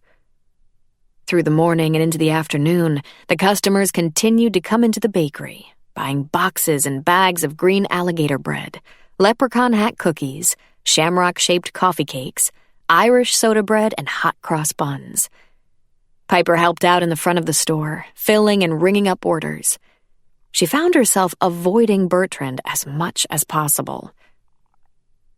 At 4 o'clock, Marguerite asked Piper if she would mind carrying some boxes of baked goods for that evening's fundraiser over to the Gree bar. "Of course not," said Piper. "I'd be glad to." "Great," said Marguerite.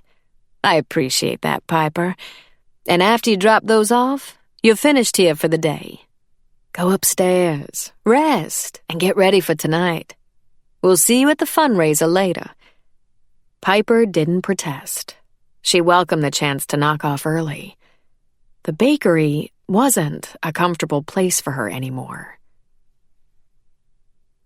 As she crossed the street to the Gree bar, Piper spotted a white van parked out front. The sign on the side announced that the van belonged to a local radio station. Carrying the bakery boxes inside and resting them on a table, she scanned the bar. There were only a few customers at the counter, but she noticed other people busily moving around in the rest of the space. A woman was stringing green crepe paper and tiny white lights from the ceiling. One man carried electrical equipment to a spot at the side of the room, while another unwound some cables. A third man, wearing headphones, sat at a table with a microphone and a laptop computer positioned in front of him. Piper thought he looked somewhat familiar, but she was distracted by something else. A blonde-haired little boy with a cherubic face lay on his stomach in a playpen in the middle of the floor. He'd propped himself on his elbows while holding a dish towel in his hand and rubbing the playpen floor with it. "Hiya, handsome," Piper cooed as she bent down to get closer. "What you doing?" "Wubba-dub, wubba-dub," the child smiled, his blue eyes twinkling from behind the glasses perched on his small nose. "You're cleaning up, huh?" asked Piper. "You're good at that." She talked to the boy for a while longer.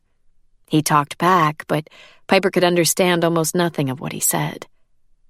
She noticed that his young body was really too large for the limited playpen space.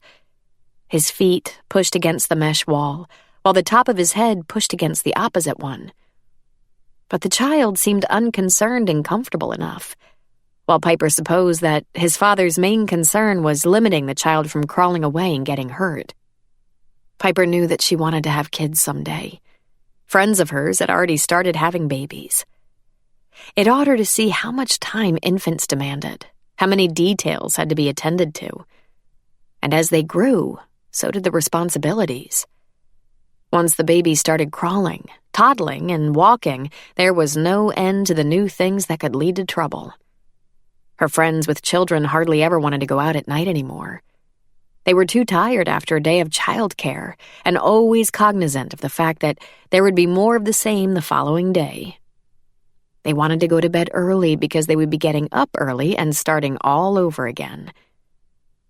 Now, as she considered the child in the playpen, Piper was acutely aware that her exhausted friends were so fortunate. They had kids who were meeting all the developmental milestones.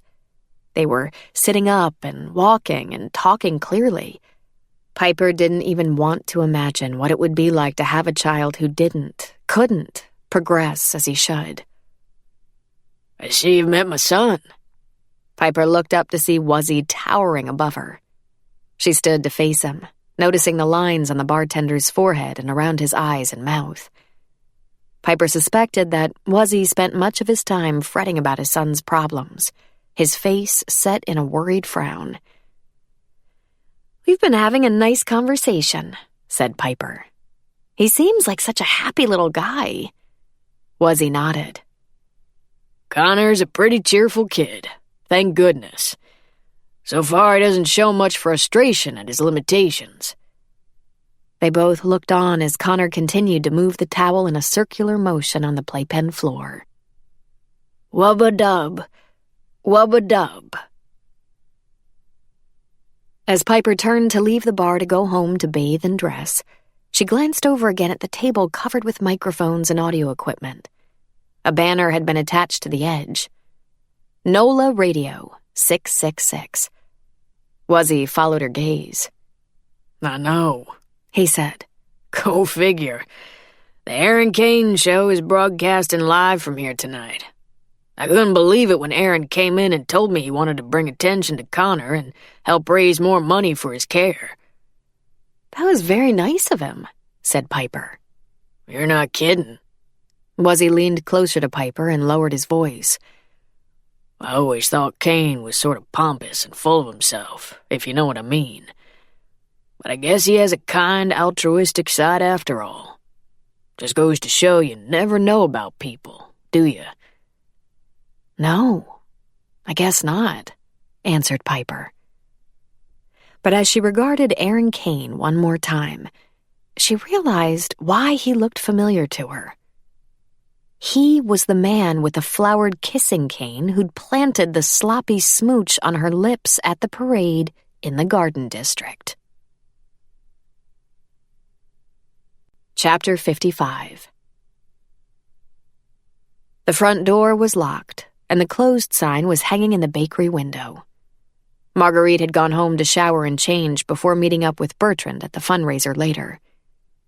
Bertrand was relieved to have some time all alone in the shop. There was a phone conversation he wanted to have while he had a little privacy. He made the call, but got voicemail. "Hello, it is Bertrand. Give me a call. I am afraid we may have a small problem. It is not insurmountable, but I want to talk to you about one of the provisions in the contract. I will be here at the bakery for another hour or so." Bertrand cleaned his work area, wiping down the long wooden table and placing bowls, measuring cups, spoons, and mixing paddles in the industrial dishwasher. He didn't want to turn the machine on until just before he left for the fundraiser. The thing made such a racket. There would be a light repast for Muffaletta Mike after his funeral tomorrow morning. Boulangerie Bertrand was supplying pastries, which were already made and packed in boxes tied with twine. Between making those, along with the desserts for tonight's fundraiser and the St. Patrick's Day goodies for the regular customers, the ovens and mixers had been running all day. As Bertrand carried the pastries to the walk-in refrigerator, he thought he heard a noise. He stopped. Was someone in the corridor? Was someone in the display and sales area?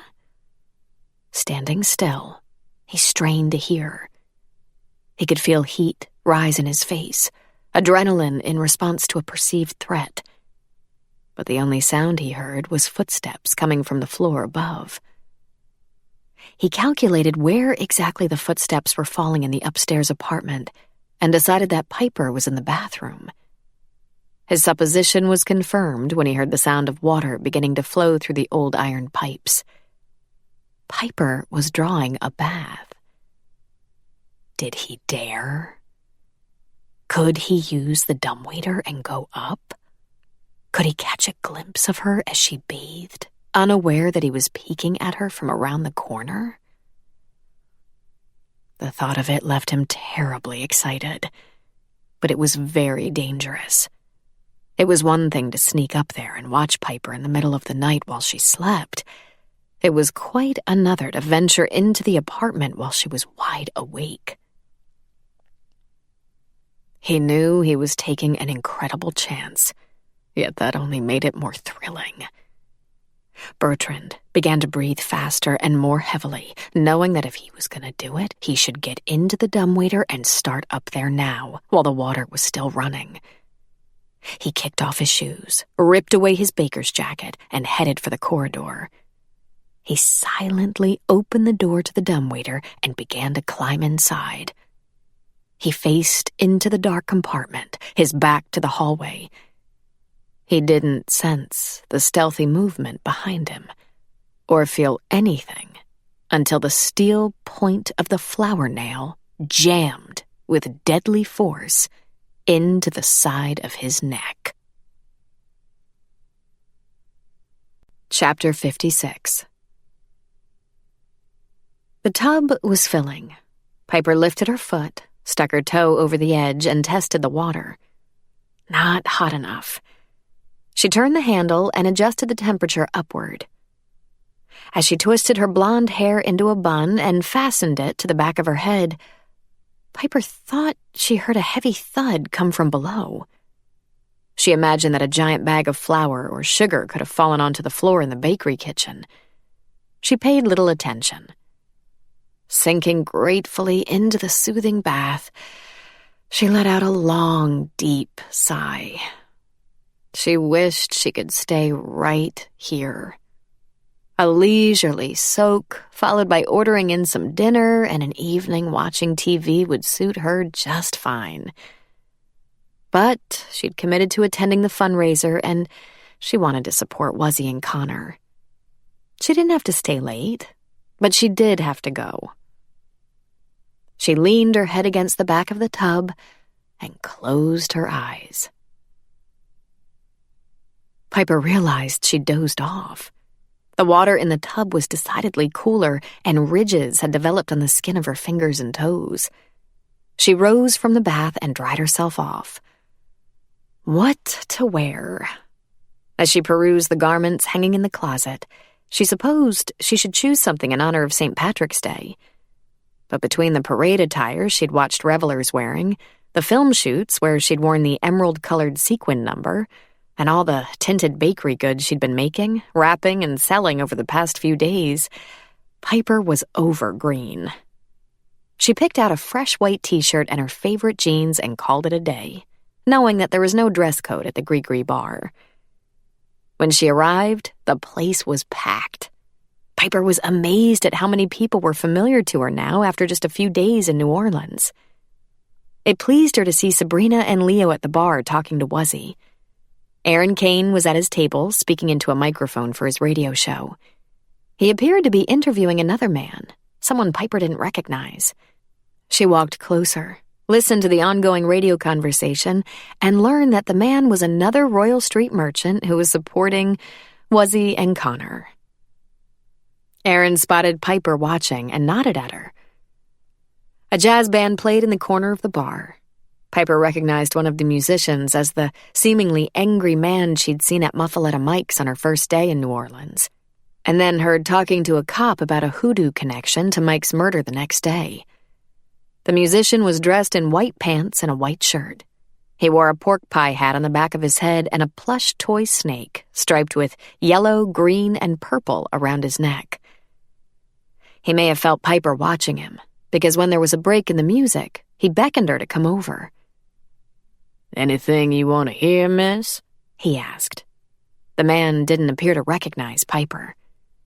She considered for a moment. "It's not very original, but how about When Irish Eyes Are Smilin'?" On cue, a trumpet, a saxophone, a trombone, and a bass joined the clarinet in the familiar tune, though Piper had never heard a jazz rendition of it. She and the others gathered in the bar applauded heartily when the song ended. "That was great!" yelled Piper over the din. The musician tipped his hat toward her. "Glad you liked it, miss." Piper wanted to talk with the musician, but she didn't want to open with the fact that she'd seen his annoyed departure from Muffaletta Mike's or had overheard his conversation with the police officer about the murder. Those weren't exactly conversation starters. Instead, she asked the next question that popped into her mind. "Is that snake around your neck supposed to signify St. Patrick driving the snakes out of Ireland?" she asked. "If that's what you want to believe, miss. But in my religion, the spirit Damballa is St. Patrick's counterpart," the musician said proudly. "And Damballa is represented by the serpent. That's why I wear the snake. And that's why I wear white tonight. The spirit Damballa's color is white." Before Piper could respond, someone else yelled, "Cecil! Hey, man! Are we playing or not?" The trumpet player was looking at Cecil with an exasperated expression on his face. All right, said Cecil, raising his clarinet. He looked at Piper. "I'm sorry, miss, but I have to get back to work." Tables had been set up to display the donated prizes for the tricky tray. Fundraiser participants purchased tickets for cash and then deposited the tickets into bowls placed in front of the prize or prizes they wanted to win. Piper spent $50 on 10 raffle tickets, green and shaped like shamrocks. She scribbled her name on the back of each one. She put 5 of them in the bowl to win the brass candlesticks from Duchamp Antiques and Illuminations. As she deposited her remaining shamrocks for a chance to win another session with the Royal Street fortune teller, Piper felt a hand on her arm. It belonged to Faulkner Duchamp. His face dimpled as he smiled at her. So you want to know what the future holds, huh, Piper? Doesn't everyone? Well, you're talking to the guy who'll be pulling out the winners tonight, said Faulkner. I'll see what I can do. Now, I wouldn't want any preferential treatment, said Piper. Aw, what fun is that? Piper laughed. She glanced around the room and said, I haven't seen Bertrand and Marguerite yet tonight. Have you? Faulkner pointed. I saw Marguerite over there, he said. But don't run off, Piper. Keep me company. I can make sure it's worth your while. Piper waved as she walked away. See you later, buddy. Marguerite was at the buffet sampling the food from Bistro Sabrina. These crab cakes are delicious, and the Gulf oysters are sublime. Try some, Piper. Piper made a little face. No, thanks. I haven't had much of an appetite for seafood in a while. I think I'll indulge my sweet tooth instead. She selected a cookie from Boulangerie Bertrand. It was shaped like a bathtub with 3 men's heads peeking from the top. They'd made the nursery rhyme cookies as a tip of the hat to Connor. Rub-a-dub-dub, 3 men in a tub, said Piper. Bertrand and you do such a great job with these things. I gotta tell you, I'm definitely gonna steal this idea and take it back north with me. Imitation is the sincerest form of flattery, right? Asked Marguerite. Bertrand and I will be flattered to think our cookies are being copied. Where is Bertrand? Asked Piper, looking around again. I haven't seen him yet. I was just wondering the same thing, said Marguerite, pulling her cell phone from her purse. I went home to shower and dress. We were supposed to meet up here. When the phone call to her husband went directly to voicemail, Marguerite looked at Piper and made a suggestion. Let's go over to the bakery and see what's keeping him. The night air was balmy as they crossed Royal Street. Piper and Marguerite jostled their way through the St. Patrick's Day celebrants. Shamrocks, green T-shirts, and leprechaun hats were the dominant apparel. Many pedestrians carried cans of beer and cocktails in plastic cups as they sang and danced, turning the road into a street party. And just think, Marguerite yelled over the noise to Piper. In another 2 days, we'll be celebrating St. Joseph's Day. Approaching the bakery, they saw that the closed sign was in the window. A single nightlight dimly illuminated the display room. But beyond that, a bright beam streamed from the kitchen out into the corridor. Neither woman could detect any movement inside. Marguerite took out her keys and unlocked the front door, immediately disarming the alarm as they entered. She called out, Bertrand? Flipping the switch for the chandeliers, Marguerite called out again as the room was immediately filled with light. Bertrand! Piper followed as Marguerite led the way toward the kitchen. When she heard Marguerite's gasp, Piper was seized with fright as she forced herself to look. Bertrand lay in the middle of the corridor floor, a puddle of blood next to his head. Piper looked on in horror as she realized that a flower needle was sticking from his neck. Oh my God! Piper, call 911! Screamed Marguerite as she collapsed onto her knees beside her husband. She reached over and touched his face, then shook him by the shoulders. Bertrand! Bertrand! She yelled. Wake up! Piper made the emergency call, quickly giving the information the dispatcher required. They're on their way, Marguerite, she said, trying to keep the panic from her voice. Marguerite put her ear to her husband's chest and then next to his mouth. "I can't hear a heartbeat," she cried. "He's not breathing." "I know CPR," said Piper. "Let me try." Even as she started chest compressions, Piper was fairly sure it was too late. The effort to make the heart pump again and get blood and oxygen to keep the brain functioning could be a precious life-saving tool. Though CPR usually worked on TV shows, it was nowhere near as successful in real life. It was only likely to be effective if started within 6 minutes after the blood stopped flowing. Looking at Bertrand's open mouth and ashen face was discouraging. Piper also could see that blood wasn't seeping from his neck wound and most likely hadn't been even as Marguerite had tried calling him from the Gris-Gris bar. Those critical 6 minutes had come and were probably long gone. But she continued with the compressions until the EMTs got there. The police arrived as the paramedics stated the obvious. Bertrand Olivier was dead. Piper watched as the body was examined.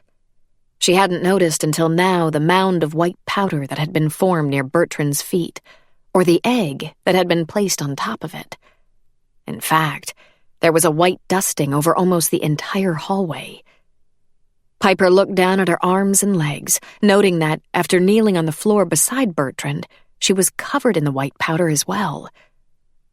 "Flour," remarked one of the officers. Piper held Marguerite as she wept, while the police took pictures of the body and the rest of the crime scene from every imaginable angle.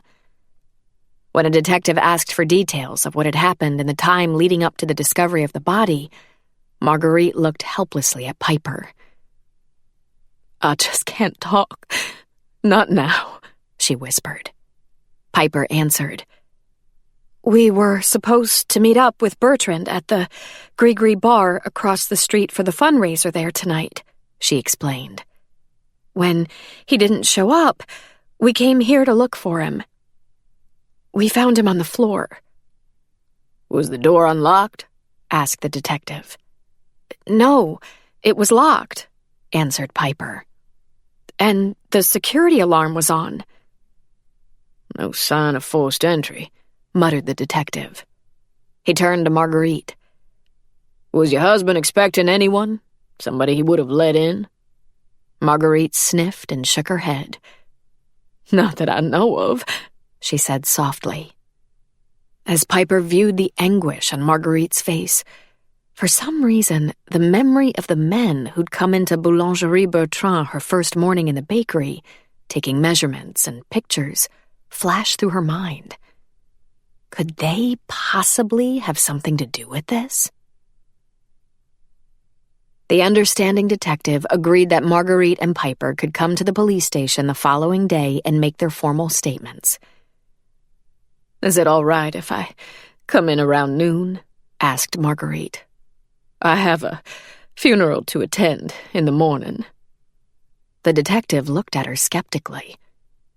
"Bertrand and I had been planning to go to Muffaletta Mike's funeral in the morning. I know Bertrand would still want me to go and pay our respects." "Are you sure, Marguerite?" Piper asked incredulously. Before Marguerite could respond, they heard shouting in the corridor. One of the police officers stood at the open door to the dumbwaiter. He yelled in fright at the sleek, coiled body and the 2 beady red eyes that peered out. Chapter 57. The air filled with the sound of patrons laughing and yelling to be heard over the jazz band's loud music. Faulkner surveyed the Gris-Gris bar and smiled. They all looked like they were having a good time. With admission being charged at the door and people crowded at tables and jammed 3 deep at the bar, the evening was already a monetary success. Judging by the fat piles of shamrock tickets inside the individual glass bowls stationed in front of the prizes, the Tricky Tray auction was also going to raise quite a bit of money for Wuzzy and his son. It seemed as good a time as any to pick the winners. Faulkner went over to the band and asked them to stop playing. He held up his arms to quiet the crowd. It didn't work. "Hey, everyone," he called. "Is everybody having fun?" The partygoers paid no attention, continued to talk among themselves. Faulkner looked beseechingly at the band. "Can you do something to get their attention?" he asked. Cecil turned to his bandmates. They'd had to do this at many parties in the Big Easy. "Let's give it to 'em, brothers," he called. All the horn players put their instruments to their lips and blew one long, loud, screeching note. The bar patrons winced at the resulting cacophony, many putting their hands over their ears. Everyone turned to look at the band, giving Faulkner the chance to make his announcement. "We're going to call the raffle winners now. It's time to get out your tickets." He went to the prize table and began picking shamrocks from the bowls and calling out the lucky names. Winners and their friends cheered as they won the prizes. Among them, a dinner for 4 at Bistro Sabrina, a trip to the radio station donated by Aaron Kane, a series of massages and beauty treatments at local spas and salons, a gift certificate for 6 psychic readings at a Royal Street fortune teller, a tour of New Orleans donated by Faulkner himself. But when he got to the brass candlesticks, Faulkner slid his hand into his pocket and felt for the ticket he'd taken from the top of the pile the moment Piper had walked away after depositing it in the bowl. "Okay, folks," he called. "Next prize are these glorious candlesticks donated by Duchamp Antiques and Illuminations. Let's see who the winner is." With Piper's ticket already clenched in his hand, Faulkner stuck his fist in the bowl. He wanted Piper to have the brass candlesticks to remember him by. He wanted her to have something from the shop that would be his someday. He pulled the ticket from the bowl and glanced at it. Faulkner opened his mouth to announce the winner just as the crowd heard the blaring sirens. Chapter 58. Everyone in the bar hurried out onto Royal Street.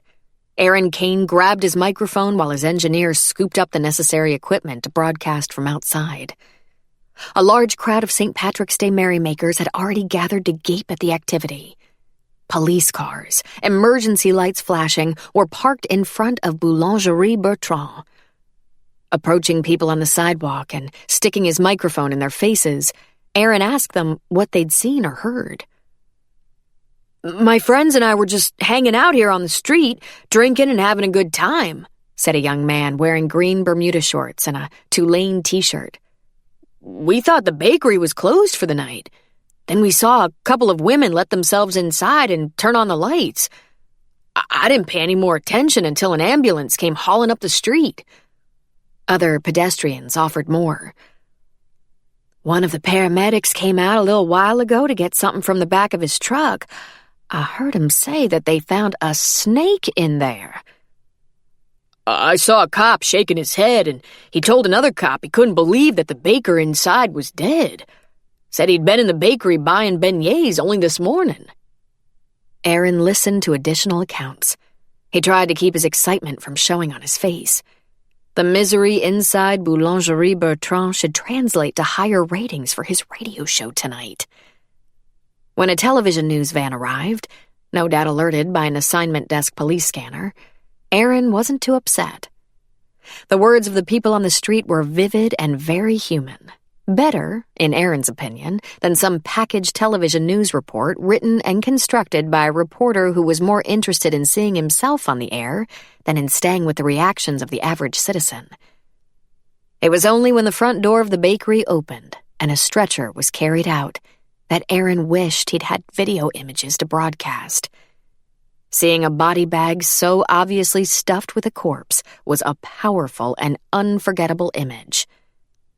As more of the familiar yellow police tape was pulled around the crime scene, Piper and Marguerite exited the bakery. They both looked extremely pale, their appearances made more ghostly by the fact that they were covered in white powder. Aaron pushed forward, trying to get close enough to the victim's wife and Piper to ask them some questions.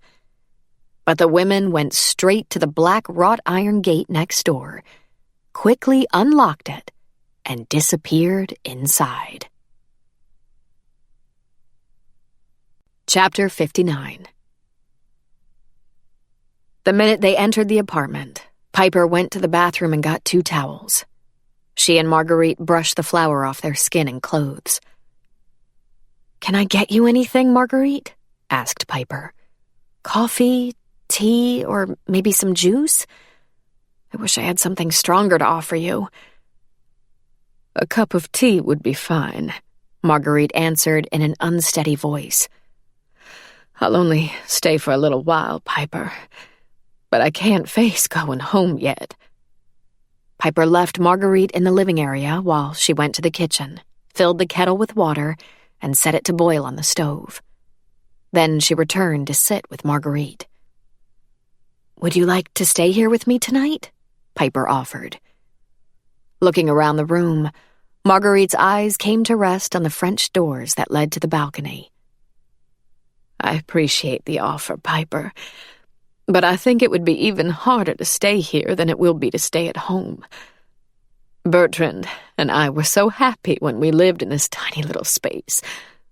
We'd work hard all day downstairs, loving being together, building our dream. Then we'd come up here, relax and enjoy each other. I can't tell you how many bottles of wine were consumed out on that balcony." Piper smiled sadly.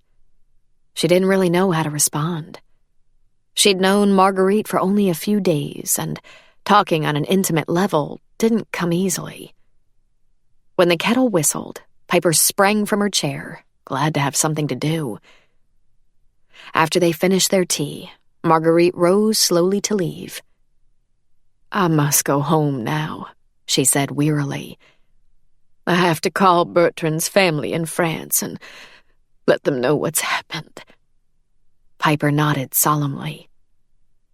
"I want to help in any way I can, and I'll go with you to Muffaletta Mike's funeral tomorrow morning if you'd like." "You don't mind?" asked Marguerite. "Of course not," said Piper. "What time?" 10 o'clock at Our Lady of Guadalupe. We could meet there." "Sure. Whatever works for you." Piper nodded, admiring Marguerite's courage and hoping that that strength would stand her in good stead in the painful days to come. Piper locked the door behind Marguerite, then immediately went to the closet, pushed back her clothes on the rack, and made sure the door to the dumbwaiter was closed tight. Though the police had called animal control to remove the snake, just the thought of the slithering reptile made Piper's skin crawl. Next, she called Jack. She was bummed when she got his voicemail.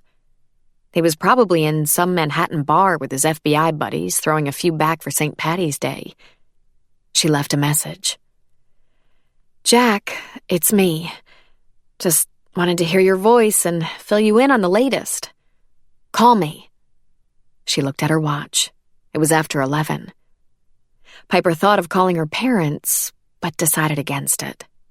They would be beside themselves with worry if she told them what had happened. They would have to find out eventually, but what was the point of telling them now and having them spend a sleepless night? There was nothing they could do from New Jersey anyway. Piper knew that she wasn't going to be able to fall asleep. She walked out onto the balcony and looked down. The police cars were gone, but there were still plenty of pedestrians on the street. The Gree bar remained open. She didn't want to be alone. There were fewer people in the bar than there had been earlier in the night. Most had gone home after the events across the street had taken much of the excitement and celebration from the evening. But when Piper entered, she was greatly relieved to be with the living, breathing human beings who remained. Faulkner was the first to notice, beckoning her to come over and join him at the bar. She gladly sat next to him. Wuzzy immediately came over and took Piper's drink order.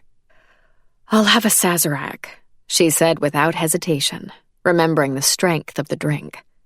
No genteel white wine for her tonight. With a little luck, a potent cocktail would help her sleep later.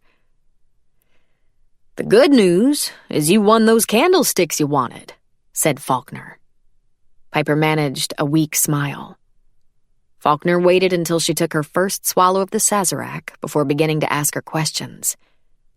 So, what happened over there? Piper shook her head and sighed. You don't want to know. I hope I never see anything like that again. She described going into the bakery and finding Bertrand on the floor, trying to revive him, knowing it was too late, his neck impaled by the flour nail. Told them about the flour and the egg, the live snake with the beady red eyes. When Piper finished, she realized that a small audience had gathered around her, hanging on her every word. That's Damballa. Piper looked up. The clarinet player was standing behind Faulkner now. Damballa, Cecil repeated. Those are all signs of Damballa, one of the most important of all the voodoo spirits. Everyone turned and stared at the musician. Piper noticed that the radio show host, Aaron Kane, was also in the gathering. She thought she detected a strange gleam in his eyes. Chapter 60. Perfect. Aaron listened to the musician make the voodoo connection to Bertrand Olivier's murder and only wished his radio broadcast hadn't concluded for the night. How great it would have been to have this guy on the air, connecting the dots between the details found at the crime scene and the voodoo spirit. Aaron knew immediately what he was going to do. He waited until Cecil drifted away from the bar and went to pack up his clarinet. Aaron followed him. Excuse me, he said. I'm Aaron Kane, and I do a radio show every weeknight. I was wondering if you would be a guest on my show tomorrow evening. I think my audience would be very interested in your views. Cecil pushed his pork pie hat farther back on his head and studied Aaron's florid face. I don't know, he said uncertainly. I think you have something very important to say, Aaron insisted. Let's face it, voodoo and hoodoo don't get much respect. The general population has many misconceptions. You say voodoo and all they think about is sticking pins in dolls, crazy curses and spells, and people chanting, running around in circles and whipping themselves into frenzies. You and I know there is so much more to voodoo and hoodoo than that. Cecil listened. You could educate people, continued Aaron. You'd be doing a good thing. The uncertain expression on Cecil's face signaled he remained unconvinced. Listen, said Aaron. You don't have to prepare a thing. All you have to do is show up. I'll ask you some questions, and you'll answer them any way you want. There will be some callers with questions too, of course, but if you don't want to respond, you can just let me know and I'll carry the ball. Really, there's nothing to it. You'll be doing a public service and a service to your beliefs as well. Aaron waited while Cecil considered his words. When the musician finally agreed, Aaron could hardly contain himself. He knew that a second murder committed by the hoodoo killer, along with Cecil's commentary, would make the ratings for tomorrow night's show spike through the roof. Everything was playing right into his hands. Tuesday, March 18th. Chapter 61. It was past midnight. After she had downed her second Sazerac, Piper knew she should stop. She got off the bar stool and stumbled, Faulkner catching her before she fell. When he insisted on escorting her across the street back to the apartment, she accepted the offer. She fumbled with the key, unable to slide it easily in the gate's lock. Faulkner did it for her. Want me to come up and help you get settled? He asked. Piper looked at him quizzically. I promise, Piper. I'm a gentleman. Thanks, she said. But I'll be all right. She took the brass candlesticks he was carrying for her and climbed the stairs, getting the key into the apartment lock this time. She headed straight to the bedroom, kicking off her shoes and pulling off her jeans as she went. Collapsing onto the bed, she immediately fell asleep. When her cell phone rang, Piper didn't hear it. Piper was sipping a cocktail, but she couldn't taste it. Her sights were set on a tattered cloth doll. It was dancing, frantically, tangled in yellow police tape. The more the doll jerked, the more snarled up it became, until finally, the strangled doll collapsed, motionless, on the floor. She watched the pool of blood seeping out slowly from beneath the doll, the wet redness growing, coloring everything in its path except for the knotted police tape. Eventually, the tape began to unravel itself, and its snake-like yellow tendrils started slithering toward Piper. She wanted to get away. Her mind willed her body to move. Nothing happened. She was paralyzed. There was no escaping. Her fear soaring, Piper tried to call out, but no words came from her mouth. Only a desperate, whimpering sound emanated from deep inside her throat. The yellow snakes slid closer, finally merging into one that changed colors, with big red eyes springing from its head. Piper opened her eyes. Breathing in short, shallow gasps, she stared into the darkness and struggled to get her bearings. Slowly, it came to her. She was in a bed in New Orleans. She'd been having a nightmare. But the terrifying feeling of not being able to move was all too familiar. It was how she'd felt last month as she lay paralyzed on the hotel floor in Florida after ingesting the poisonous fish. Poison that had been purposefully fed to her. It was how she'd felt just a few days ago at the movie shoot. Though the crypt had been fake, the trapped feeling when she'd been lying enclosed inside had been all too real. She lay there in bed now, thinking about the rest of the dream and trying to decipher its meaning. The cocktail could be the Sazerac she'd drunk just a few hours before at the Gree bar. The images of the yellow police tape came from both the murder scenes on Royal Street. And the red blood. Piper winced. She didn't even want to think about finding Bertrand that way. But what about the cloth doll? Was her brain making the connection to words the street musician had uttered? Voodoo. Hoodoo. The only thing Piper associated with those practices were voodoo dolls, those figures that people stuck with pins when they wanted to harm someone the doll represented. Or did the doll represent herself, tangled, terrified, and powerless as she tried to break free from a force that wanted to destroy her? Was the doll's struggle just her unconscious trying to work out the life-threatening trauma she'd endured? She'd read somewhere that the original derivation of the word nightmare came from the idea of a female spirit who beset people at night while they slept. Piper also knew that spirits played a central role in voodoo and hoodoo. And, according to Cecil, the whipping that Muffaletta Mike had endured and the serpent found near Bertrand's corpse were expressions of the spirits. As she tried to fall back asleep, Piper couldn't allow herself to think that those kinds of spirits really existed. But she did believe there was evil in the world. She'd witnessed it firsthand. Evil committed by human beings. Though they might claim that spirits made them do unspeakable things, people committed the atrocities themselves. Piper wasn't afraid of Cecil's spirits. She was terrified, though, of the person who could have perpetrated two such horrific, cold-blooded murders. Chapter 62.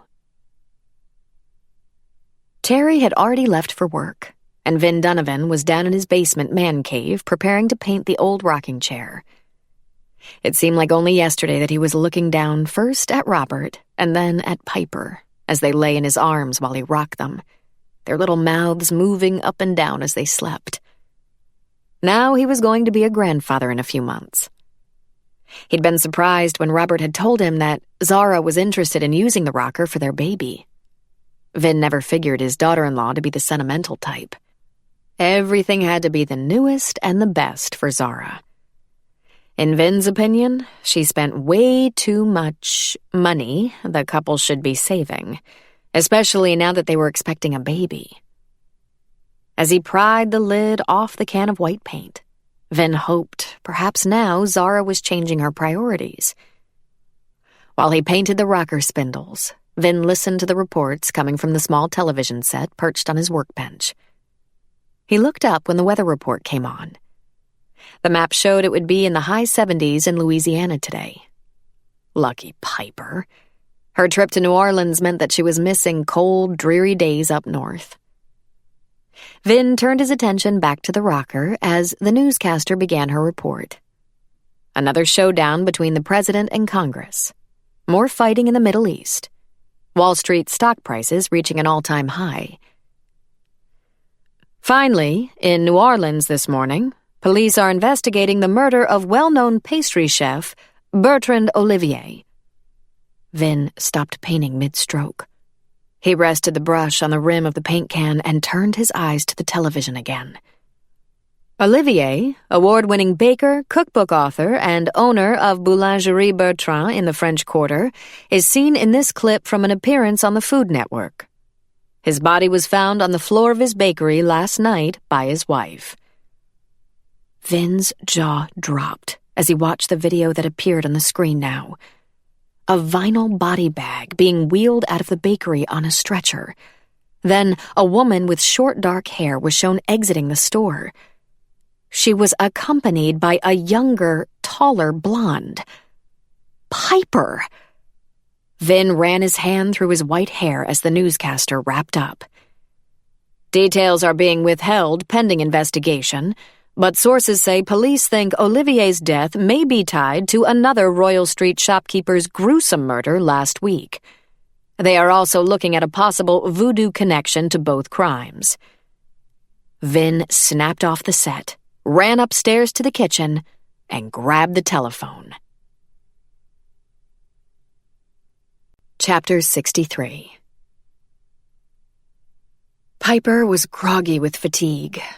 The nightmare had left her deeply unsettled, unable to fall back into restful sleep. She drifted in and out all night. When she heard the muffled sound of her cell phone, at first she couldn't place it. The iPhone rang 6 times before she remembered she'd left it in the pocket of the jeans crumpled on the floor. The ID screen revealed that it was after 9 o'clock and that the call was coming from her parents' house. It was probably her father, since her mother would be at the icing on the cupcake by now. For a split second, Piper considered not answering. She had to shower, dress, and meet Marguerite at the church in less than an hour. But she knew that her parents would worry if she didn't answer, especially since she hadn't spoken to them in a few days. "Hi, Dad." Piper made an effort to sound cheerful and alert. She could hear the urgency in her father's voice. "What's going on down there, Piper? Are you all right?" "Yeah, I'm fine," she answered. "How are you?" "Don't how are you me," Vin said sternly. "I saw you on the news this morning. What have you gotten yourself into the middle of now?" She hadn't counted on the video taken outside the bakery last night, making it to the network broadcasts. Piper recognized the inflection in her dad's voice. When her father was truly worried about something, his anxiety translated into harsh tones. "I don't know, Dad. I'm not sure what I'm in the middle of. But believe me, I don't like being here." Her voice cracked as she described what she'd seen the night before. In a way, it was a relief to tell her father. Even though she didn't want to worry him, she also knew he'd seen a lot in his career as a New York City cop. He could take it.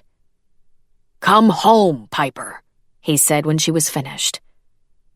Piper could hear Emmett, their Jack Russell Terrier, yapping in the background. She'd love to be there, petting her beloved dog, secure and safe in her parents' house. "I want to, but I can't come home, Dad.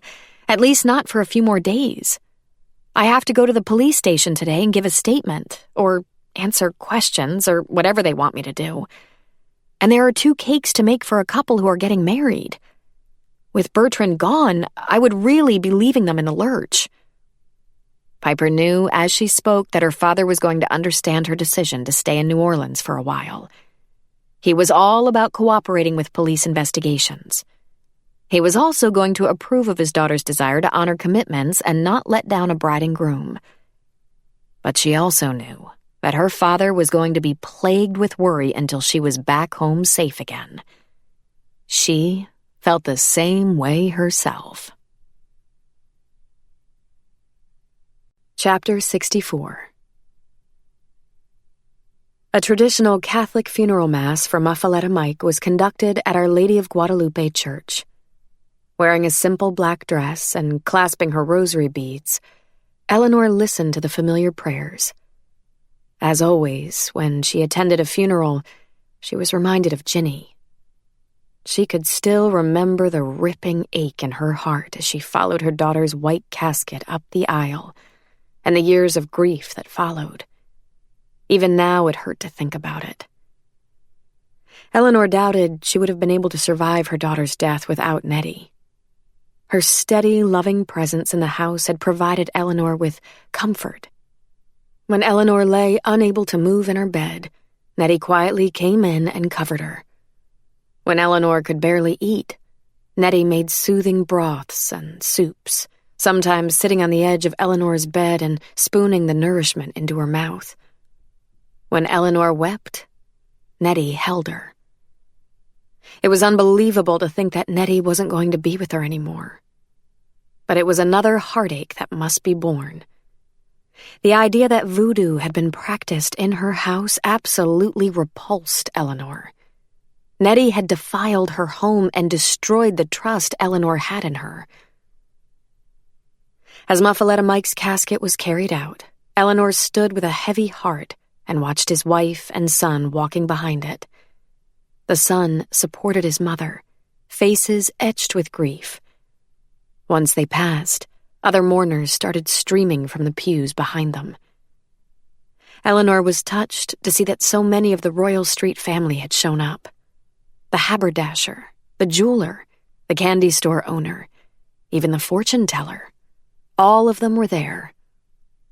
Eleanor was impressed as she observed Marguerite Olivier, only the day after her own husband was killed. She was accompanied by a tall, pretty blonde whom Eleanor didn't know. Her nephew, Faulkner, barely nodded to her as he passed. So did the owner of the bar next to her shop. Eleanor suspected that both men might be wishing they were attending her funeral today. Having her out of the picture would leave her antique shop wide open for Wuzzy Queen's bar expansion. And Faulkner had been livid when she told him he wasn't going to inherit her estate. He demanded to know who was, but Eleanor hadn't told him. There would be time enough for Faulkner to resent Sabrina after Eleanor was gone. Sabrina and Leo stopped when they saw Eleanor and escorted her out of the church. The music from the pipe organ inside was replaced by the slow, somber strains of The Old Rugged Cross, played by the jazz musicians gathered on the sidewalk.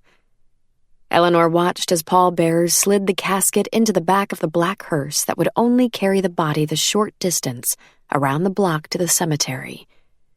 Mourners gathered behind the hearse to follow on foot, escorting Muffaletta Mike to his final resting place. The sound of banjos, horns, and drums filled the air. Eleanor went by the jazz musicians on her way to join the other walkers. As she passed the clarinetist in the pork pie hat, she realized that he looked familiar. She shivered when she realized who he was. Nettie's brother Cecil was glaring at her over his clarinet. Chapter 65. The sign beside the front door of the church proclaim that confessions were offered a half-hour before every Mass. How welcome it would be to lay down this awful burden in the confessional, do penance, and be forgiven. If only it were that simple. As if telling a priest could actually cleanse the soul and make things right again. Nice in theory for the sinner. Not so comforting for the person sinned against. Shouldn't the victim of the sin have some say about whether the sinner was forgiven? And wasn't one of the tenets of the sacrament to go and sin no more? If the sinner went into the confessional knowing full well that there was another deadly sin planned for the immediate future, God would be aware of that too. He'd know that the sinner wasn't acting in good faith. Maybe after the last murder was finished, maybe then it would be worth it to cover all bets and go to confession. But no matter what penance was assigned, it was hard to actually believe that God would ever forgive the bloody atrocities committed in the name of voodoo. Chapter 66. The jazz musicians finished playing the old rugged cross and began Just a Closer Walk with Thee as the mourners marched closer to the cemetery. Piper was amazed at the procession. While she was solemn and worried about the terrible events of the last week, she was also aware that she was witnessing something that few people other than New Orleans residents ever experienced. "These songs are so moving," Piper said into Marguerite's ear as they followed the band. "The funeral dirges help remind us of the ups and downs of life," said Marguerite, holding a tissue to the corner of her eye. "But wait till later. They'll be playing When the Saints Go Marching In or Little Liza Jane, and people will be dancing under decorated umbrellas and waving white handkerchiefs with the idea that life isn't over at death. The jazz funeral celebrates the fact that the person who died is free now to dance on the other side. I'm trying to remember that." Piper reached over and patted the woman's shoulder. "I really admire how you're handling this, Marguerite. You're incredibly brave." "Not really," said Marguerite. "I'm just trying to do the best I can. I'm determined to carry on, Piper." Reaching the cemetery entrance, the pallbearers pulled the casket from the back of the hearse and rocked the coffin to the beat of the music.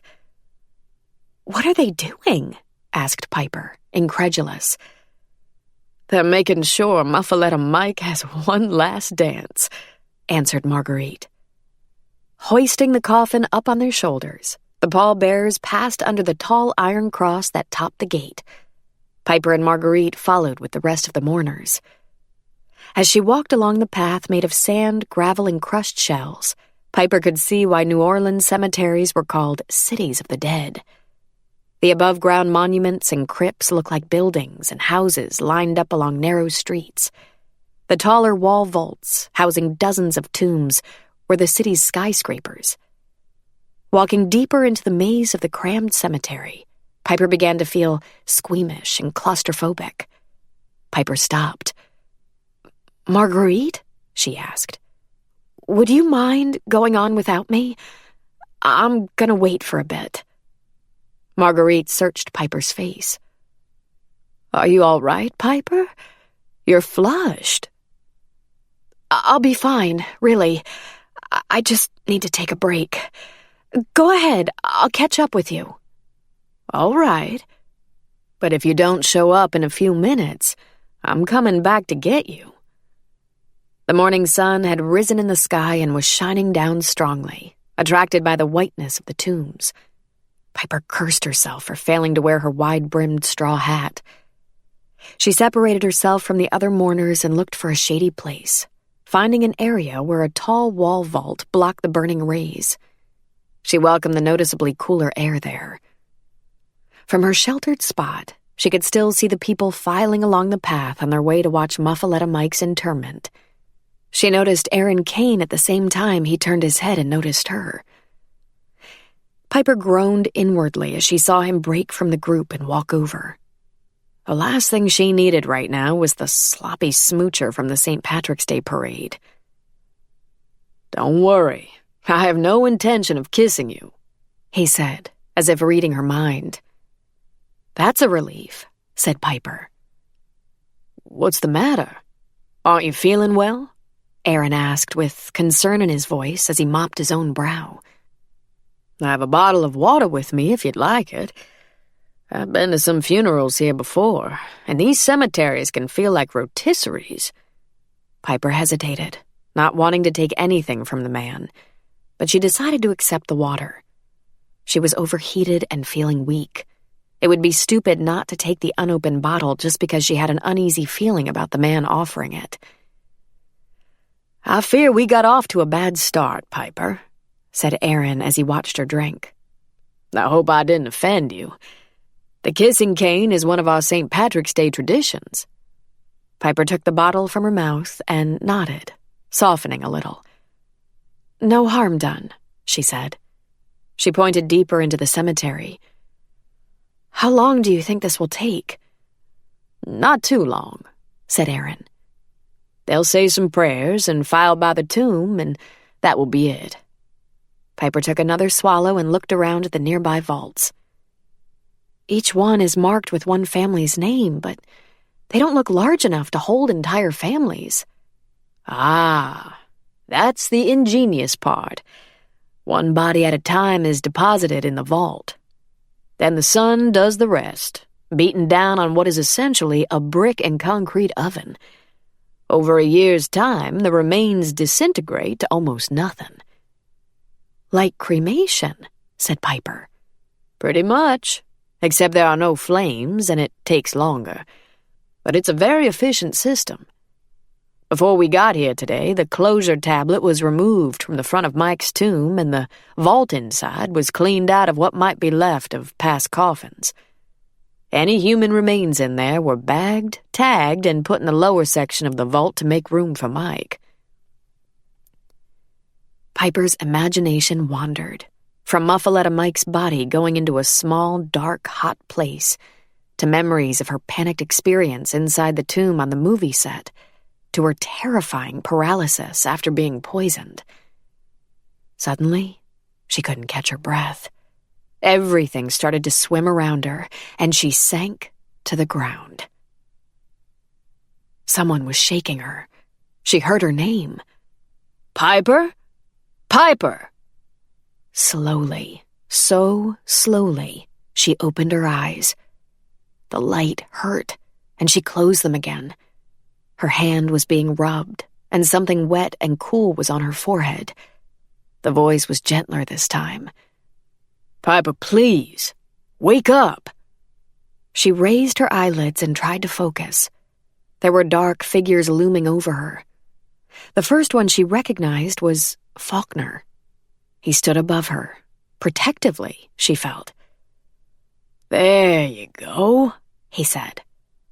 "You're gonna be all right." Piper turned her head and saw Marguerite kneeling beside her. She was the one stroking her hand. Piper tried to smile at her, but she couldn't. "I'm all right," she whispered. "I don't know what happened."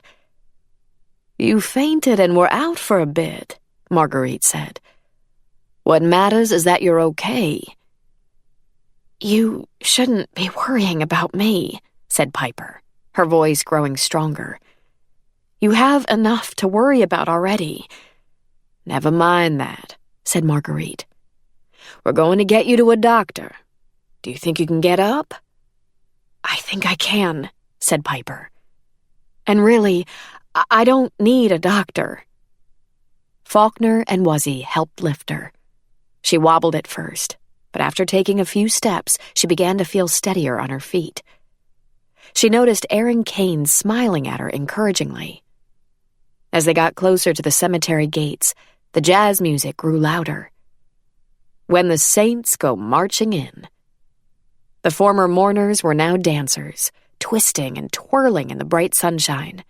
The living celebrating the eternal life of Muffaletta Mike. Marguerite and the others stood with her as Faulkner tried to hail a cab. Piper noticed that Sabrina and Leah were nearby, talking to an older woman Piper didn't recognize.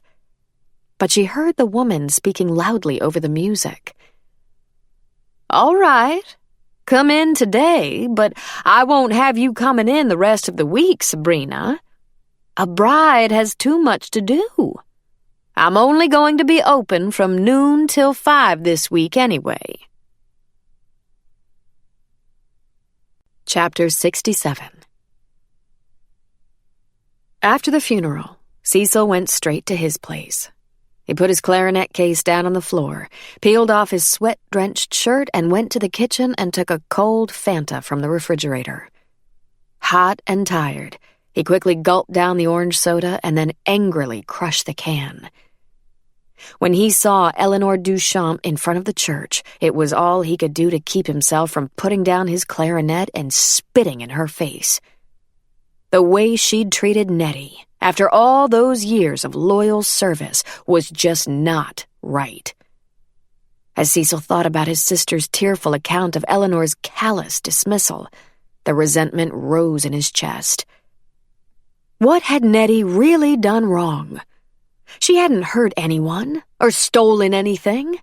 She'd merely practiced her religion, just as Eleanor practiced hers. Even if Eleanor didn't believe in voodoo, she should have respected Nettie's right to her own beliefs. Eleanor was wicked.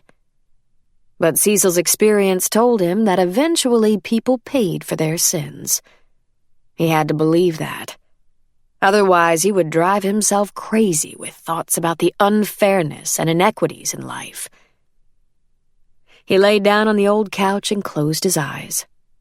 Cecil thought more about the funeral. He wondered if Muffaletta Mike was pleased, wherever he was. He could be in a heaven-like place, or he could be doomed to live on earth as a bodiless spirit. To Cecil, it wasn't clear what fate awaited Mike. In his mind, Cecil went over the experiences he'd had with Mike. Mike had made sandwiches for Cecil, but he made them grudgingly. Cecil knew that Mike couldn't wait to get him out of the shop whenever he came in. Cecil didn't like the way Mike treated his son, either.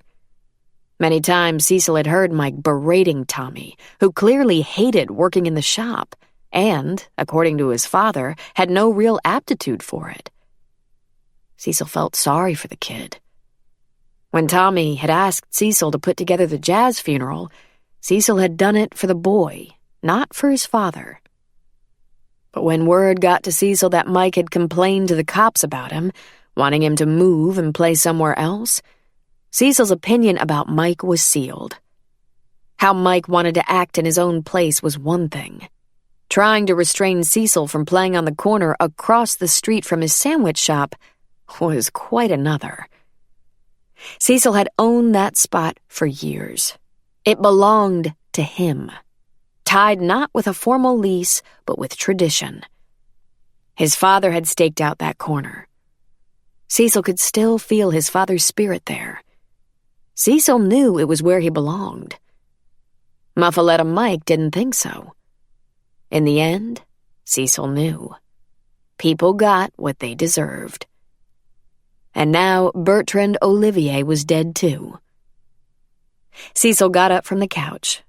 He wished he'd never agreed to go on Aaron Kane's radio show tonight. He wasn't only concerned about what he was going to say and if he'd be able to do his religion justice with his words. He was also worried that now, with 2 murders on Royal Street, his talking about voodoo could implicate him with the police. They were surely looking for someone to pin the bloody crimes on, and he might seem like a good candidate. Chapter 68.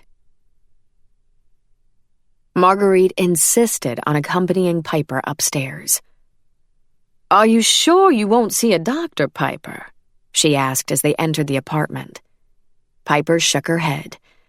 "No, really, I'm fine. I just want to lie down for a little while." Marguerite looked skeptical, but she acquiesced. "All right, but there's no way you're coming with me to talk to the police," she declared. "I'll tell them what happened at the cemetery. They can interview you another time." Piper didn't protest. She felt washed out, and her eyes burned. Marguerite and she both had seen the same horrible things last night. She doubted she'd have anything to add to what Marguerite would describe. Though Piper was more than willing to talk to the police, it didn't have to be right now. Better later, when she was feeling stronger and more alert. But she did want to talk to Marguerite about something else. Sabrina and Leo's wedding celebration on the Natchez was only 2 days away, with the reception at the restaurant on the following day.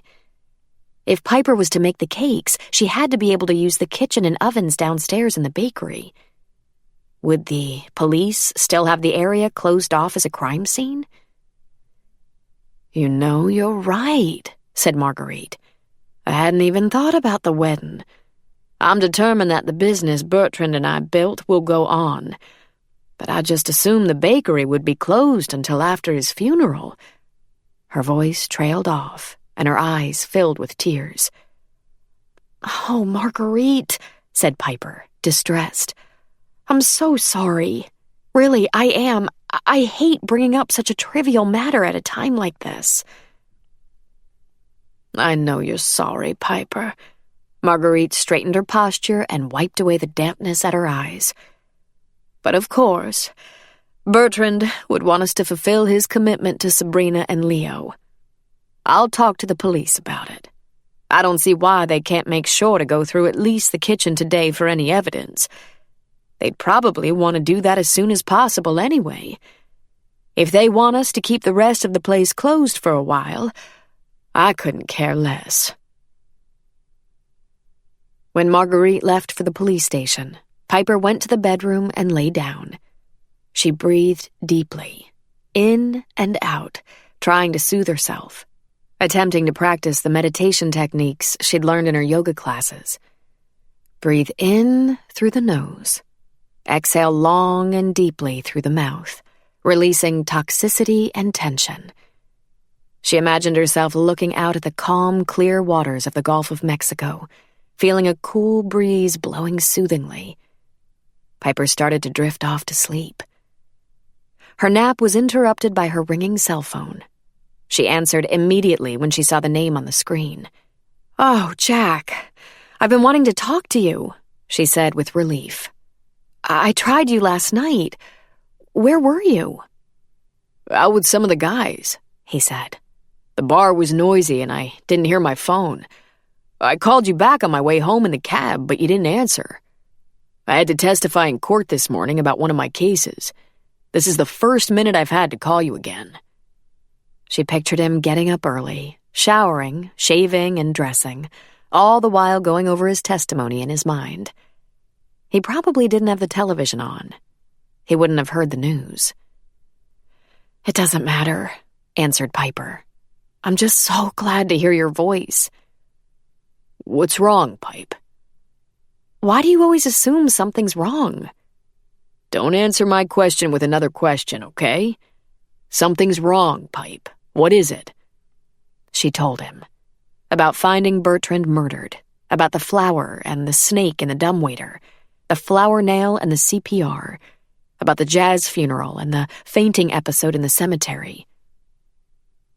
"I'm hanging up now and making you a plane reservation to come home on the next available flight," Jack said when she was finished. "I'll call you right back." "No, Jack. I can't come home yet.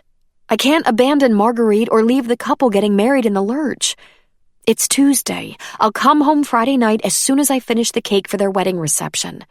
I promise." "I don't think you get it, Piper.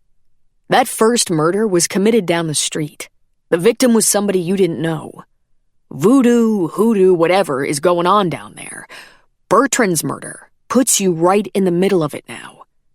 That's a good enough reason to get yourself out of there and fast. And while we're at it, have you ever fainted before in your entire life?" "No," Piper said softly. "But even my father understands why I can't come home yet. Why can't you?" "I get why you think you should stay, Piper, but I think you should see a doctor, a shrink or something. You've been through a lot." That nightmare last month in Florida, it's taken its toll, physically and mentally. The world will go on if you don't make a wedding cake. I'd come down there right now and bring you back myself if I didn't have to be in court to testify again this afternoon. Don't talk to me like I'm a child, Jack. Well, then don't act like one, Piper. I just don't think you understand how serious this is. Chapter 69. The Gree bar was nearly empty. For once, Wuzzy was glad that business was slow. Between Bertrand's murder the night before and Muffaletta Mike's funeral that morning, he wished he could have taken the rest of the day off to spend with Connor. All that death had left him drained and reminded him of how short life could be. But somebody had to tend bar for the rest of the afternoon. Plus, the place was trashed from the fundraiser. As he swept the scuffed wooden floor, Wuzzy glanced up at the ceiling and the old leather pouches that hung from it.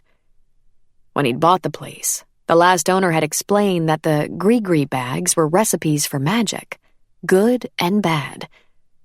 For white magic, the Gree bags and their ingredients should be hung above a door or on a wall or from a ceiling. For black magic, the bags could be left on a doorstep as a warning. Wuzzy had stopped himself from rolling his eyes at the time. He wanted the sale to go through and didn't want to offend the owner, who clearly thought there was something to the Gree idea. Wuzzy wondered if the poor guy should have taken some of his Gree bags with him when he left and hung them in his own house. The former bar owner had died in a car accident shortly after Wuzzy took possession of the bar. With the floor clear, Wuzzy went back behind the counter to take stock of the liquor bottles that were near empty. As he entered into his computer a list of the brands he needed to replace, Faulkner came sauntering in. He was smiling broadly. I counted it all up, Wuz, he said excitedly as he took a seat on a high stool. We raised enough to buy that electric wheelchair. Between the booze and that raffle, we really cleaned up, man. That's great, Faulkner. Just great. Wuzzy shook his head in wonder. I can't tell you how much I appreciate all you did. What everybody did. For Connor and for me. Wuzzy's words were sincere. He was truly grateful. Having the payment for Connor's motorized chair was a big relief and a great gift. But at the same time, Wuzzy was already worried about where the money was going to come from for all the future expenses that would inevitably mount over the lifetime of his handicapped child. If only he could expand the bar. Chapter 70. Piper hated that her conversation with Jack had ended so poorly. She knew in her heart that he reacted so strongly just because he cared about her and was concerned about her safety. She wished she hadn't gotten angry with him. But it bothered her that Jack didn't trust her to be able to handle the situation she was in. She was a grown woman and could take care of herself. While she appreciated that Jack was concerned about her safety, he had to respect that she was going to do what she thought was right. He had made one salient point, though. She was definitely going to make a doctor's appointment when she got home. Deep down, Piper knew that she probably hadn't fainted from the heat in the cemetery. It had been warm there, and the sun had been beating down strongly, but she'd been in much hotter weather than that many times before. Rather, it had been thinking about Muffaletta Mike being shoved into the darkness of his crypt, and then remembering the panicked, claustrophobic feeling in the fake tomb for the movie, which harked back to the paralysis in the hotel room in Florida that had sent her mind reeling. It was as though her system couldn't take the overload of fear that coursed through it at the memories. She still recollected it so clearly. The day for her cousin's wedding had been glorious. Piper had been so happy. At least her cousin's wedding day was perfect. The days leading up to it had been marred by tragedy and the murder of a bridesmaid. The bride and groom had spoken their vows beneath the shining sun on a soft white beach. The ceremony was followed by a wedding brunch. Piper had been famished and quickly ate the bowl of gazpacho that had been set out as a first course. She thought the cold soup tasted odd. She'd never had gazpacho with fish in it before. Soon after, her head started to ache, but she thought the sun's blinding glare was to blame. When she went to her hotel room to get sunglasses, she'd lain down to rest. She'd used the time to post a picture of the newlyweds on Facebook and then scrolled through her page. A response to a picture she'd posted a few days earlier had helped her put the pieces together. She knew who the killer was. But as she tried to rise from the bed and go for help, Piper felt the room spin around her and she crumpled to the floor. Her body was paralyzed. Even more terrifying, she couldn't catch her breath. She managed only short, shallow gulps, never feeling that the oxygen was actually getting to her lungs. She was suffocating. Piper had been sure she was going to die. She hadn't died, though. Jack had saved her, giving her mouth-to-mouth and confirming for doctors that she'd remarked that the gazpacho had tasted fishy. It turned out that the killer had laced her soup with toxic pufferfish. The life support measures that kept her alive in the hospital had been followed by days of recuperation. She still wasn't quite 100% physically. But her body wasn't the problem now. Piper realized that her mental and emotional well-being were far more battered. When she returned north, she would find someone to talk to about all of it. But first, she had to get through the next few days. Tomorrow, she had to bake the layers for the wedding cake for Sabrina and Leo's Natchez wedding cruise. Thursday, she would decorate it and make the smaller cake for Friday's nuptial dinner. Friday morning, she would decorate that smaller cake, and then she could fly home. It was important that she rest and get a good night's sleep so she could hit the ground running in the morning. Piper decided to order in some dinner, watch television, and then turn in. Chapter 71. Jack finished his testimony in federal court, relieved to be through for the day. The defense attorney had hammered him, determined to find holes in Jack's account of the defendant's alleged criminal actions. Jack was glad he'd stayed cool on the stand. It hadn't been easy. The facts were straightforward as far as Jack was concerned. Agents of the FBI's Joint Terrorism Task Force had conducted their investigation over months and months, trailing a foreign national with connections to Al-Qaeda who'd come to the United States for the purpose of conducting a terrorist attack on U.S. soil. Seeking out Al-Qaeda contacts in the United States and attempting to recruit other individuals to form a terrorist cell, he screwed himself when one of his recruits turned out to be an FBI source. Long story short, an FBI undercover agent supplied the terrorist with 1,000 pounds of purported explosives. Agents kept him under surveillance as he stored the material, purchased components for the bomb's detonators, and assembled what he believed to be a massively destructive explosive device. The Federal Bureau of Investigation was ready and waiting when the guy tried to detonate his useless bomb in Rockefeller Center. The terrorist now faced charges of attempting to use a weapon of mass destruction and attempting to provide material support to Al-Qaeda.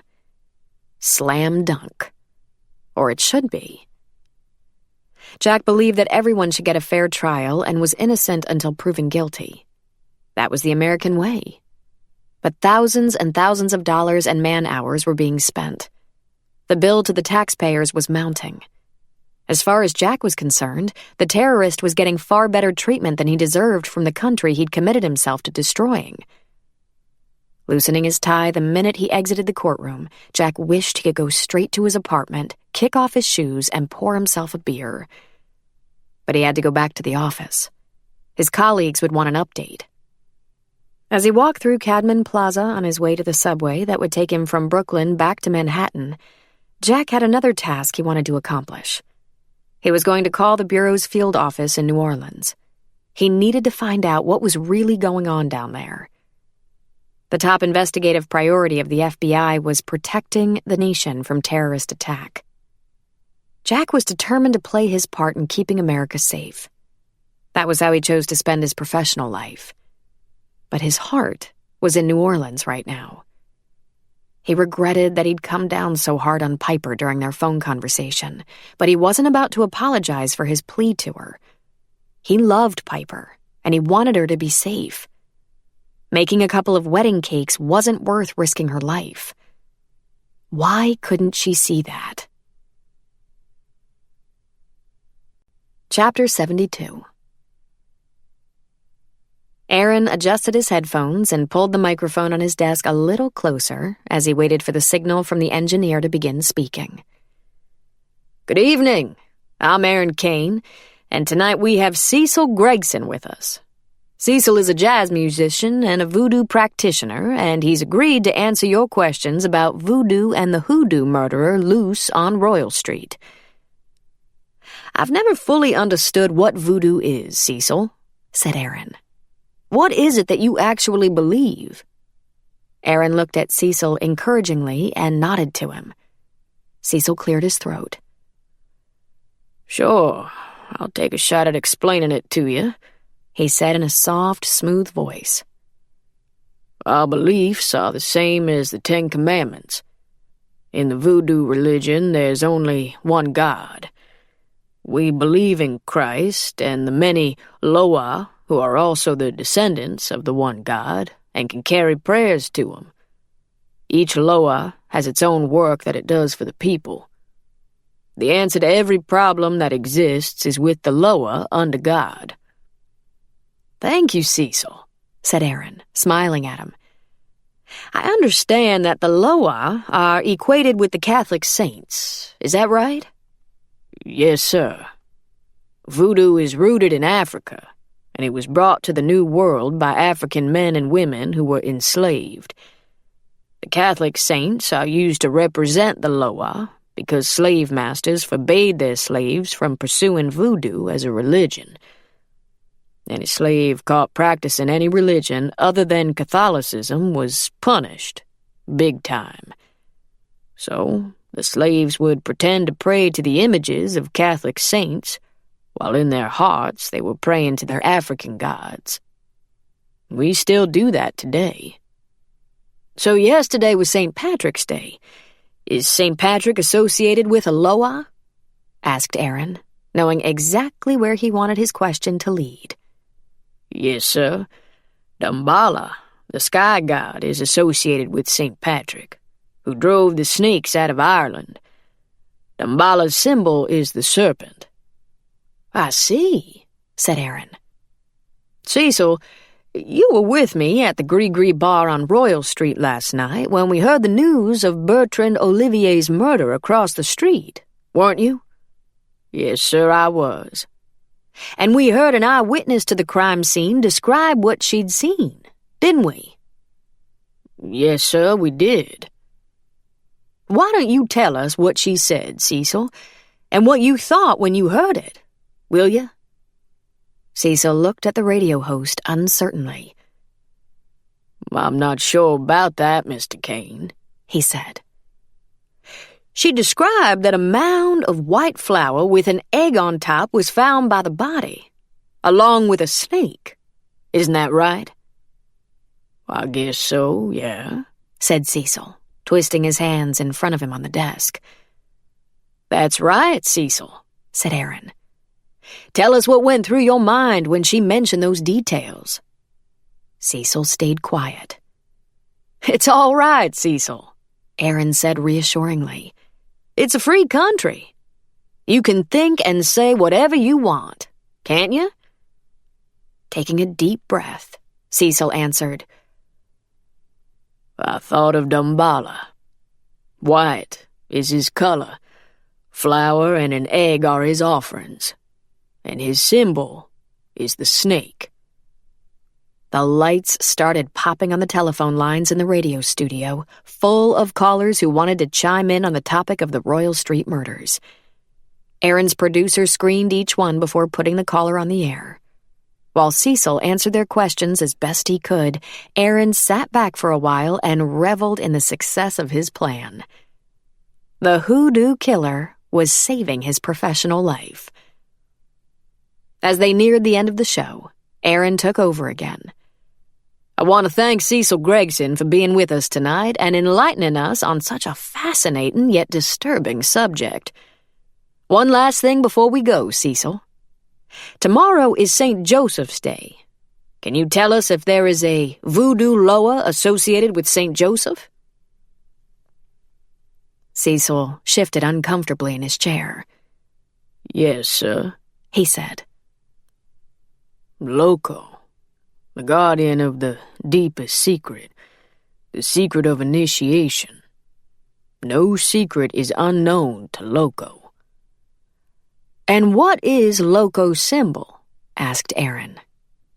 Looking as if he couldn't wait to escape, Cecil answered, Loco shows himself as the butterfly. Chapter 73. Piper was stretched out watching television when the phone rang. Her parents were calling. She braced herself for a lecture. Piper? It's Mom. Guess what Daddy and I just saw? Your dog food commercial. Piper sat up. It had been 2 months since she shot the commercial in Los Angeles. Finally, it was airing. Really? She asked. Yes, we were watching Law and Order and up you came. Piper thought quickly. Law and Order wasn't on NBC Tuesday night. What channel did you see it on? She asked. She heard her mother calling to her father. What channel is this, Vin? Piper could hear him answer back. 38. That meant it was a rerun on cable, not network primetime, Piper thought with disappointment. Network primetime meant heftier residual checks. Oh well, it could air again and again, hopefully on the traditional networks too. The more the better. Her checking account was desperately in need of an infusion. Great, Mom. I'm glad you guys saw it, said Piper. But why are you up? You're usually in bed by 9. Daddy told me about what happened to you down there, and I couldn't fall asleep. It's so terrifying. But I didn't call you before because I didn't want to add to the fear. That wouldn't help anybody. Daddy told me why you think you have to stay. Piper could picture it. Her mother lying in bed, eyes opened, worrying about her daughter. She'd gotten up and gone downstairs for reassurance and comfort, joining her night owl husband, who was watching his favorite show. As a former cop, he loved to watch Law and Order, reruns or not, and point out any inaccuracies he found. I do have to stay, Mom, said Piper. But I've already booked a flight to come home Friday night. Don't worry about me. Please. The local news came on at 10. The top story was about the murders on Royal Street. It recapped Muffaletta Mike's and Bertrand's murders and featured an interview with the New Orleans mayor. Our police department is using all its considerable resources to investigate. The French Quarter is a treasured part of our city, for our residents, and for the millions of visitors who come here each year. Tourism pumps billions of dollars into our economy. We can't afford to have people being afraid to walk the streets of the Big Easy. Turning off the television, Piper went into the bathroom to brush her teeth. As she looked at herself in the mirror, she thought about her parents and how lucky she was to have them. They drove her crazy sometimes, but she never doubted for a minute that they had anything but her best interests at heart. She looked forward to getting back to New Jersey, to them, and to Jack. He hadn't called since their tiff on the phone, but she hadn't called him either. They were just going to have to agree to disagree. Taking 2 Tylenol PM tablets, Piper turned off the light. Sleep didn't come quickly. She tossed and turned, growing increasingly frustrated. She had to get a good night's rest. She had lots to do downstairs in the bakery in the morning. Marguerite had called to say that the police had cleared the kitchen for her use. Thinking that some music might help her drift off, Piper turned on the radio that sat on the bedside table. She twisted the dial, trying to find a station to her liking. When she heard the words, "Hoodoo Murderer on Royal Street," she stopped. At first, she found the discussion on Aaron Kane's show interesting, learning things she didn't know about voodoo, its history and belief system. But when Aaron began describing the eyewitness at the Gree bar who'd been at the murder scene, Piper felt her face grow hot. He was talking about her. How stupid she'd been. What could she have been thinking? Maybe the details she'd blabbed for anyone standing around the bar to hear were bits of information the cops didn't want the public to know. She knew that the police often withheld the details of a case. The last thing she wanted was to do damage to the police investigation. Chapter 74. The butterflies arrived today, just as the company had promised they would. 5 dozen painted ladies, a bit smaller than the monarchs, but less expensive and just as showy. According to the company website, painted ladies lingered around the release area for hours. Not that they were going to be released outside. All the lights would have to be turned on in the shop. The fluttering creatures didn't fly in the dark. The directions were easy to follow. Cut open the cardboard delivery box and remove the styrofoam lid.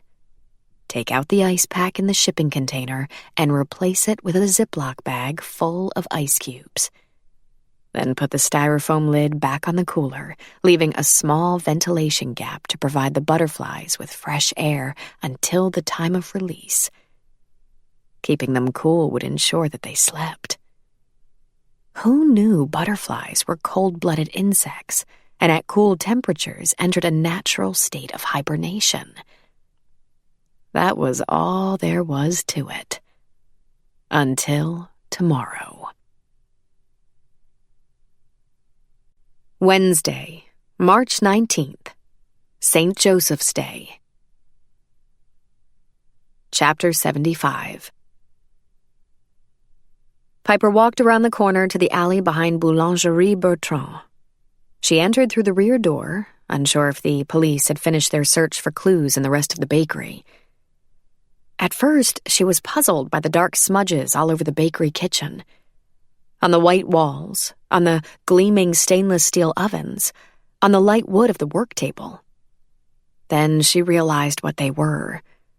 The patches of fine black powder were the residue left by the police when they dusted for fingerprints. She wondered what they'd found. Surely the place was covered with Bertrand's and Marguerite's prints. She hoped the investigators would find others. Then it occurred to Piper that her own fingerprints must be all over the place, too. They couldn't possibly look at her as a suspect, could they? Between that thought and the knowledge that she'd indiscreetly chatted about aspects of the case that had now been broadcast on the radio all over New Orleans, Piper's heart raced. Of course, she was going to be a person of interest to the police. Once they went to Aaron and questioned him about the woman he described on his show as revealing details of the crime scene, he was sure to identify her. Piper tried to stay focused on the task at hand. She turned her attention to scrubbing the work table clean. After turning on the oven and setting it at 350 degrees, Piper assembled the ingredients for the red velvet cake. Cocoa powder, cake flour, sugar, salt, canola oil, eggs, red gel paste food coloring, vanilla extract, buttermilk, baking soda, and white vinegar. As she whisked together the flour, salt, and cocoa powder, Piper was amazed that she was actually making a cake as if nothing had happened, when less than 48 hours ago a human being had been killed here. It was frightening and eerie. She tried to keep her mind on the task before her. In a larger bowl, she mixed the sugar and oil on medium speed with the industrial-size electric mixer. She added eggs, one at a time, mixing well after each addition. Food coloring and vanilla followed. She measured out the flour and poured it into the bowl in 3 batches, alternating with buttermilk. The last step was combining the baking soda and vinegar and adding it to the batter. By the time she was finished, Piper had decided. She was going to the police before they came to her. Chapter 76. Faulkner had been barely able to look at his aunt at the funeral. Since she'd informed him about her plans at dinner Sunday night, he'd been sick. He'd gone through the motions of doing what he needed to do for the successful fundraiser at the Gree Bar, and he'd paid his respects to Muffaletta Mike, all the while trying to wrap his mind around the implications. He wouldn't inherit the grand mansion in the Garden District. Though he'd never pictured himself living in the old mausoleum, he knew what the place should bring on the open market. With some good investment advice and a little luck, the proceeds would ensure that he could live comfortably for the rest of his life. Faulkner sat at his desk, trying to work on his dissertation. Today he was tackling Mary, Mary, quite contrary. Mary, Mary, quite contrary. How does your garden grow? With silver bells and cockle shells and pretty maids all in a row. It turns out the sweet little rhyme may actually have been written about mass executions. The Mary was believed to refer to Bloody Mary, the Catholic queen who did a masterful job of filling graveyards with Protestants. The garden in the rhyme referred either to a cemetery or to the fact that Mary had failed to produce an heir. Her garden was bare. There was more.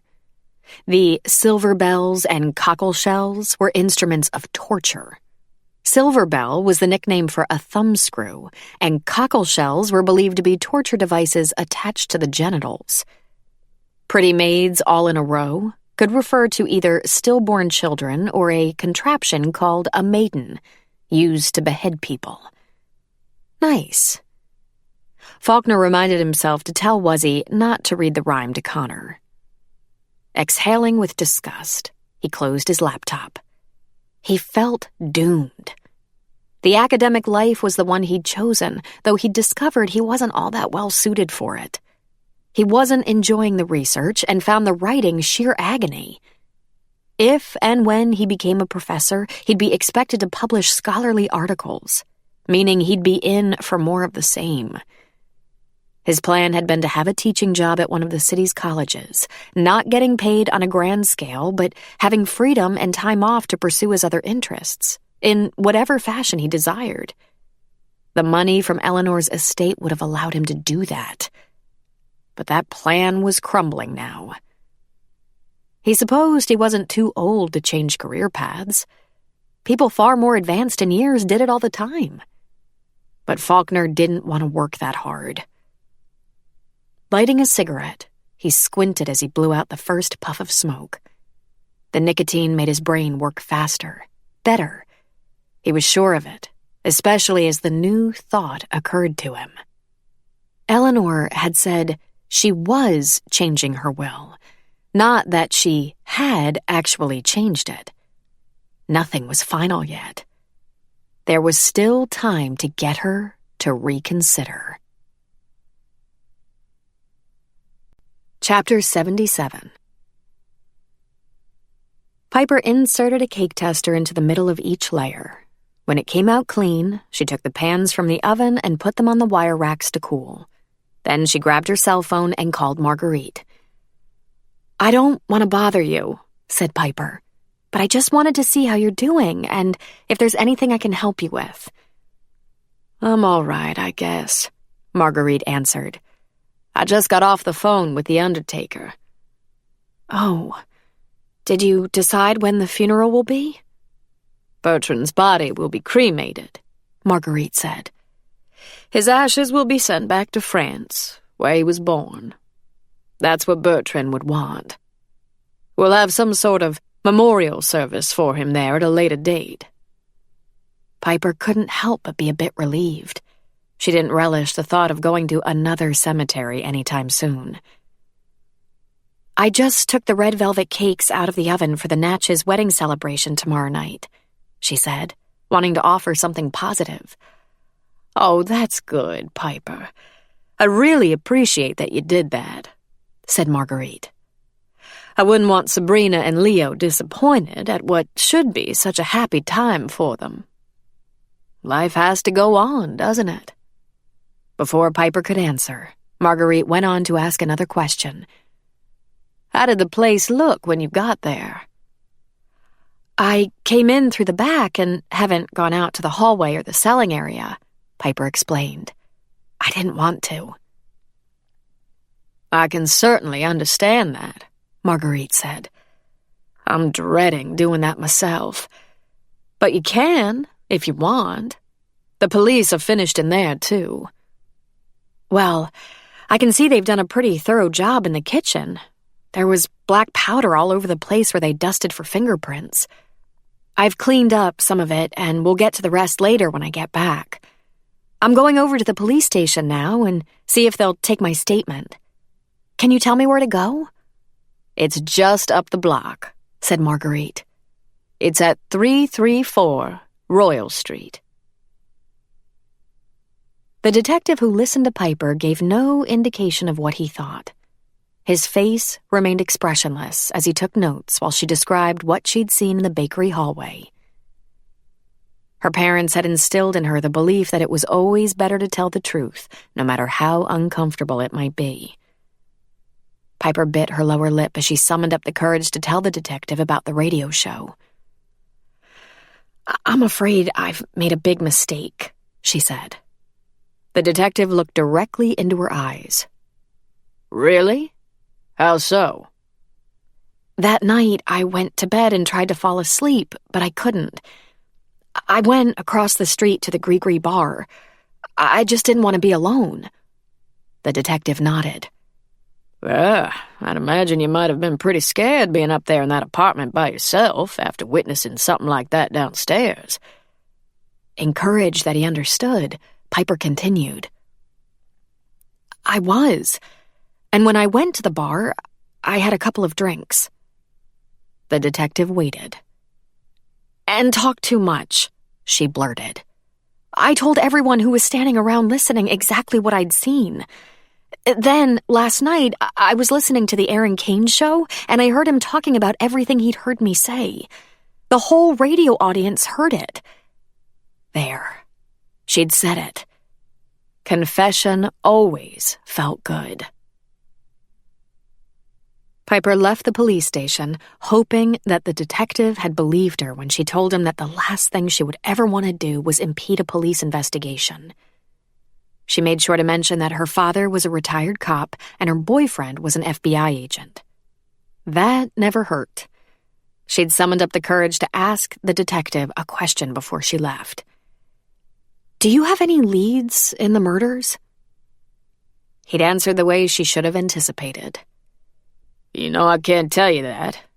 But I will tell you that we already knew you were the one that Aaron Kane was talking about on his show last night." Chapter 78. Putting down the tiny paintbrush, Aaron sat back, clasped his hands over his round stomach, and beheld the result of all his hard work. The model of the Natchez had turned out wonderfully well. The pilot house, the smokestacks, the huge American flag, the giant red paddle wheel at the rear, and dozens of tiny balusters circling the vessel's 3 floors. Each one of those annoying spindles had to be painted individually. But now the splendor of the thing was worth all the effort. It was one of the prettiest models he'd ever built. Yet Aaron had decided against displaying it with all his other miniature vessels. He was still shaken at the memory of the detectives waiting for him when he came out of the radio studio the night before. First, they wanted to know who the woman was who'd revealed the details of Bertrand Olivier's murder scene. Aaron had hesitated and gone through the motions of protesting that he wasn't going to give up a source. But when the detectives pressed, accusing him of obstructing a homicide investigation and berating him for stirring irrational fear in his listening audience, Aaron gave up Piper Donovan's name. His respect for the New Orleans police had risen at the speed at which they responded to the information they'd picked up on his show. It demonstrated they could be efficient and sharp when they wanted to be. It also indicated that they were taking the murders on Royal Street very seriously. The idea of touting the hoodoo killer had seemed like such a good idea. The increasing ratings showed that his plan was working. Aaron knew he could still get more mileage from the concept. But he also knew that the homicide detectives weren't fooling around. He had to be careful. Aaron had planned to keep the model for himself. But now he had another thought. He would give the boat to Sabrina and Leo at their wedding celebration on the Natchez tomorrow night. Maybe the gesture of generosity would give him good juju with the gods and keep his scheme working. Chapter 79. Approaching the bakery, Piper spotted a man with his hands cupped against the front window. She assumed he was only curious, wanting to see what he could of a murder scene. She was surprised when he stated the reason he was there. "I'm here for the St. Joseph's bread. I buy it every year."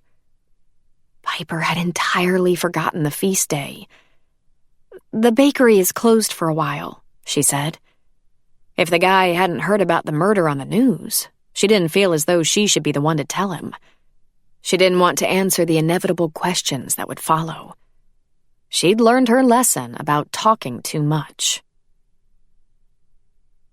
Kneading a small amount of fondant until it was smooth and pliable, Piper used a light dusting of powdered sugar to keep it from sticking to the work table. She tinted portions of the fondant in colors that would reflect the bride and groom. Red for Sabrina's long hair, black for Leo's. She mixed the tiniest bit of orange to make a peach shade for their skin tones. Piper took the flesh-colored fondant and divided it into portions for body parts.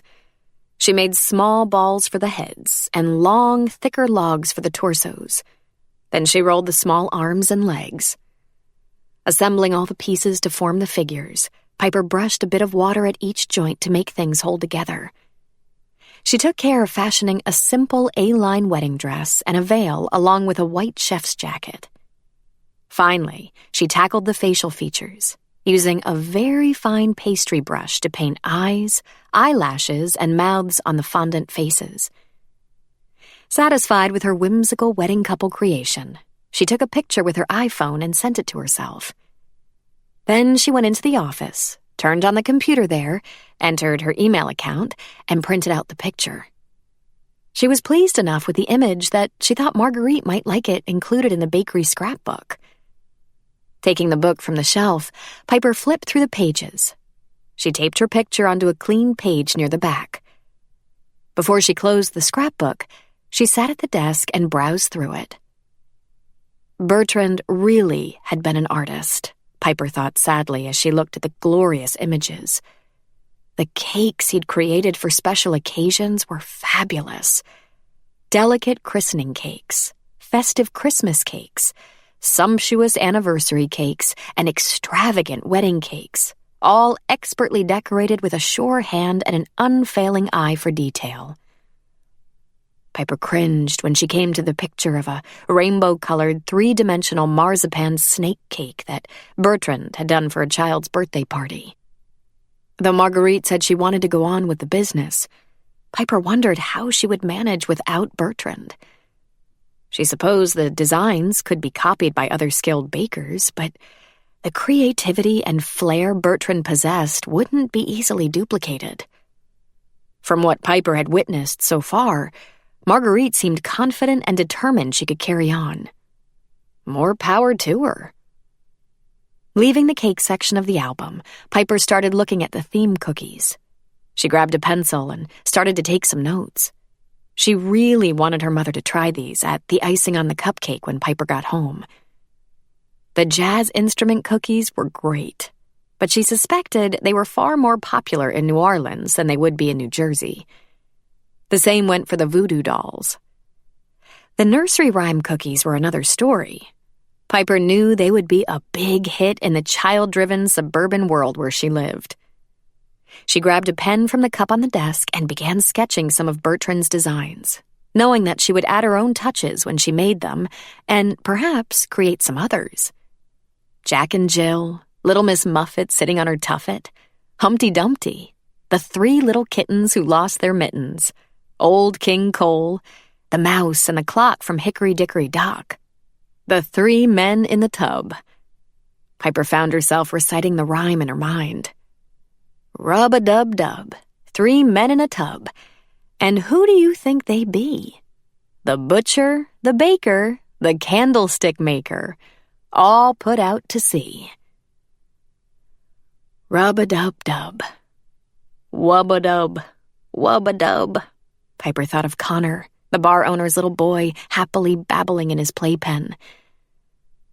The butcher, the baker, the candlestick maker. As she looked at the little mustachioed man with the baker's cap in the cookie boat, Piper was reminded of Bertrand. When he'd created these charming cookie treasures, he could never have imagined what was coming his way. The butcher, the baker, the candlestick maker. Piper sat up straighter as she thought of it. Muffaletta Mike would be considered a butcher. Working with meat was his profession. Bertrand was certainly a baker. Both of them had been murdered. But what about the candlestick maker? Could that possibly be a future murder victim? She tried to dismiss the notion as ridiculous. After all, the murder scenes had dripped with voodoo or hoodoo elements. But what if there was something else afoot? Something more? What if the nursery rhyme was the reason the victims had been chosen? If that was the case, someone else could be in danger. Piper thought about the brass candlestick she'd won in the Tricky Tray raffle. They sat alongside the silver ones that had already been in the apartment when she arrived. Both sets had come from the shop where Sabrina worked. Duchamp Antiques and Illuminations on Royal Street. Maybe she was all wrong, but maybe she wasn't. Piper debated with herself. Should she call Jack and tell him about her theory? She decided against it, knowing that he would only berate her for playing detective and sticking her nose where it didn't belong. She doubted, too, that the police would welcome her involvement. Still, she didn't feel right about doing nothing. It wouldn't hurt to warn the candlestick maker herself, would it? After loosely covering the red velvet cake's layers with clean linen cloths, Piper washed her hands and grabbed her bag. Rather than exit through the back and have to walk all the way around the block to get to Royal Street, she summoned up the courage to walk through the hallway to the front of the bakery. She shivered as she passed the dumbwaiter. Both the hall and the display area were covered with the black fingerprint powder smudges. Marguerite probably should hire a professional to really get the place sparkling again, thought Piper as she set the alarm and let herself out of the shop. It was a gorgeous afternoon. The sun shone brightly, and it was a bit cooler than it had been. Piper detected a faint breeze as she watched happy tourists sauntering down the sidewalks. Crossing the street, Piper approached Duchamp Antiques and Illuminations. The bell above the door tinkled as she entered. She expected the proprietor to greet her, but no one was in the front of the shop. Walking in farther, Piper stopped at the sound of raised voices coming from the back room. The heated conversation apparently had been loud enough that the speakers hadn't heard the bell. "It's too late, Faulkner," a woman yelled. "I signed the new will this morning." "Well, change it back, Auntie Eleanor. What you're doing isn't fair. The Duchamp money should stay in the family." Feeling embarrassed to be eavesdropping on a very personal conversation, Piper turned and left the shop. She could come back later. Chapter 80. The first order of business was to unobtrusively lock the front door. That way, they wouldn't be interrupted. Eleanor was busying herself with straightening the beautiful objects on an old hutch near the rear of the shop. Her body was turned away. Now was the time. Now! Quickly, silently, sneaking closer, carrying the bag full of living, breathing hoodoo clues. A heavy candlestick was grabbed along the way. The elegant weapon came down hard against the back of Eleanor's skull with a sickening thud. The woman gasped with surprise and pain as she collapsed, reaching out while falling forward and pulling over a carved mahogany side table with her. The crystal bowls and pitchers that had been displayed on top slid and crashed to the floor, splintering into countless glittering fragments. As she lay amid the broken glass, Eleanor's eyes were closed, but a low, hoarse groan issued from deep in her throat. She wasn't dead yet. It was dangerous to leave her on the shop floor. Though the door was locked, and they were in the back, somebody just might be able to catch a glimpse of something from the front window. Better to finish the job where nobody could see. Dragging Eleanor's limp figure through the crystal shards was no easy task. Her body was thick and heavy. Blood oozed from her head, and the bits of broken crystal pierced her skin in places, causing a red, sticky mess. As the door to the cellar was reached, and with one long, forceful heave, Eleanor was propelled down the hard, steep stairs. Her head smashed against the steps again and again as her body flipped over and over. Finally, she lay motionless on the cold cement floor. A quick check confirmed that she wasn't breathing. It was done now. All that was left was to release the butterflies. Chapter 81. Piper played with the arrangement for the cake topper. She wasn't satisfied as she looked at the miniature paddle boat she'd purchased at the gift shop. The painted metal of the little vessel was cheerful and colorful, but it didn't look right sitting in between the fondant bride and groom. She decided to dip the paddle boat in chocolate. As she melted the white pellets in a gleaming copper pot, Piper reminded herself to be sure to let Sabrina and Leo know that the steamboat wasn't to be eaten. It wouldn't be good to start out married life with a cracked tooth. While she stirred the molten white chocolate, Piper glanced at her watch. It was 4:45. She wanted to get back over to the antique shop before it closed. The paddle boat could wait. She turned off the stove and hurried out of the bakery. A small crowd gathered in front of Duchamp Antiques and Illuminations. They were staring through the front window, seemingly mesmerized by what they were watching inside. As Piper got closer, she could see why. Dozens of sparkling chandeliers, all fully lit, hung from the showroom ceiling. Among them flitted scores of butterflies, their colorful wings flapping gracefully. The overall effect was breathtaking. Was it some sort of marketing ploy designed to lure people into the shop? If so, it didn't seem to be working. The onlookers seemed content just to stand on the sidewalk out front and watch the magical display inside. Taking a deep breath, Piper decided to venture in. She excused herself as she made her way through the group. Opening the front door, she entered quickly, trying hard not to let any of the butterflies escape. "Hello?" she called. She batted the swarm of butterflies that enveloped her as she walked into the shop. No one responded to her call. A butterfly alighted on her sleeve as Piper went deeper into the shop. She called out again. "Hello? Anybody here?" Piper winced as the flying insects tangled themselves in her hair. Butterflies flapped around and around, but she could detect no other movement. Her pulse began to race. She remembered what she'd heard Cecil, the musician, say on Aaron Kane's radio show. The butterfly was the symbol of the voodoo loa associated with St. Joseph. Oh no! Had she gotten here too late? Her instinct was to turn, run, and get help. But still, Piper kept on going. Maybe she was wrong, and alerting the police would just be foolish. Or maybe Eleanor Duchamp was still alive and needed help. Either way, Piper had to see what the situation was before doing anything else. The overturned table and shards of sparkling crystal confirmed some sort of accident.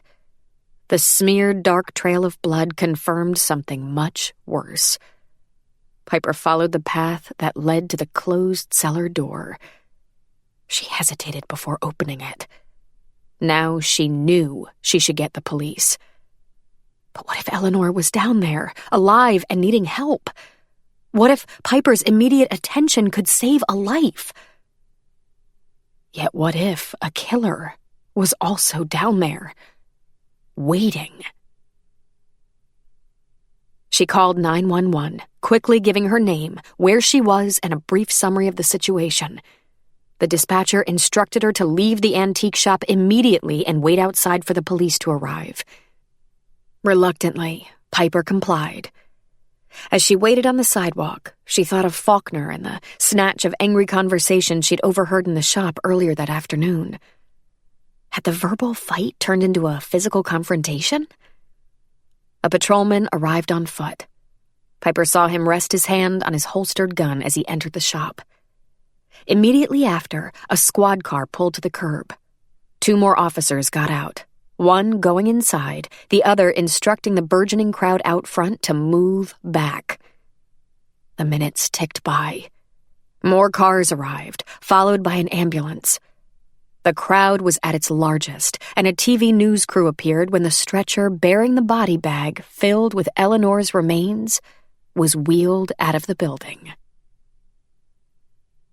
The police were canvassing the crowd, looking for witnesses who might have seen anything that could help with the investigation of the 3rd murder on Royal Street in less than a week. Piper approached a familiar detective, the one she'd spoken with at the police station just that morning. "Ah, Miss Donovan," he said when he saw her. "I hear you're the one that called this in. You sure do get around, don't you?" Piper squirmed uncomfortably. "What were you doing here?" asked the detective. "You don't look to me like the type who goes in for antiques." "I came over to warn the owner," said Piper. "Warn her about what?" asked the detective suspiciously. "That she could be in danger." "How's that?" Piper explained that she'd been working in the bakery, looking at some designs of nursery rhyme cookies, when she came upon the 3 men in a tub cookie and realized that the first murders on Royal Street had been those of a butcher and a baker. "So I thought that the next murder victim could be a candlestick maker. I thought I should warn the owner." Even as she said it, Piper knew how outlandish it sounded. She caught the detective rolling his eyes slightly. "All right," he said. "Let's continue. Did you see anyone when you arrived inside the shop?" "No," said Piper uncertainly. "Not really." "What does that mean? Did you or didn't you?" Piper hesitated. Faulkner had been kind to her the night Bertrand was killed. She didn't want to implicate him in a murder. Yet he had been in the shop, arguing with Eleanor Duchamp just a few hours ago. Piper had to tell the police. To withhold the information would be unconscionable. She described what she'd overheard. The detective scribbled some notes, shaking his head while he did so. "I forgot to ask you this morning, Miss Donovan. When did you get to town?" "Last Thursday." The detective nodded. "So you've been here for all 3 of the Royal Street murders?" Piper's eyes widened. Had he thought she was casting suspicion on Faulkner as a way to cover her own guilt? "Are you looking at me as a suspect?" she asked incredulously. "We're looking at everybody," said the detective. He closed his notebook. "All right, you can go for now. But I have to ask you not to leave New Orleans." Piper was stunned as she turned across the street. She'd been on the scene of 2 murders in the last 2 days. The cops could easily consider the possibility that she was reporting the crimes as a way to shift suspicion away from herself. But then it occurred to her that she had her own questions to ask. She had to know the answer. She went back and found the detective. "Would it have made any difference?" she asked earnestly. "If I went right downstairs without calling the police? Could I have helped her?" The detective frowned. "I'm afraid not, Miss Donovan. The body was already cold. It looks like she'd been dead for a while." Chapter 82. Good news traveled fast. Jack listened, brow furrowed, as his FBI colleague in New Orleans described the latest murder in the French Quarter. Jack slammed his fist on the desk when he heard that Piper was the one who'd made the 911 call to the police. Barely anyone looked up from the other desks in the New York squad room. They were used to Jack's temper, though he preferred to call it passion. At first, Jack was furious at the thought of the NOPD putting a tail on Piper. She was no more a murderer than the man in the moon. But the more he thought about it, Jack decided against calling and putting in a good word for her with the cops down there.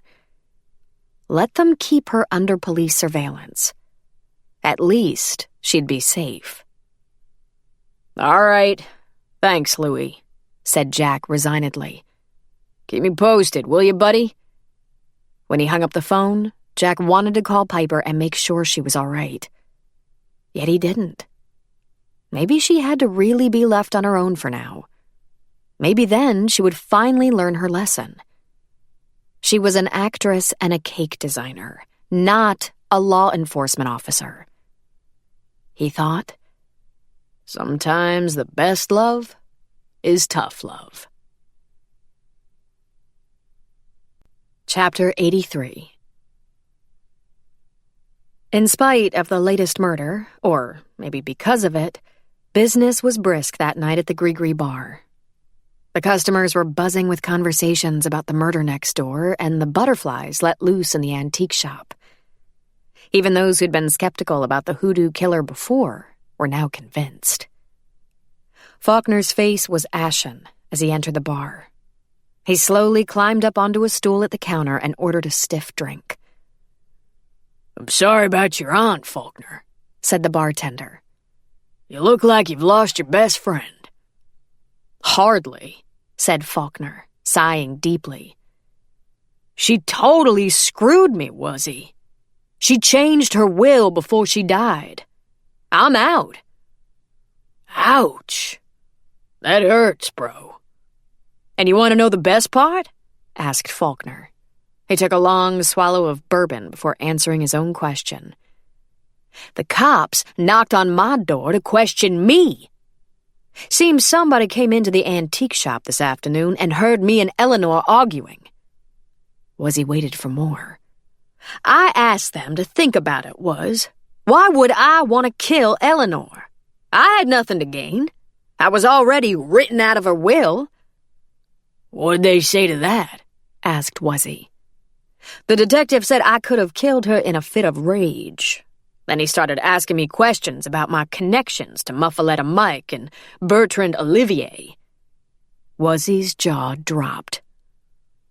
"Faulkner, I think you better get a lawyer, bro." Faulkner laid his head down on the bar and closed his eyes. A minute later, he raised it again and looked at the bartender. "It's ghoulish, Wuzzy. But at least something good will come from my aunt's death. Now you can get her shop and expand the bar." Chapter 84. Piper braced herself for the call to her parents. She didn't want them to hear the news on television. She hoped to reassure them that, although she was shaken, she was all right. Both her mother and father got on the extensions to listen to her story. "Enough is enough, Piper," said Vin when she finished. "You've got to come home. Now." "I can't, Dad. Even if I wanted to, I can't leave now." "That's nonsense," said her mother. "Why not?" Piper hesitated. Why not? Vin pressed. Because the police told me I shouldn't leave New Orleans. Dear God, Piper, cried Terry. They don't think you're a suspect, do they? I don't know what they think, said Piper. But I don't think it would be a smart move to take off now. It would make me look guilty, like I have something to hide. Piper's right, Terry, said Vin. She's got to stick around down there for now. But damn it, Piper, you've got to promise me to just do what you went down there to do. Stay at the bakery, make your cakes, and don't get into any more trouble. I promise, Dad, said Piper. Believe me, I totally promise. Determined to keep her vow, Piper washed up, took a Tylenol PM, and got into bed. But she couldn't keep herself from tuning in to the Aaron Kane show. She turned on the radio and listened in the dark. Caller after caller chimed in with observations about the latest murder on Royal Street. The butterflies flitting around the crime scene had captured everyone's attention. Some of the regular listeners applauded the host for calling it from the first. Your guest on last night's show nailed it, Aaron. It was as if that street musician could see the future when he talked about Loco, the voodoo Loa, being associated with St. Joseph's Day and telling us that Loco shows himself as a butterfly. Keep up the good work, Aaron. You were way ahead of the curve. You got onto this hoodoo thing last week when it was only Muffaletta Mike who'd been killed. Now there are 2 more victims. Kudos to you, sir. I agree with the previous caller, Aaron. You are either clairvoyant or the luckiest man alive to have declared a hoodoo murderer so soon. But it looks like you sure were right. It makes my skin crawl just thinking about it. Aaron chuckled. Well, I know I'm not clairvoyant, although I may just be the luckiest man alive. But I think the questions we have to ask ourselves tonight are these. What are the New Orleans police doing to protect us? Are they just waiting around for a 4th victim? What's being done to make sure the hoodoo killer doesn't strike again? Thursday, March 20th. Chapter 85. It was Sabrina's 4th trip in 24 hours to Louis Armstrong's New Orleans International Airport, greeting and shuttling newly arrived wedding guests to the Windsor Court Hotel just outside the French Quarter. The baggage claim area was already busy as the bride waited anxiously for her mother to arrive. The early morning flight from Washington, D.C. had landed on time. Sabrina craned her neck to catch a glimpse of her mother coming into view. Mother and daughter embraced in a long, firm hug. When they pulled back from each other, Sabrina's mother immediately noticed her daughter's red-rimmed eyes. "What's wrong, sweetheart?" she asked. "You've been crying." "Oh, Mama, I'm so glad you're here, but let's not go into it all now. We'll get your bag and we can talk later. I thought we could go to Court of Two Sisters for the jazz brunch buffet." Sounds perfect. 45 minutes later, mother and daughter sat in the wisteria-covered brick courtyard of the historic French Quarter restaurant as a jazz trio serenaded them and the other customers. After ordering mimosas, they went to the extensive buffet, where they helped themselves to made-to-order seafood omelets, sausage, grits, and grillade.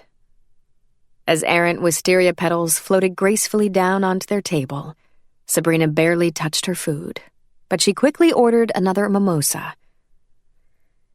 "Okay, Sabrina. Now, tell me what's wrong." "Well," Sabrina began. "I guess you've seen the stories on the news about the recent murders here, right?"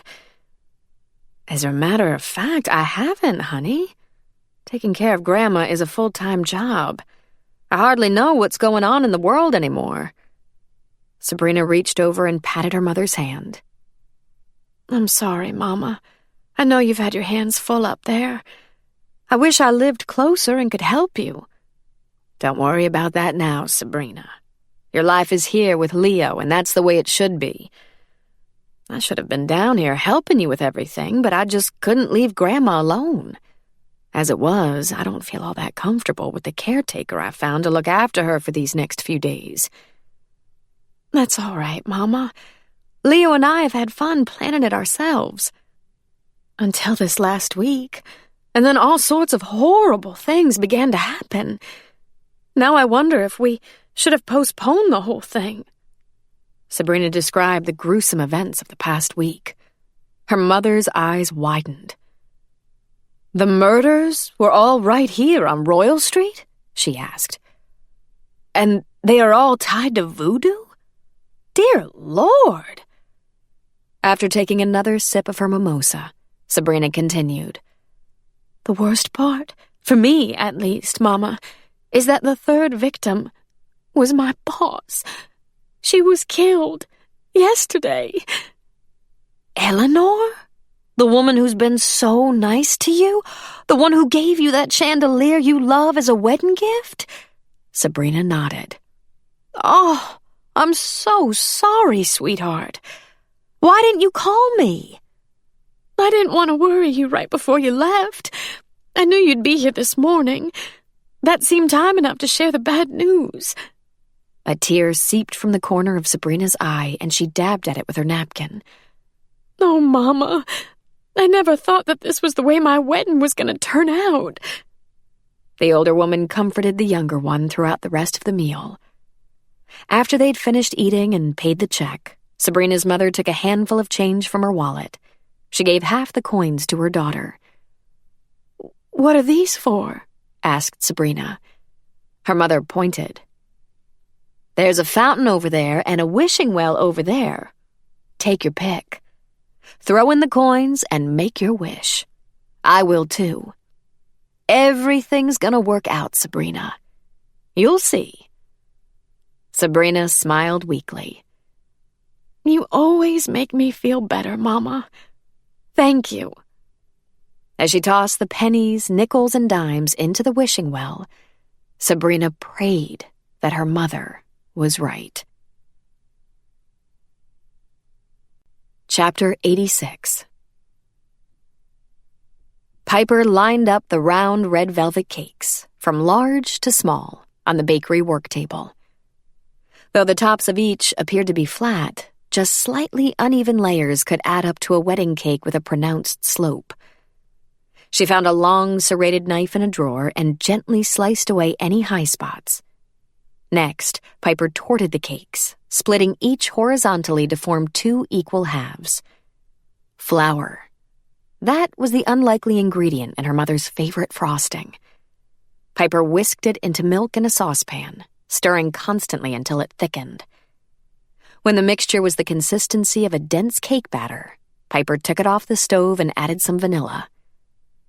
While waiting for the frosting base to cool, she creamed together butter and sugar until the result was light and fluffy. Then she added it to the completely cooled mixture of milk, flour, and vanilla. Beating it all together until it resembled whipped cream. Piper stuck a spoon into the finished frosting and sampled it, closing her eyes and purring at the amazing taste. As many times as her mother made it, Piper never failed to relish the flavor. If and when she got married, this would certainly be the frosting on her wedding cake. Turning back to the cake, she selected an appropriately sized cardboard round for the bottom of the layers. Each tier had to be frosted individually before the entire cake could be stacked and assembled. The bottom layer of the cake wasn't strong enough to support the weight of the other cakes on top of it without getting squashed. Piper strategically inserted wooden dowels onto the cake base before placing the next tier. She stood back to take a look at her creation thus far. The tiers were even, glimmering with snowy white icing. But she had to decide how to decorate the sides. Bertrand and Piper had never come to an agreement on that. He hadn't wanted to go with her idea of using the fleur-de-lis, the symbol of New Orleans. It was too much of a cliché, he thought. Piper went into the office, turned on the computer, and clicked on Google. She started typing, New Orleans wedding. And after the first few letters, a list of the most recent searches beginning with new dropped down from the input box. New Orleans St. Patrick's Day was at the top. Piper finished typing in the rest of her search and, hitting the Enter key, came across several entries that described baking the wedding cake with ribbons coming out of the sides. To each ribbon was attached a silver charm. Before the cake was cut, the bride would call female guests up to pull out the ribbons. Each charm had a meaning and foretold the future. A ring meant next to marry. A thimble or a button meant old maid. A horseshoe or a four-leaf clover was good luck. A heart meant that true love was in the offing. What an awesome tradition! Piper wished she had come across it sooner, but she could still pay homage to the custom in a small way. She went back to the kitchen, filled a piping bag with icing, and began to fashion swirling ribbons on the side of the cake. She'd finished and was flanking the chocolate-covered paddle boat with the fondant bride and groom for the top of the cake when the phone rang. Marguerite was calling. I wanted to see how you're holding up, Piper. How am I holding up? What about you, Marguerite? I'm all right, said Marguerite. I'm so busy, I guess it all hasn't hit me. But I don't like to think of you by yourself over there. With a third murder, you must be so shaken. I'm not gonna lie. It's hard to take it all in. But I'm just about done with the big cake, Piper replied. I'm trying to focus on that. Take a picture and send it to me, will you? Asked Marguerite. I'm not going to be able to come into the bakery or go to the party on the Natchez tonight. I'm just not up to it. Of course. I completely understand, Marguerite. Piper did understand, but she was still a bit disappointed. A photograph was fine, but actually seeing the wedding cake was much better. She was proud of what she'd created, and she wanted another professional to admire it. Still, Piper was well aware that Marguerite had more on her mind than wedding cakes. Marguerite needed to take care of herself and get some rest if she could. The delivery van will be there at 4 o'clock to pick up the cake and transport it to the Natchez, said Marguerite. And you'll go over there later and make sure everything is set up correctly? Definitely, said Piper. Don't worry about a thing. When she hung up, Piper took a picture of the cake and sent it to Marguerite. The rest of the afternoon passed quickly as Piper prepared the first stage of the Bananas Foster cake for the smaller party the following night at Bistro Sabrina. One layer of moist, rum-soaked cake would be covered with thick caramel sauce, and the other 3 would have cream cheese frosting. As she mashed ripe bananas for the cake batter, Piper tried to keep her mind on the task at hand. But she couldn't help thinking about Eleanor Duchamp's murder. Perhaps if Piper had gotten there earlier to warn the woman, Eleanor would still be alive. Guilt was another item to put on her mental list of things to discuss with a therapist when she got back home. But she comforted herself somewhat with the knowledge that when she'd mentioned the butcher, baker, candlestick maker theory to the detective, he hadn't seemed to think the idea held any water. Tired and ready for a hot shower, Piper climbed the outdoor stairs to her apartment. She hoped she might be able to squeeze in a short nap before dressing and heading over to the Natchez. She opened the French doors to the balcony and felt a warm breeze waft in. The fresh air felt good to her after she'd been cooped up inside the bakery all day. She stepped out to enjoy the warmth of the late afternoon sun as she looked down on Royal Street. She averted her eyes from the yellow police tape draped around the latest crime scene. She started to do some of her yoga stretching exercises to work out the tightness in her neck and shoulders. Then she closed her eyes and breathed deeply, in and out. She felt better. As she turned to go back inside to take her shower, Piper looked down at the street one more time. she noticed a man leaning against a street lamp.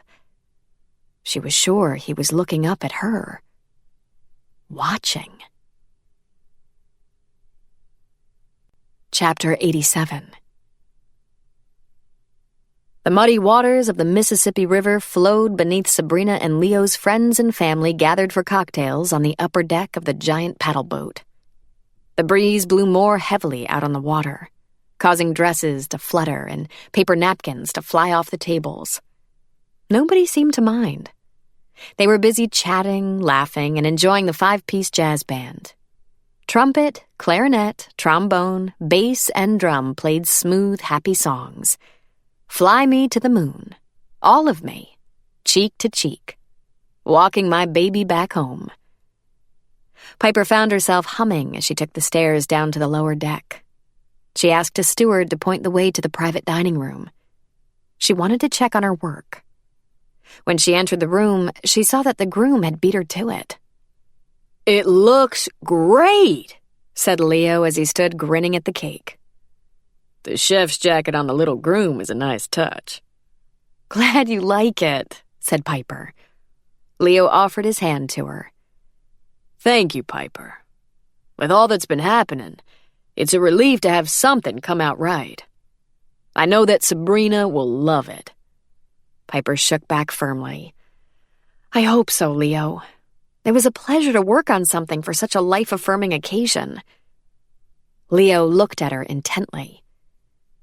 "You know, until just this minute, I hadn't given any thought to how tough this past week must have been for you, Piper.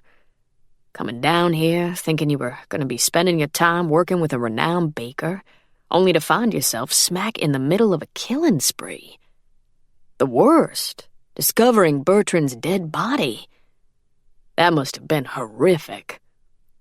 "It was," said Piper softly. "I'm trying not to think about it." "Of course you are," said Leo. "None of us should think about any of it tonight, right?" Piper smiled as Leo put a hand on her shoulder. "Right," she agreed. "Tell me again," said Leo as he looked at the wedding cake one more time. "What kind of icing are you using on the cake for tomorrow night?" "Cream cheese." Leo shook his head. "You know, I'm sorry I didn't let you know earlier, but I've been so distracted by everything. I'm not a real cream cheese fan. Too heavy. I think buttercream would be better. Maybe you can spice it up with some pecans or crumbled pralines or something. Would you mind doing that? It's not too late, is it?" "Of course not, Leo," said Piper. "You should have exactly what you want on your wedding day."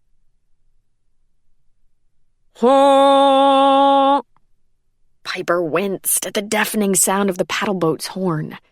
The vessel was about to pull away from the Toulouse Street dock. Piper stood at the railing as the strong breeze off the river whipped at the folds of her long skirt. She watched the lights of the New Orleans skyline glittering against the darkening sky as the Natchez began its cruise down the Mississippi. She took out her iPhone and snapped some pictures.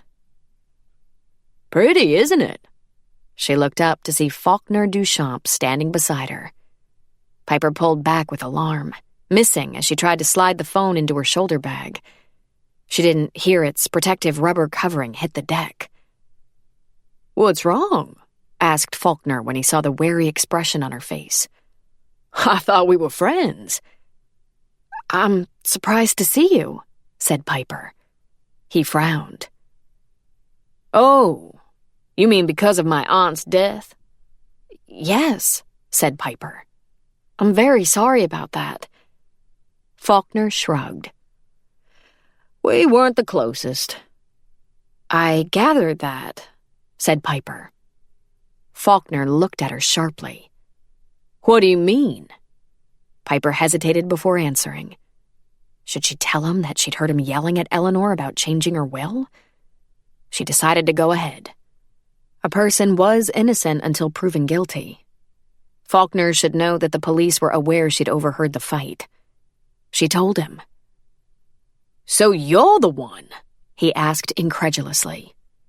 You're the one who sent the cops banging on my door?" Piper nodded.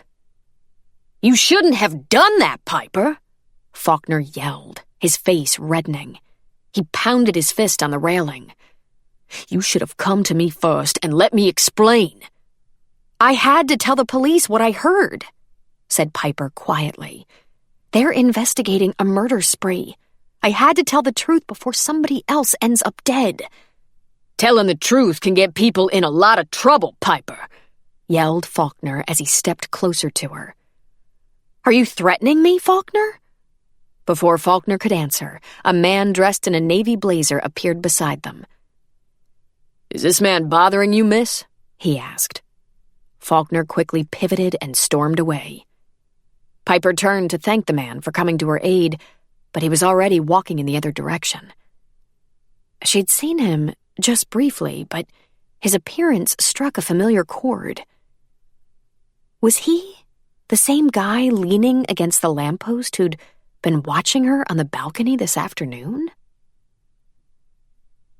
Before dinner, both the best man and the maid of honor made toasts to the bride and groom. The assembled guests clapped and cheered, their enthusiasm and goodwill overshadowing, for a little while at least, all thoughts of murder. Everyone wanted Sabrina and Leo to be happy and enjoy their special evening. After the buffet dinner of seafood gumbo, snow crab claws, oysters bien-vie, crawfish etouffee, and Creole jambalaya, Aaron stood at the front of the room enthusiastically clinking his water glass with a spoon. When the guests quieted down, he made a big show of presenting his wedding gift to Sabrina and Leo.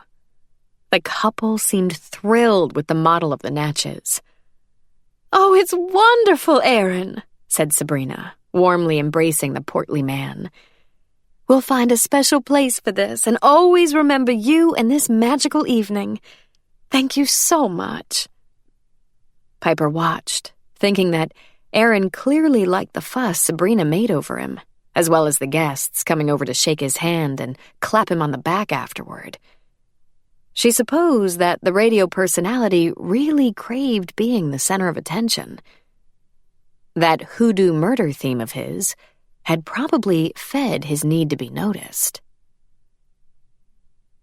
Strains of That Old Black Magic filled the air as the guests streamed off the paddle boat. Piper wished that Jack were with her, holding her hand as they walked down the gangplank together after the romantic dinner cruise. She decided she was going to give in and call him tonight when she got back to the apartment. First, though, she had to stop at the bakery kitchen. If Leo wanted buttercream frosting with something extra added to it for tomorrow's cake, Piper wanted to have it all decided before she went to sleep, with the recipe printed out and waiting for her when she arrived at the bakery the next morning. Some of the guests left the wharf and proceeded into the French Quarter to continue partying. Others went to cars in the wharf's parking lot. Piper joined the rest who stood at the corner hailing cabs. While she waited, she spotted the man in the navy blazer again. As her taxi pulled away from the curb, Piper looked out the rear window. The man was still watching her. She shivered as they made eye contact. Chapter 88. The undercover cop realized that he'd been made. Piper Donovan knew that he was watching her. He was pretty sure that she'd spotted him as he stood looking up at her apartment balcony on Royal Street that afternoon. And now she'd stared right at him as she drove away. He cursed the fact that he'd intervened in the altercation between Piper and Faulkner Duchamp on the boat that evening. But he had no choice. Duchamp was clearly intimidating Piper. Instinctively, he felt he had to intervene. It had all happened so quickly. He'd hoped that Piper had been too focused on Duchamp to pay close attention to the stranger who came to her aid. He tried to get away before she had a chance to thank him. But now the worried expression on Piper's face, the directness of her gaze from the cab window, confirmed that she was on to him. Perhaps she didn't realize that she was being tailed by the police. But she almost certainly understood that she was being watched by someone she didn't know. Against the backdrop of the eerie and gory multiple murders on Royal Street, that knowledge had to be deeply unnerving for Piper. The thought crossed his mind that he should tell her who he was, so she'd realize that he wasn't a physical threat to her. He wasn't some crazy hoodoo killer out to make her his next victim. But telling her would defeat the whole point of the surveillance. Now he pulled the collar of his blazer up against the cold breeze that came off the river. He didn't think that Piper Donovan was a ruthless murderer killing Royal Street merchants in her spare time. She certainly didn't fit any profile he could imagine. But the brass was putting on the heat and insisting that every possible lead be pursued. He had orders to follow. Until his shift was over, that's exactly what he was going to do. Chapter 89. The taxi dropped Piper in front of Boulangerie Bertrand. She went in, turned off the alarm, and quickly switched on all the lights. Even then, it was creepy being in the bakery at night, walking through the hallway where Bertrand was killed. Piper had considered asking the driver to take her to the back entrance, but going through the small, trash-strewn alleyway wasn't a more attractive alternative. She was scared that there would be rats skulking around in the dark. She hurried past the dumbwaiter and went directly to the small office. As she booted up the computer, she noticed a light blinking on the desk phone. She punched in the code and listened to the message. "Hello, this is Simon Seaford from Consolidated Cuisine. I'm trying to reach Mrs. Bertrand Olivier. We've been dealing with her husband, Bertrand, and under these tragic circumstances, we need to speak with her. The home phone is unlisted, and understandably there's been no answer on Bertrand's mobile. Please let Mrs. Olivier know that we are trying to reach her. It's urgent." The caller left a phone number. Piper debated with herself. It was after 10 o'clock, and Marguerite could already be asleep. Yet the man had insisted it was an important matter. Picking up the phone again, she consulted the phone list on the wall and called Marguerite at home. When Marguerite answered sleepily, Piper apologized profusely before passing on the message and the return number. "How did it go on the Natchez tonight? Were Sabrina and Leo satisfied with your cake?" asked Marguerite. "They seem to be," said Piper. "And I noticed that most of the guests clean their plates. That's always a positive sign. So many times you go to a wedding reception and people just take a bite or two of the cake and leave the rest." "Ah, good," said Marguerite. "Bertrand would be so pleased. Thank you very much, Piper. I don't know what I'm going to do without you when you go back north." "I was happy to do it, Marguerite. Now there's just tomorrow's cake to finish. That's why I'm in the office now. Leo told me tonight he doesn't want cream cheese icing on the Bananas Foster cake. I'm going to Google around on the internet for buttercream recipes with a little something extra." "It's so late, Piper," Marguerite said with alarm in her voice. "Don't do that now. You can do it in the morning. You worked hard today. Go upstairs and get some rest." Chapter 90. It was a cold but crystal-clear night in Manhattan.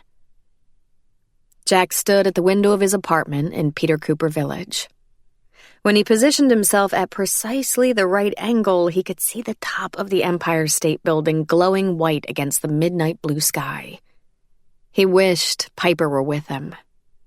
Both of them were stubborn. Neither had called the other. Jack had vowed to himself that he wasn't going to be the one to give in. He sighed heavily and walked over to the small bar in the corner of the living room. Pouring some scotch into a glass, he could feel his resolve weakening. He was tired of the game they were playing now, waiting to see who would break down and call. There was little doubt that eventually they would get over their disagreement. What did it matter who made the first move? Was he just being a macho jerk, trying to show her who was boss? Jack didn't like to think about himself that way. He loved Piper, pure and simple. He wanted to hear her voice. Jack put down his glass and picked up the phone. But Piper didn't pick up as it rang and rang, finally going into voicemail. He didn't leave a message.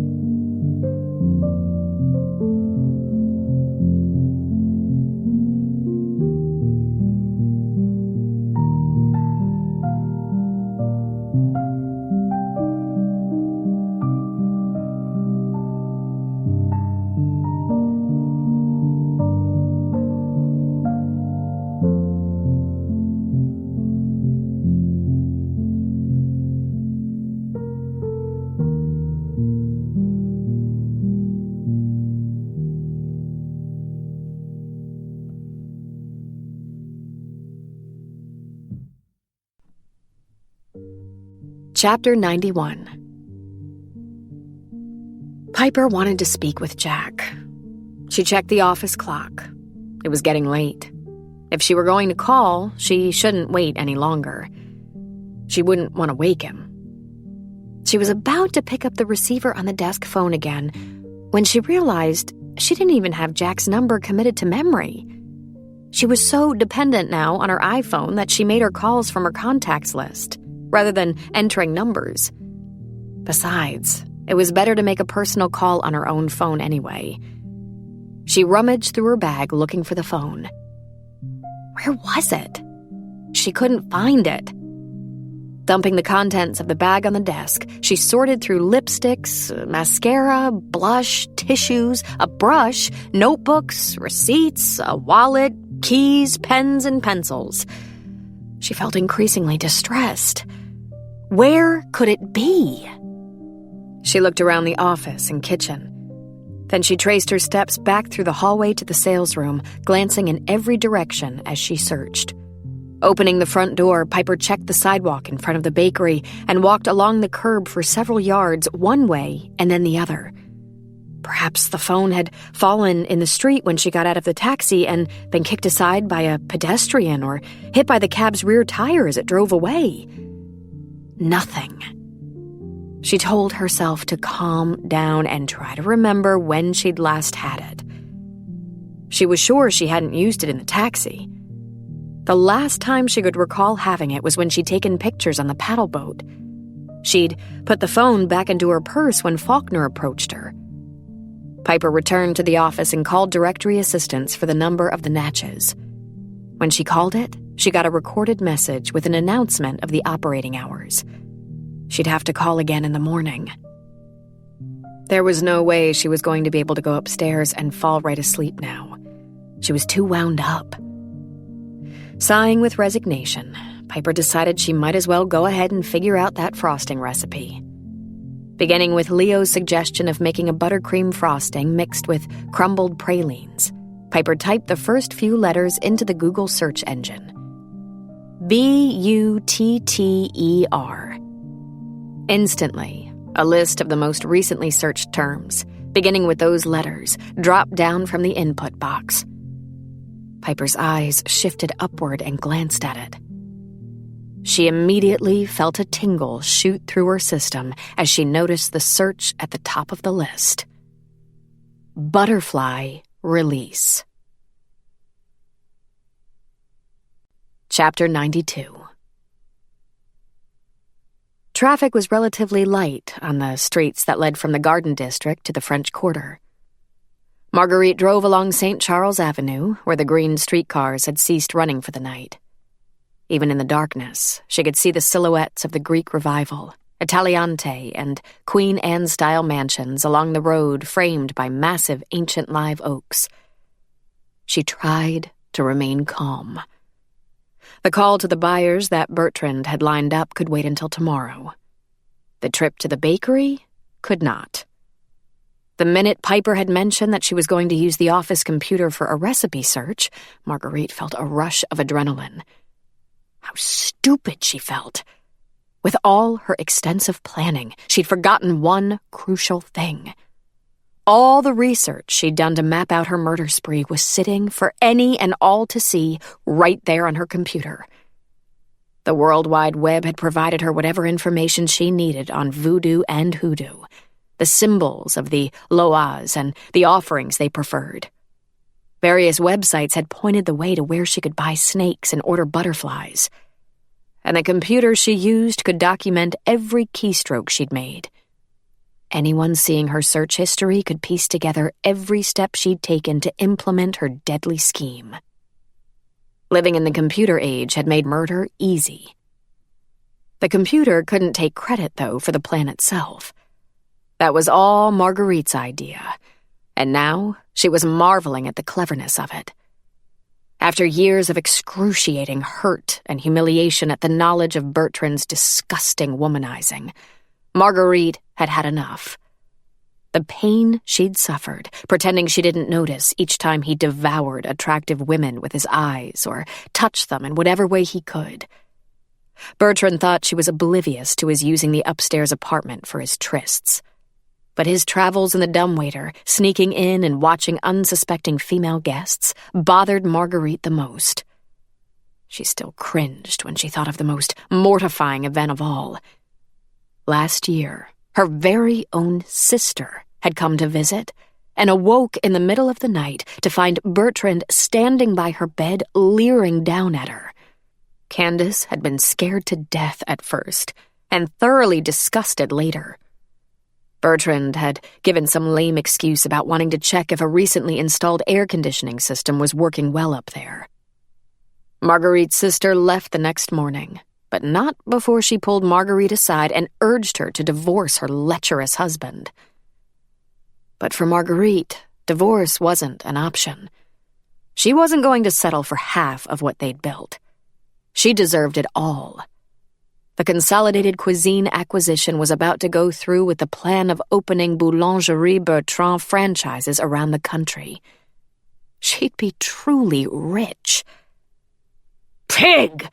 Marguerite spat as the car reached Canal Street. That's what Bertrand was. He was cocky, too. When he got out of bed that night after the dinner at Bistro Sabrina, Marguerite suspected he might be going back to the French Quarter to sneak in and watch the latest pretty female he'd lured to New Orleans. There had been many qualified applicants for the guest baker position, but Marguerite was sure Bertrand chose Piper Donovan after he saw her picture online. That night, there was no point in confronting Bertrand. She was way past that. Marguerite had already decided what she was going to do about him weeks ago. The first phase of her plan was scheduled to begin just a few hours later. She wanted Bertrand dead, yet she didn't want to be a suspect. Marguerite knew that the police always looked at family members first in their homicide investigations. But if she killed Bertrand in the middle of a murder spree, the cops wouldn't look her way. The idea for the other victims came to her one day as she worked beside Bertrand in the bakery. He was decorating nursery rhyme cookies. As she watched him piping a tiny mustache on the middle figure of the 3 characters in a little cookie boat, she decided who else would die. The rhyme itself suggested them. The baker would be in the middle, Bertrand. So there'd have to be a butcher and a candlestick maker to complete the rhyme. Muffaletta Mike and Eleanor Duchamp. Though neither of them had wronged her, Marguerite didn't care. It worked out well for her plan that they all made their living on Royal Street. To keep the police even farther away, Marguerite had decided to make all 3 murders look as though they were parts of voodoo rituals. The usual motives for murder wouldn't even be considered. Investigators would be distracted by voodoo clues. But if they decided to check her computer, the police would be able to trace her electronic steps and figure out what she'd done. She had to get the computer. On Royal Street, the lights were on inside Boulangerie Bertrand. Piper hadn't closed the shop and gone upstairs after all. Why hadn't she done as she was told? Marguerite was seized with panic. Fear quickly changed to resolve. If a 4th murder were necessary, so be it. While she had no desire to kill Piper, she would if she had to. Marguerite would be able to tell right away by the expression on Piper's face, by the look of terror in her eyes, whether the young woman had uncovered the secrets in the computer. Piper couldn't possibly be a good enough actress to conceal the horror of that discovery. Marguerite drove down to the corner and turned, steering the car into the narrow passage behind the bakery. Alleys were scarce in the French Quarter, with shops, cafes, and hotels built on top of one another, side by side and back to back. Tonight, Marguerite was especially grateful that Boulangerie Bertrand had that rarest of amenities in the center of New Orleans, a back alley. That advantage had tipped the scales when she and Bertrand chose the building for their business. Deliveries could be made to the rear door rather than having big sacks of flour, sugar, and other supplies hauled through the front. At the time, Marguerite had never dreamed that the passageway would facilitate anything more than that. Tonight, the alley was going to help her get away with murder. Chapter 93. Piper tapped in just the first 2 letters of every term she could think of that related to the murders. D.A. Up came Damballa at the very top of the recent searches menu. L.O. Up came Loco. S.N. Snakes. Leaning back in her chair, Piper was shocked and in disbelief. Maybe she was overreacting. There had to be another explanation. The one that was running through her mind was too horrible to be real. Only Bertrand and Marguerite used the computer. Bertrand was dead. That left Marguerite. Had she killed her husband? Had Marguerite killed Muffaletta Mike and Eleanor Duchamp as well? Should she call the police? Maybe she was wrong about Marguerite. But shouldn't the police be informed of what Piper had come across on the computer? She was determined to follow Jack's and her father's advice and let the pros figure it out. As Piper reached for the telephone, she heard the back door to the kitchen open. She turned to see Marguerite standing behind her. Piper tried, but failed to keep the fear from her facial expression. "Put down that phone," commanded Marguerite. Now. Chapter 94. Jack clicked the remote control, and the TV screen went black. He got up from the couch and turned off the lamps, then walked down the hall to the bedroom. Before he went to sleep, he wanted to try Piper again. As he undressed, Jack found comfort in the thought that Piper was going to be home this weekend. When they were together again, things would be all right between them. He hated when she went off and he couldn't be sure whether or not she was safe. Still, he didn't want to be some Neanderthal who resented his woman for doing her own thing. Getting into bed, Jack called Piper's cell phone once more. It rang 3 times before a man's voice answered. "Who's this?" Jack asked warily. "Leo Yancey. Who's this?" "I'm trying to reach Piper Donovan. This is her friend, Jack Lombardi." "Oh, hi." The man's voice became friendlier. "Piper was with us tonight, Jack, at a party for our wedding. She lost her cell on the boat. We have it now. My fiancé and I are on our way over to her apartment to drop it off. We'll tell her you called when we see her." Chapter 95. Piper watched in stunned silence as Marguerite calmly walked toward the desk. The older woman bent down, opened the bottom drawer, and extracted a gun. "All right, get up, Piper," said Marguerite, pointing the weapon at her. "Marguerite, please," Piper pleaded. "What are you doing?" "Do as I say, Piper. Now." "But Marguerite, stop and think for a minute," Piper warned, her voice cracking. "You're only going to make things worse." Marguerite shook her head. "I don't think so, Piper. You are the only one who threatens me right now.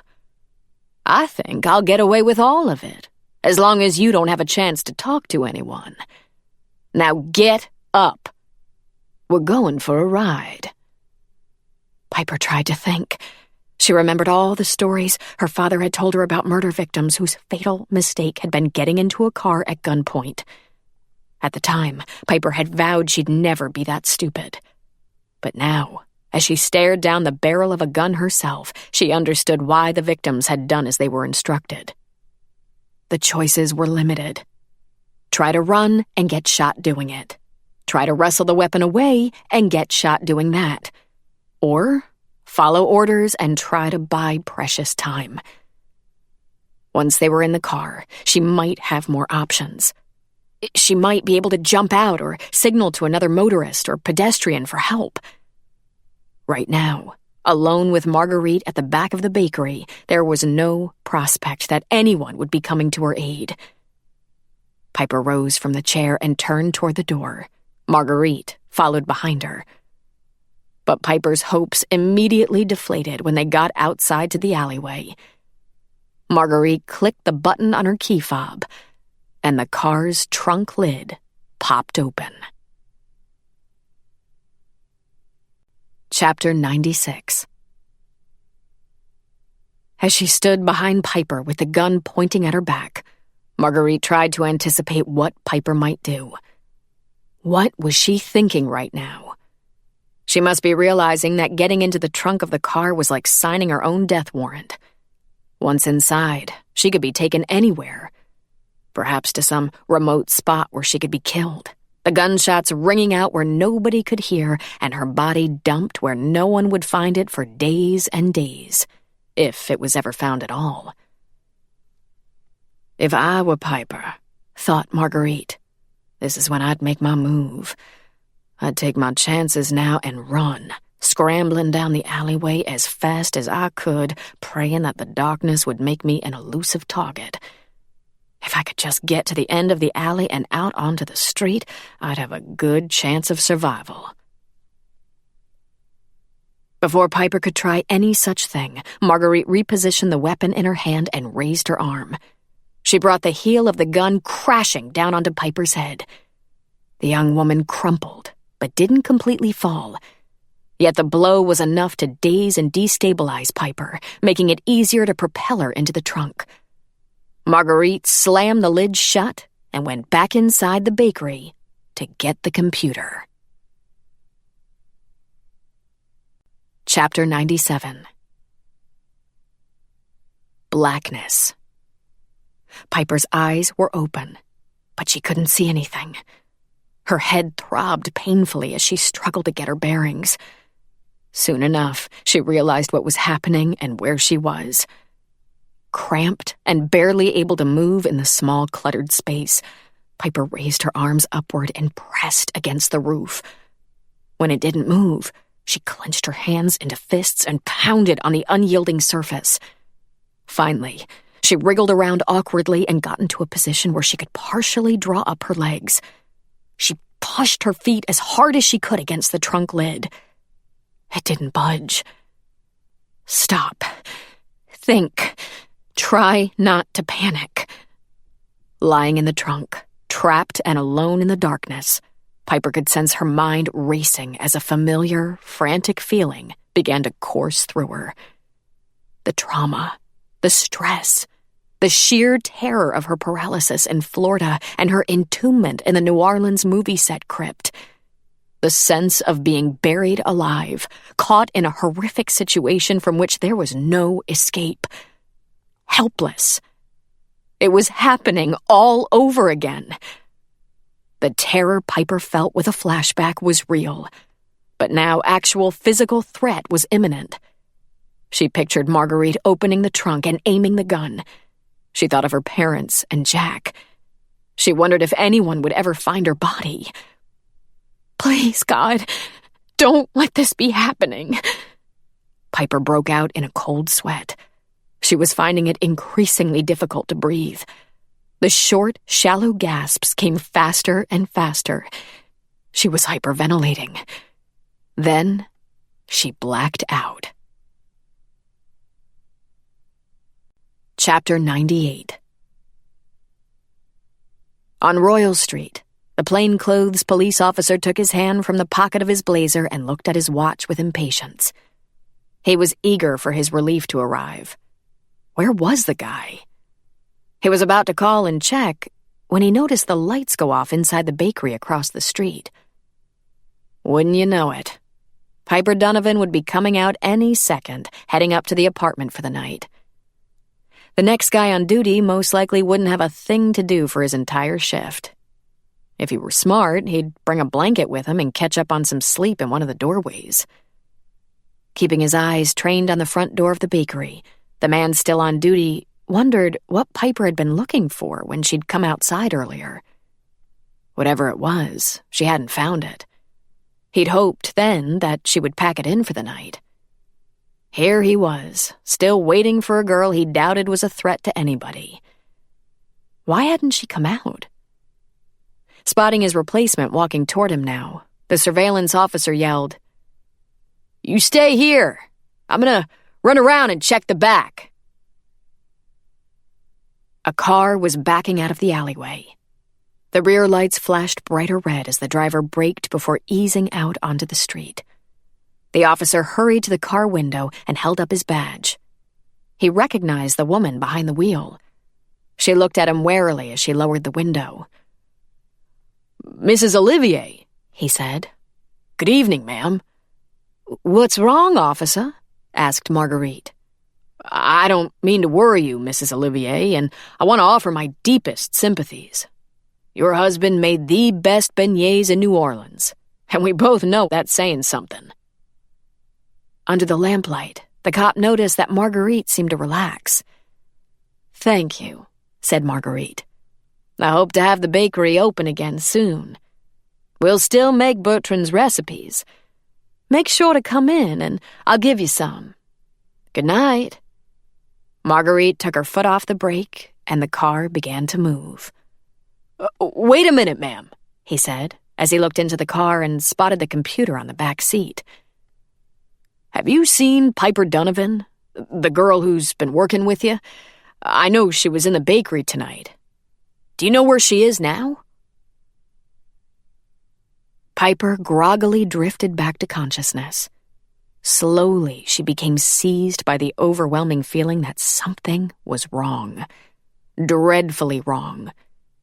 Then it came to her what that was. Piper kept her eyes shut tight, as if keeping them closed would somehow block out the horror of what was happening. But the cold fright pulsed inexorably through every fiber of her body anyway. She could hear the motor running, but the car didn't seem to be moving. Listening closely, she heard muffled conversation. Someone else was out there. Summoning all the strength she had left, Piper began screaming and pounding on the roof of the trunk. "Open up the trunk, Mrs. Olivier." Marguerite ignored the command and pressed her foot on the accelerator. The car moved forward, quickly gathering speed. With just seconds to react, the officer made a decision. He pulled out his weapon and began firing, focusing on the rear tires of the car as it sped away down the street. He prayed his aim would be accurate. The car was moving now, faster and faster. As she lay cramped and in pain, Piper was terrified as she heard the shots being fired. What if a bullet hit the trunk and hit her as she lay cowering there? But she was also strangely relieved. No matter what happened, somebody would eventually find her. Even if Marguerite eluded capture right now and took her somewhere to kill her and dispose of her body, Piper's DNA would still be all over the trunk. Whoever was shooting would have a description of the car and hopefully get the plate number. It would be traced to Marguerite. Sooner or later, the police would figure out the rest. Jack would be on their backs every step of the way. There was a comfort in knowing that her parents and Jack, as stricken and heartbroken as they would be if she didn't make it, would know what had happened to her. Keeping her eyes shut, Piper prayed. "Our Father, who art in heaven." Her prayer was cut short. She heard a bullet whiz into the trunk at the same moment she experienced the force of impact as the car crashed. Friday, March 21st. Epilogue. A tall, dark-haired man got out of a taxi at the entrance to the Tulane Medical Center. He paid the driver and quickly walked through the soaring, skylighted lobby. He fidgeted impatiently as he waited his turn at the reception desk. "Piper Donovan, please." The receptionist checked the computer and provided the room number. "Is there a place where I can buy flowers here?" asked Jack as he took the room pass from the receptionist. She nodded. "There's a gift shop on the second floor of the Aaron Pavilion." Jack hurried away, stopping briefly to buy a bouquet of pink tulips before proceeding to Piper's room. She seemed to be sleeping when he got there. Her face was deathly pale, punctuated by an angry purple bruise on her forehead. He pulled a chair next to her bed and sat down, reaching out to take her scratched hand in his. Piper's long, tapering fingers wrapped weakly around his hand. Her green eyes slowly opened, and she looked at him. "Jack," she whispered. He leaned over and kissed her gently. "How's my girl?" he asked. "My head hurts," she answered softly. She closed her eyes again. While Piper slept, Jack went out to the nurse's station and asked for a report. "Are you a relative?" asked the nurse.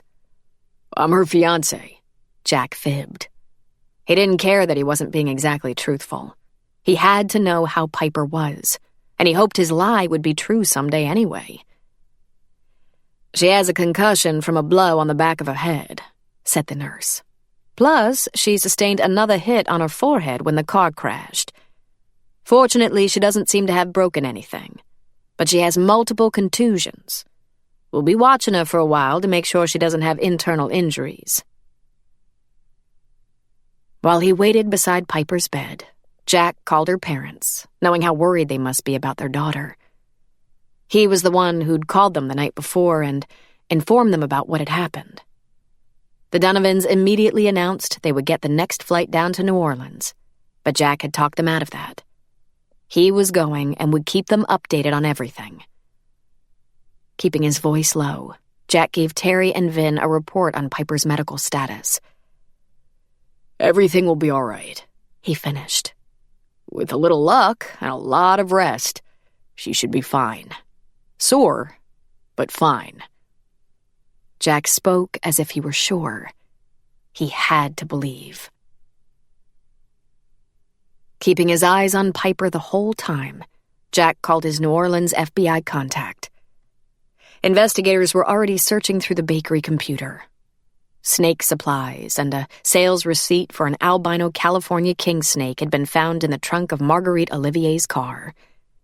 The fingerprint discovered in the blood at the first murder scene had now been identified as belonging to Marguerite. "Her prints weren't in the system till she was booked last night, Jack," said the field agent.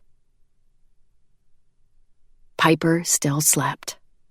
A nurse came into the hospital room and checked her pulse. "How is it?" asked Jack. "Steady," answered the nurse. "A bit slow, but nothing alarming." Jack got up and stretched. His stomach was grumbling. He hadn't had anything to eat since the muffin he grabbed as he ran to catch his plane at the airport in New York early that morning. "Do you think she'll be all right if I run down to the coffee shop and get something to eat?" he asked the nurse. The nurse nodded. "Sure, go ahead." As Jack left the room, he bumped into a red-haired young woman and a dark-haired man entering. Though the woman was wearing jeans and a blouse, it appeared she was ready for a special occasion. Her hair and makeup looked as if they'd been professionally done, and sparkling earrings dangled from her ears. The man wore a navy suit and pale blue tie. They introduced themselves. "Oh," said Jack, "you're the bride and groom." He reached out, shook their hands, and gave them a quick update on Piper's condition. "I want to thank you again for calling me back from Piper's cell phone last night and letting me know what happened." Sabrina shook her head. "I'm glad we could do it," she said.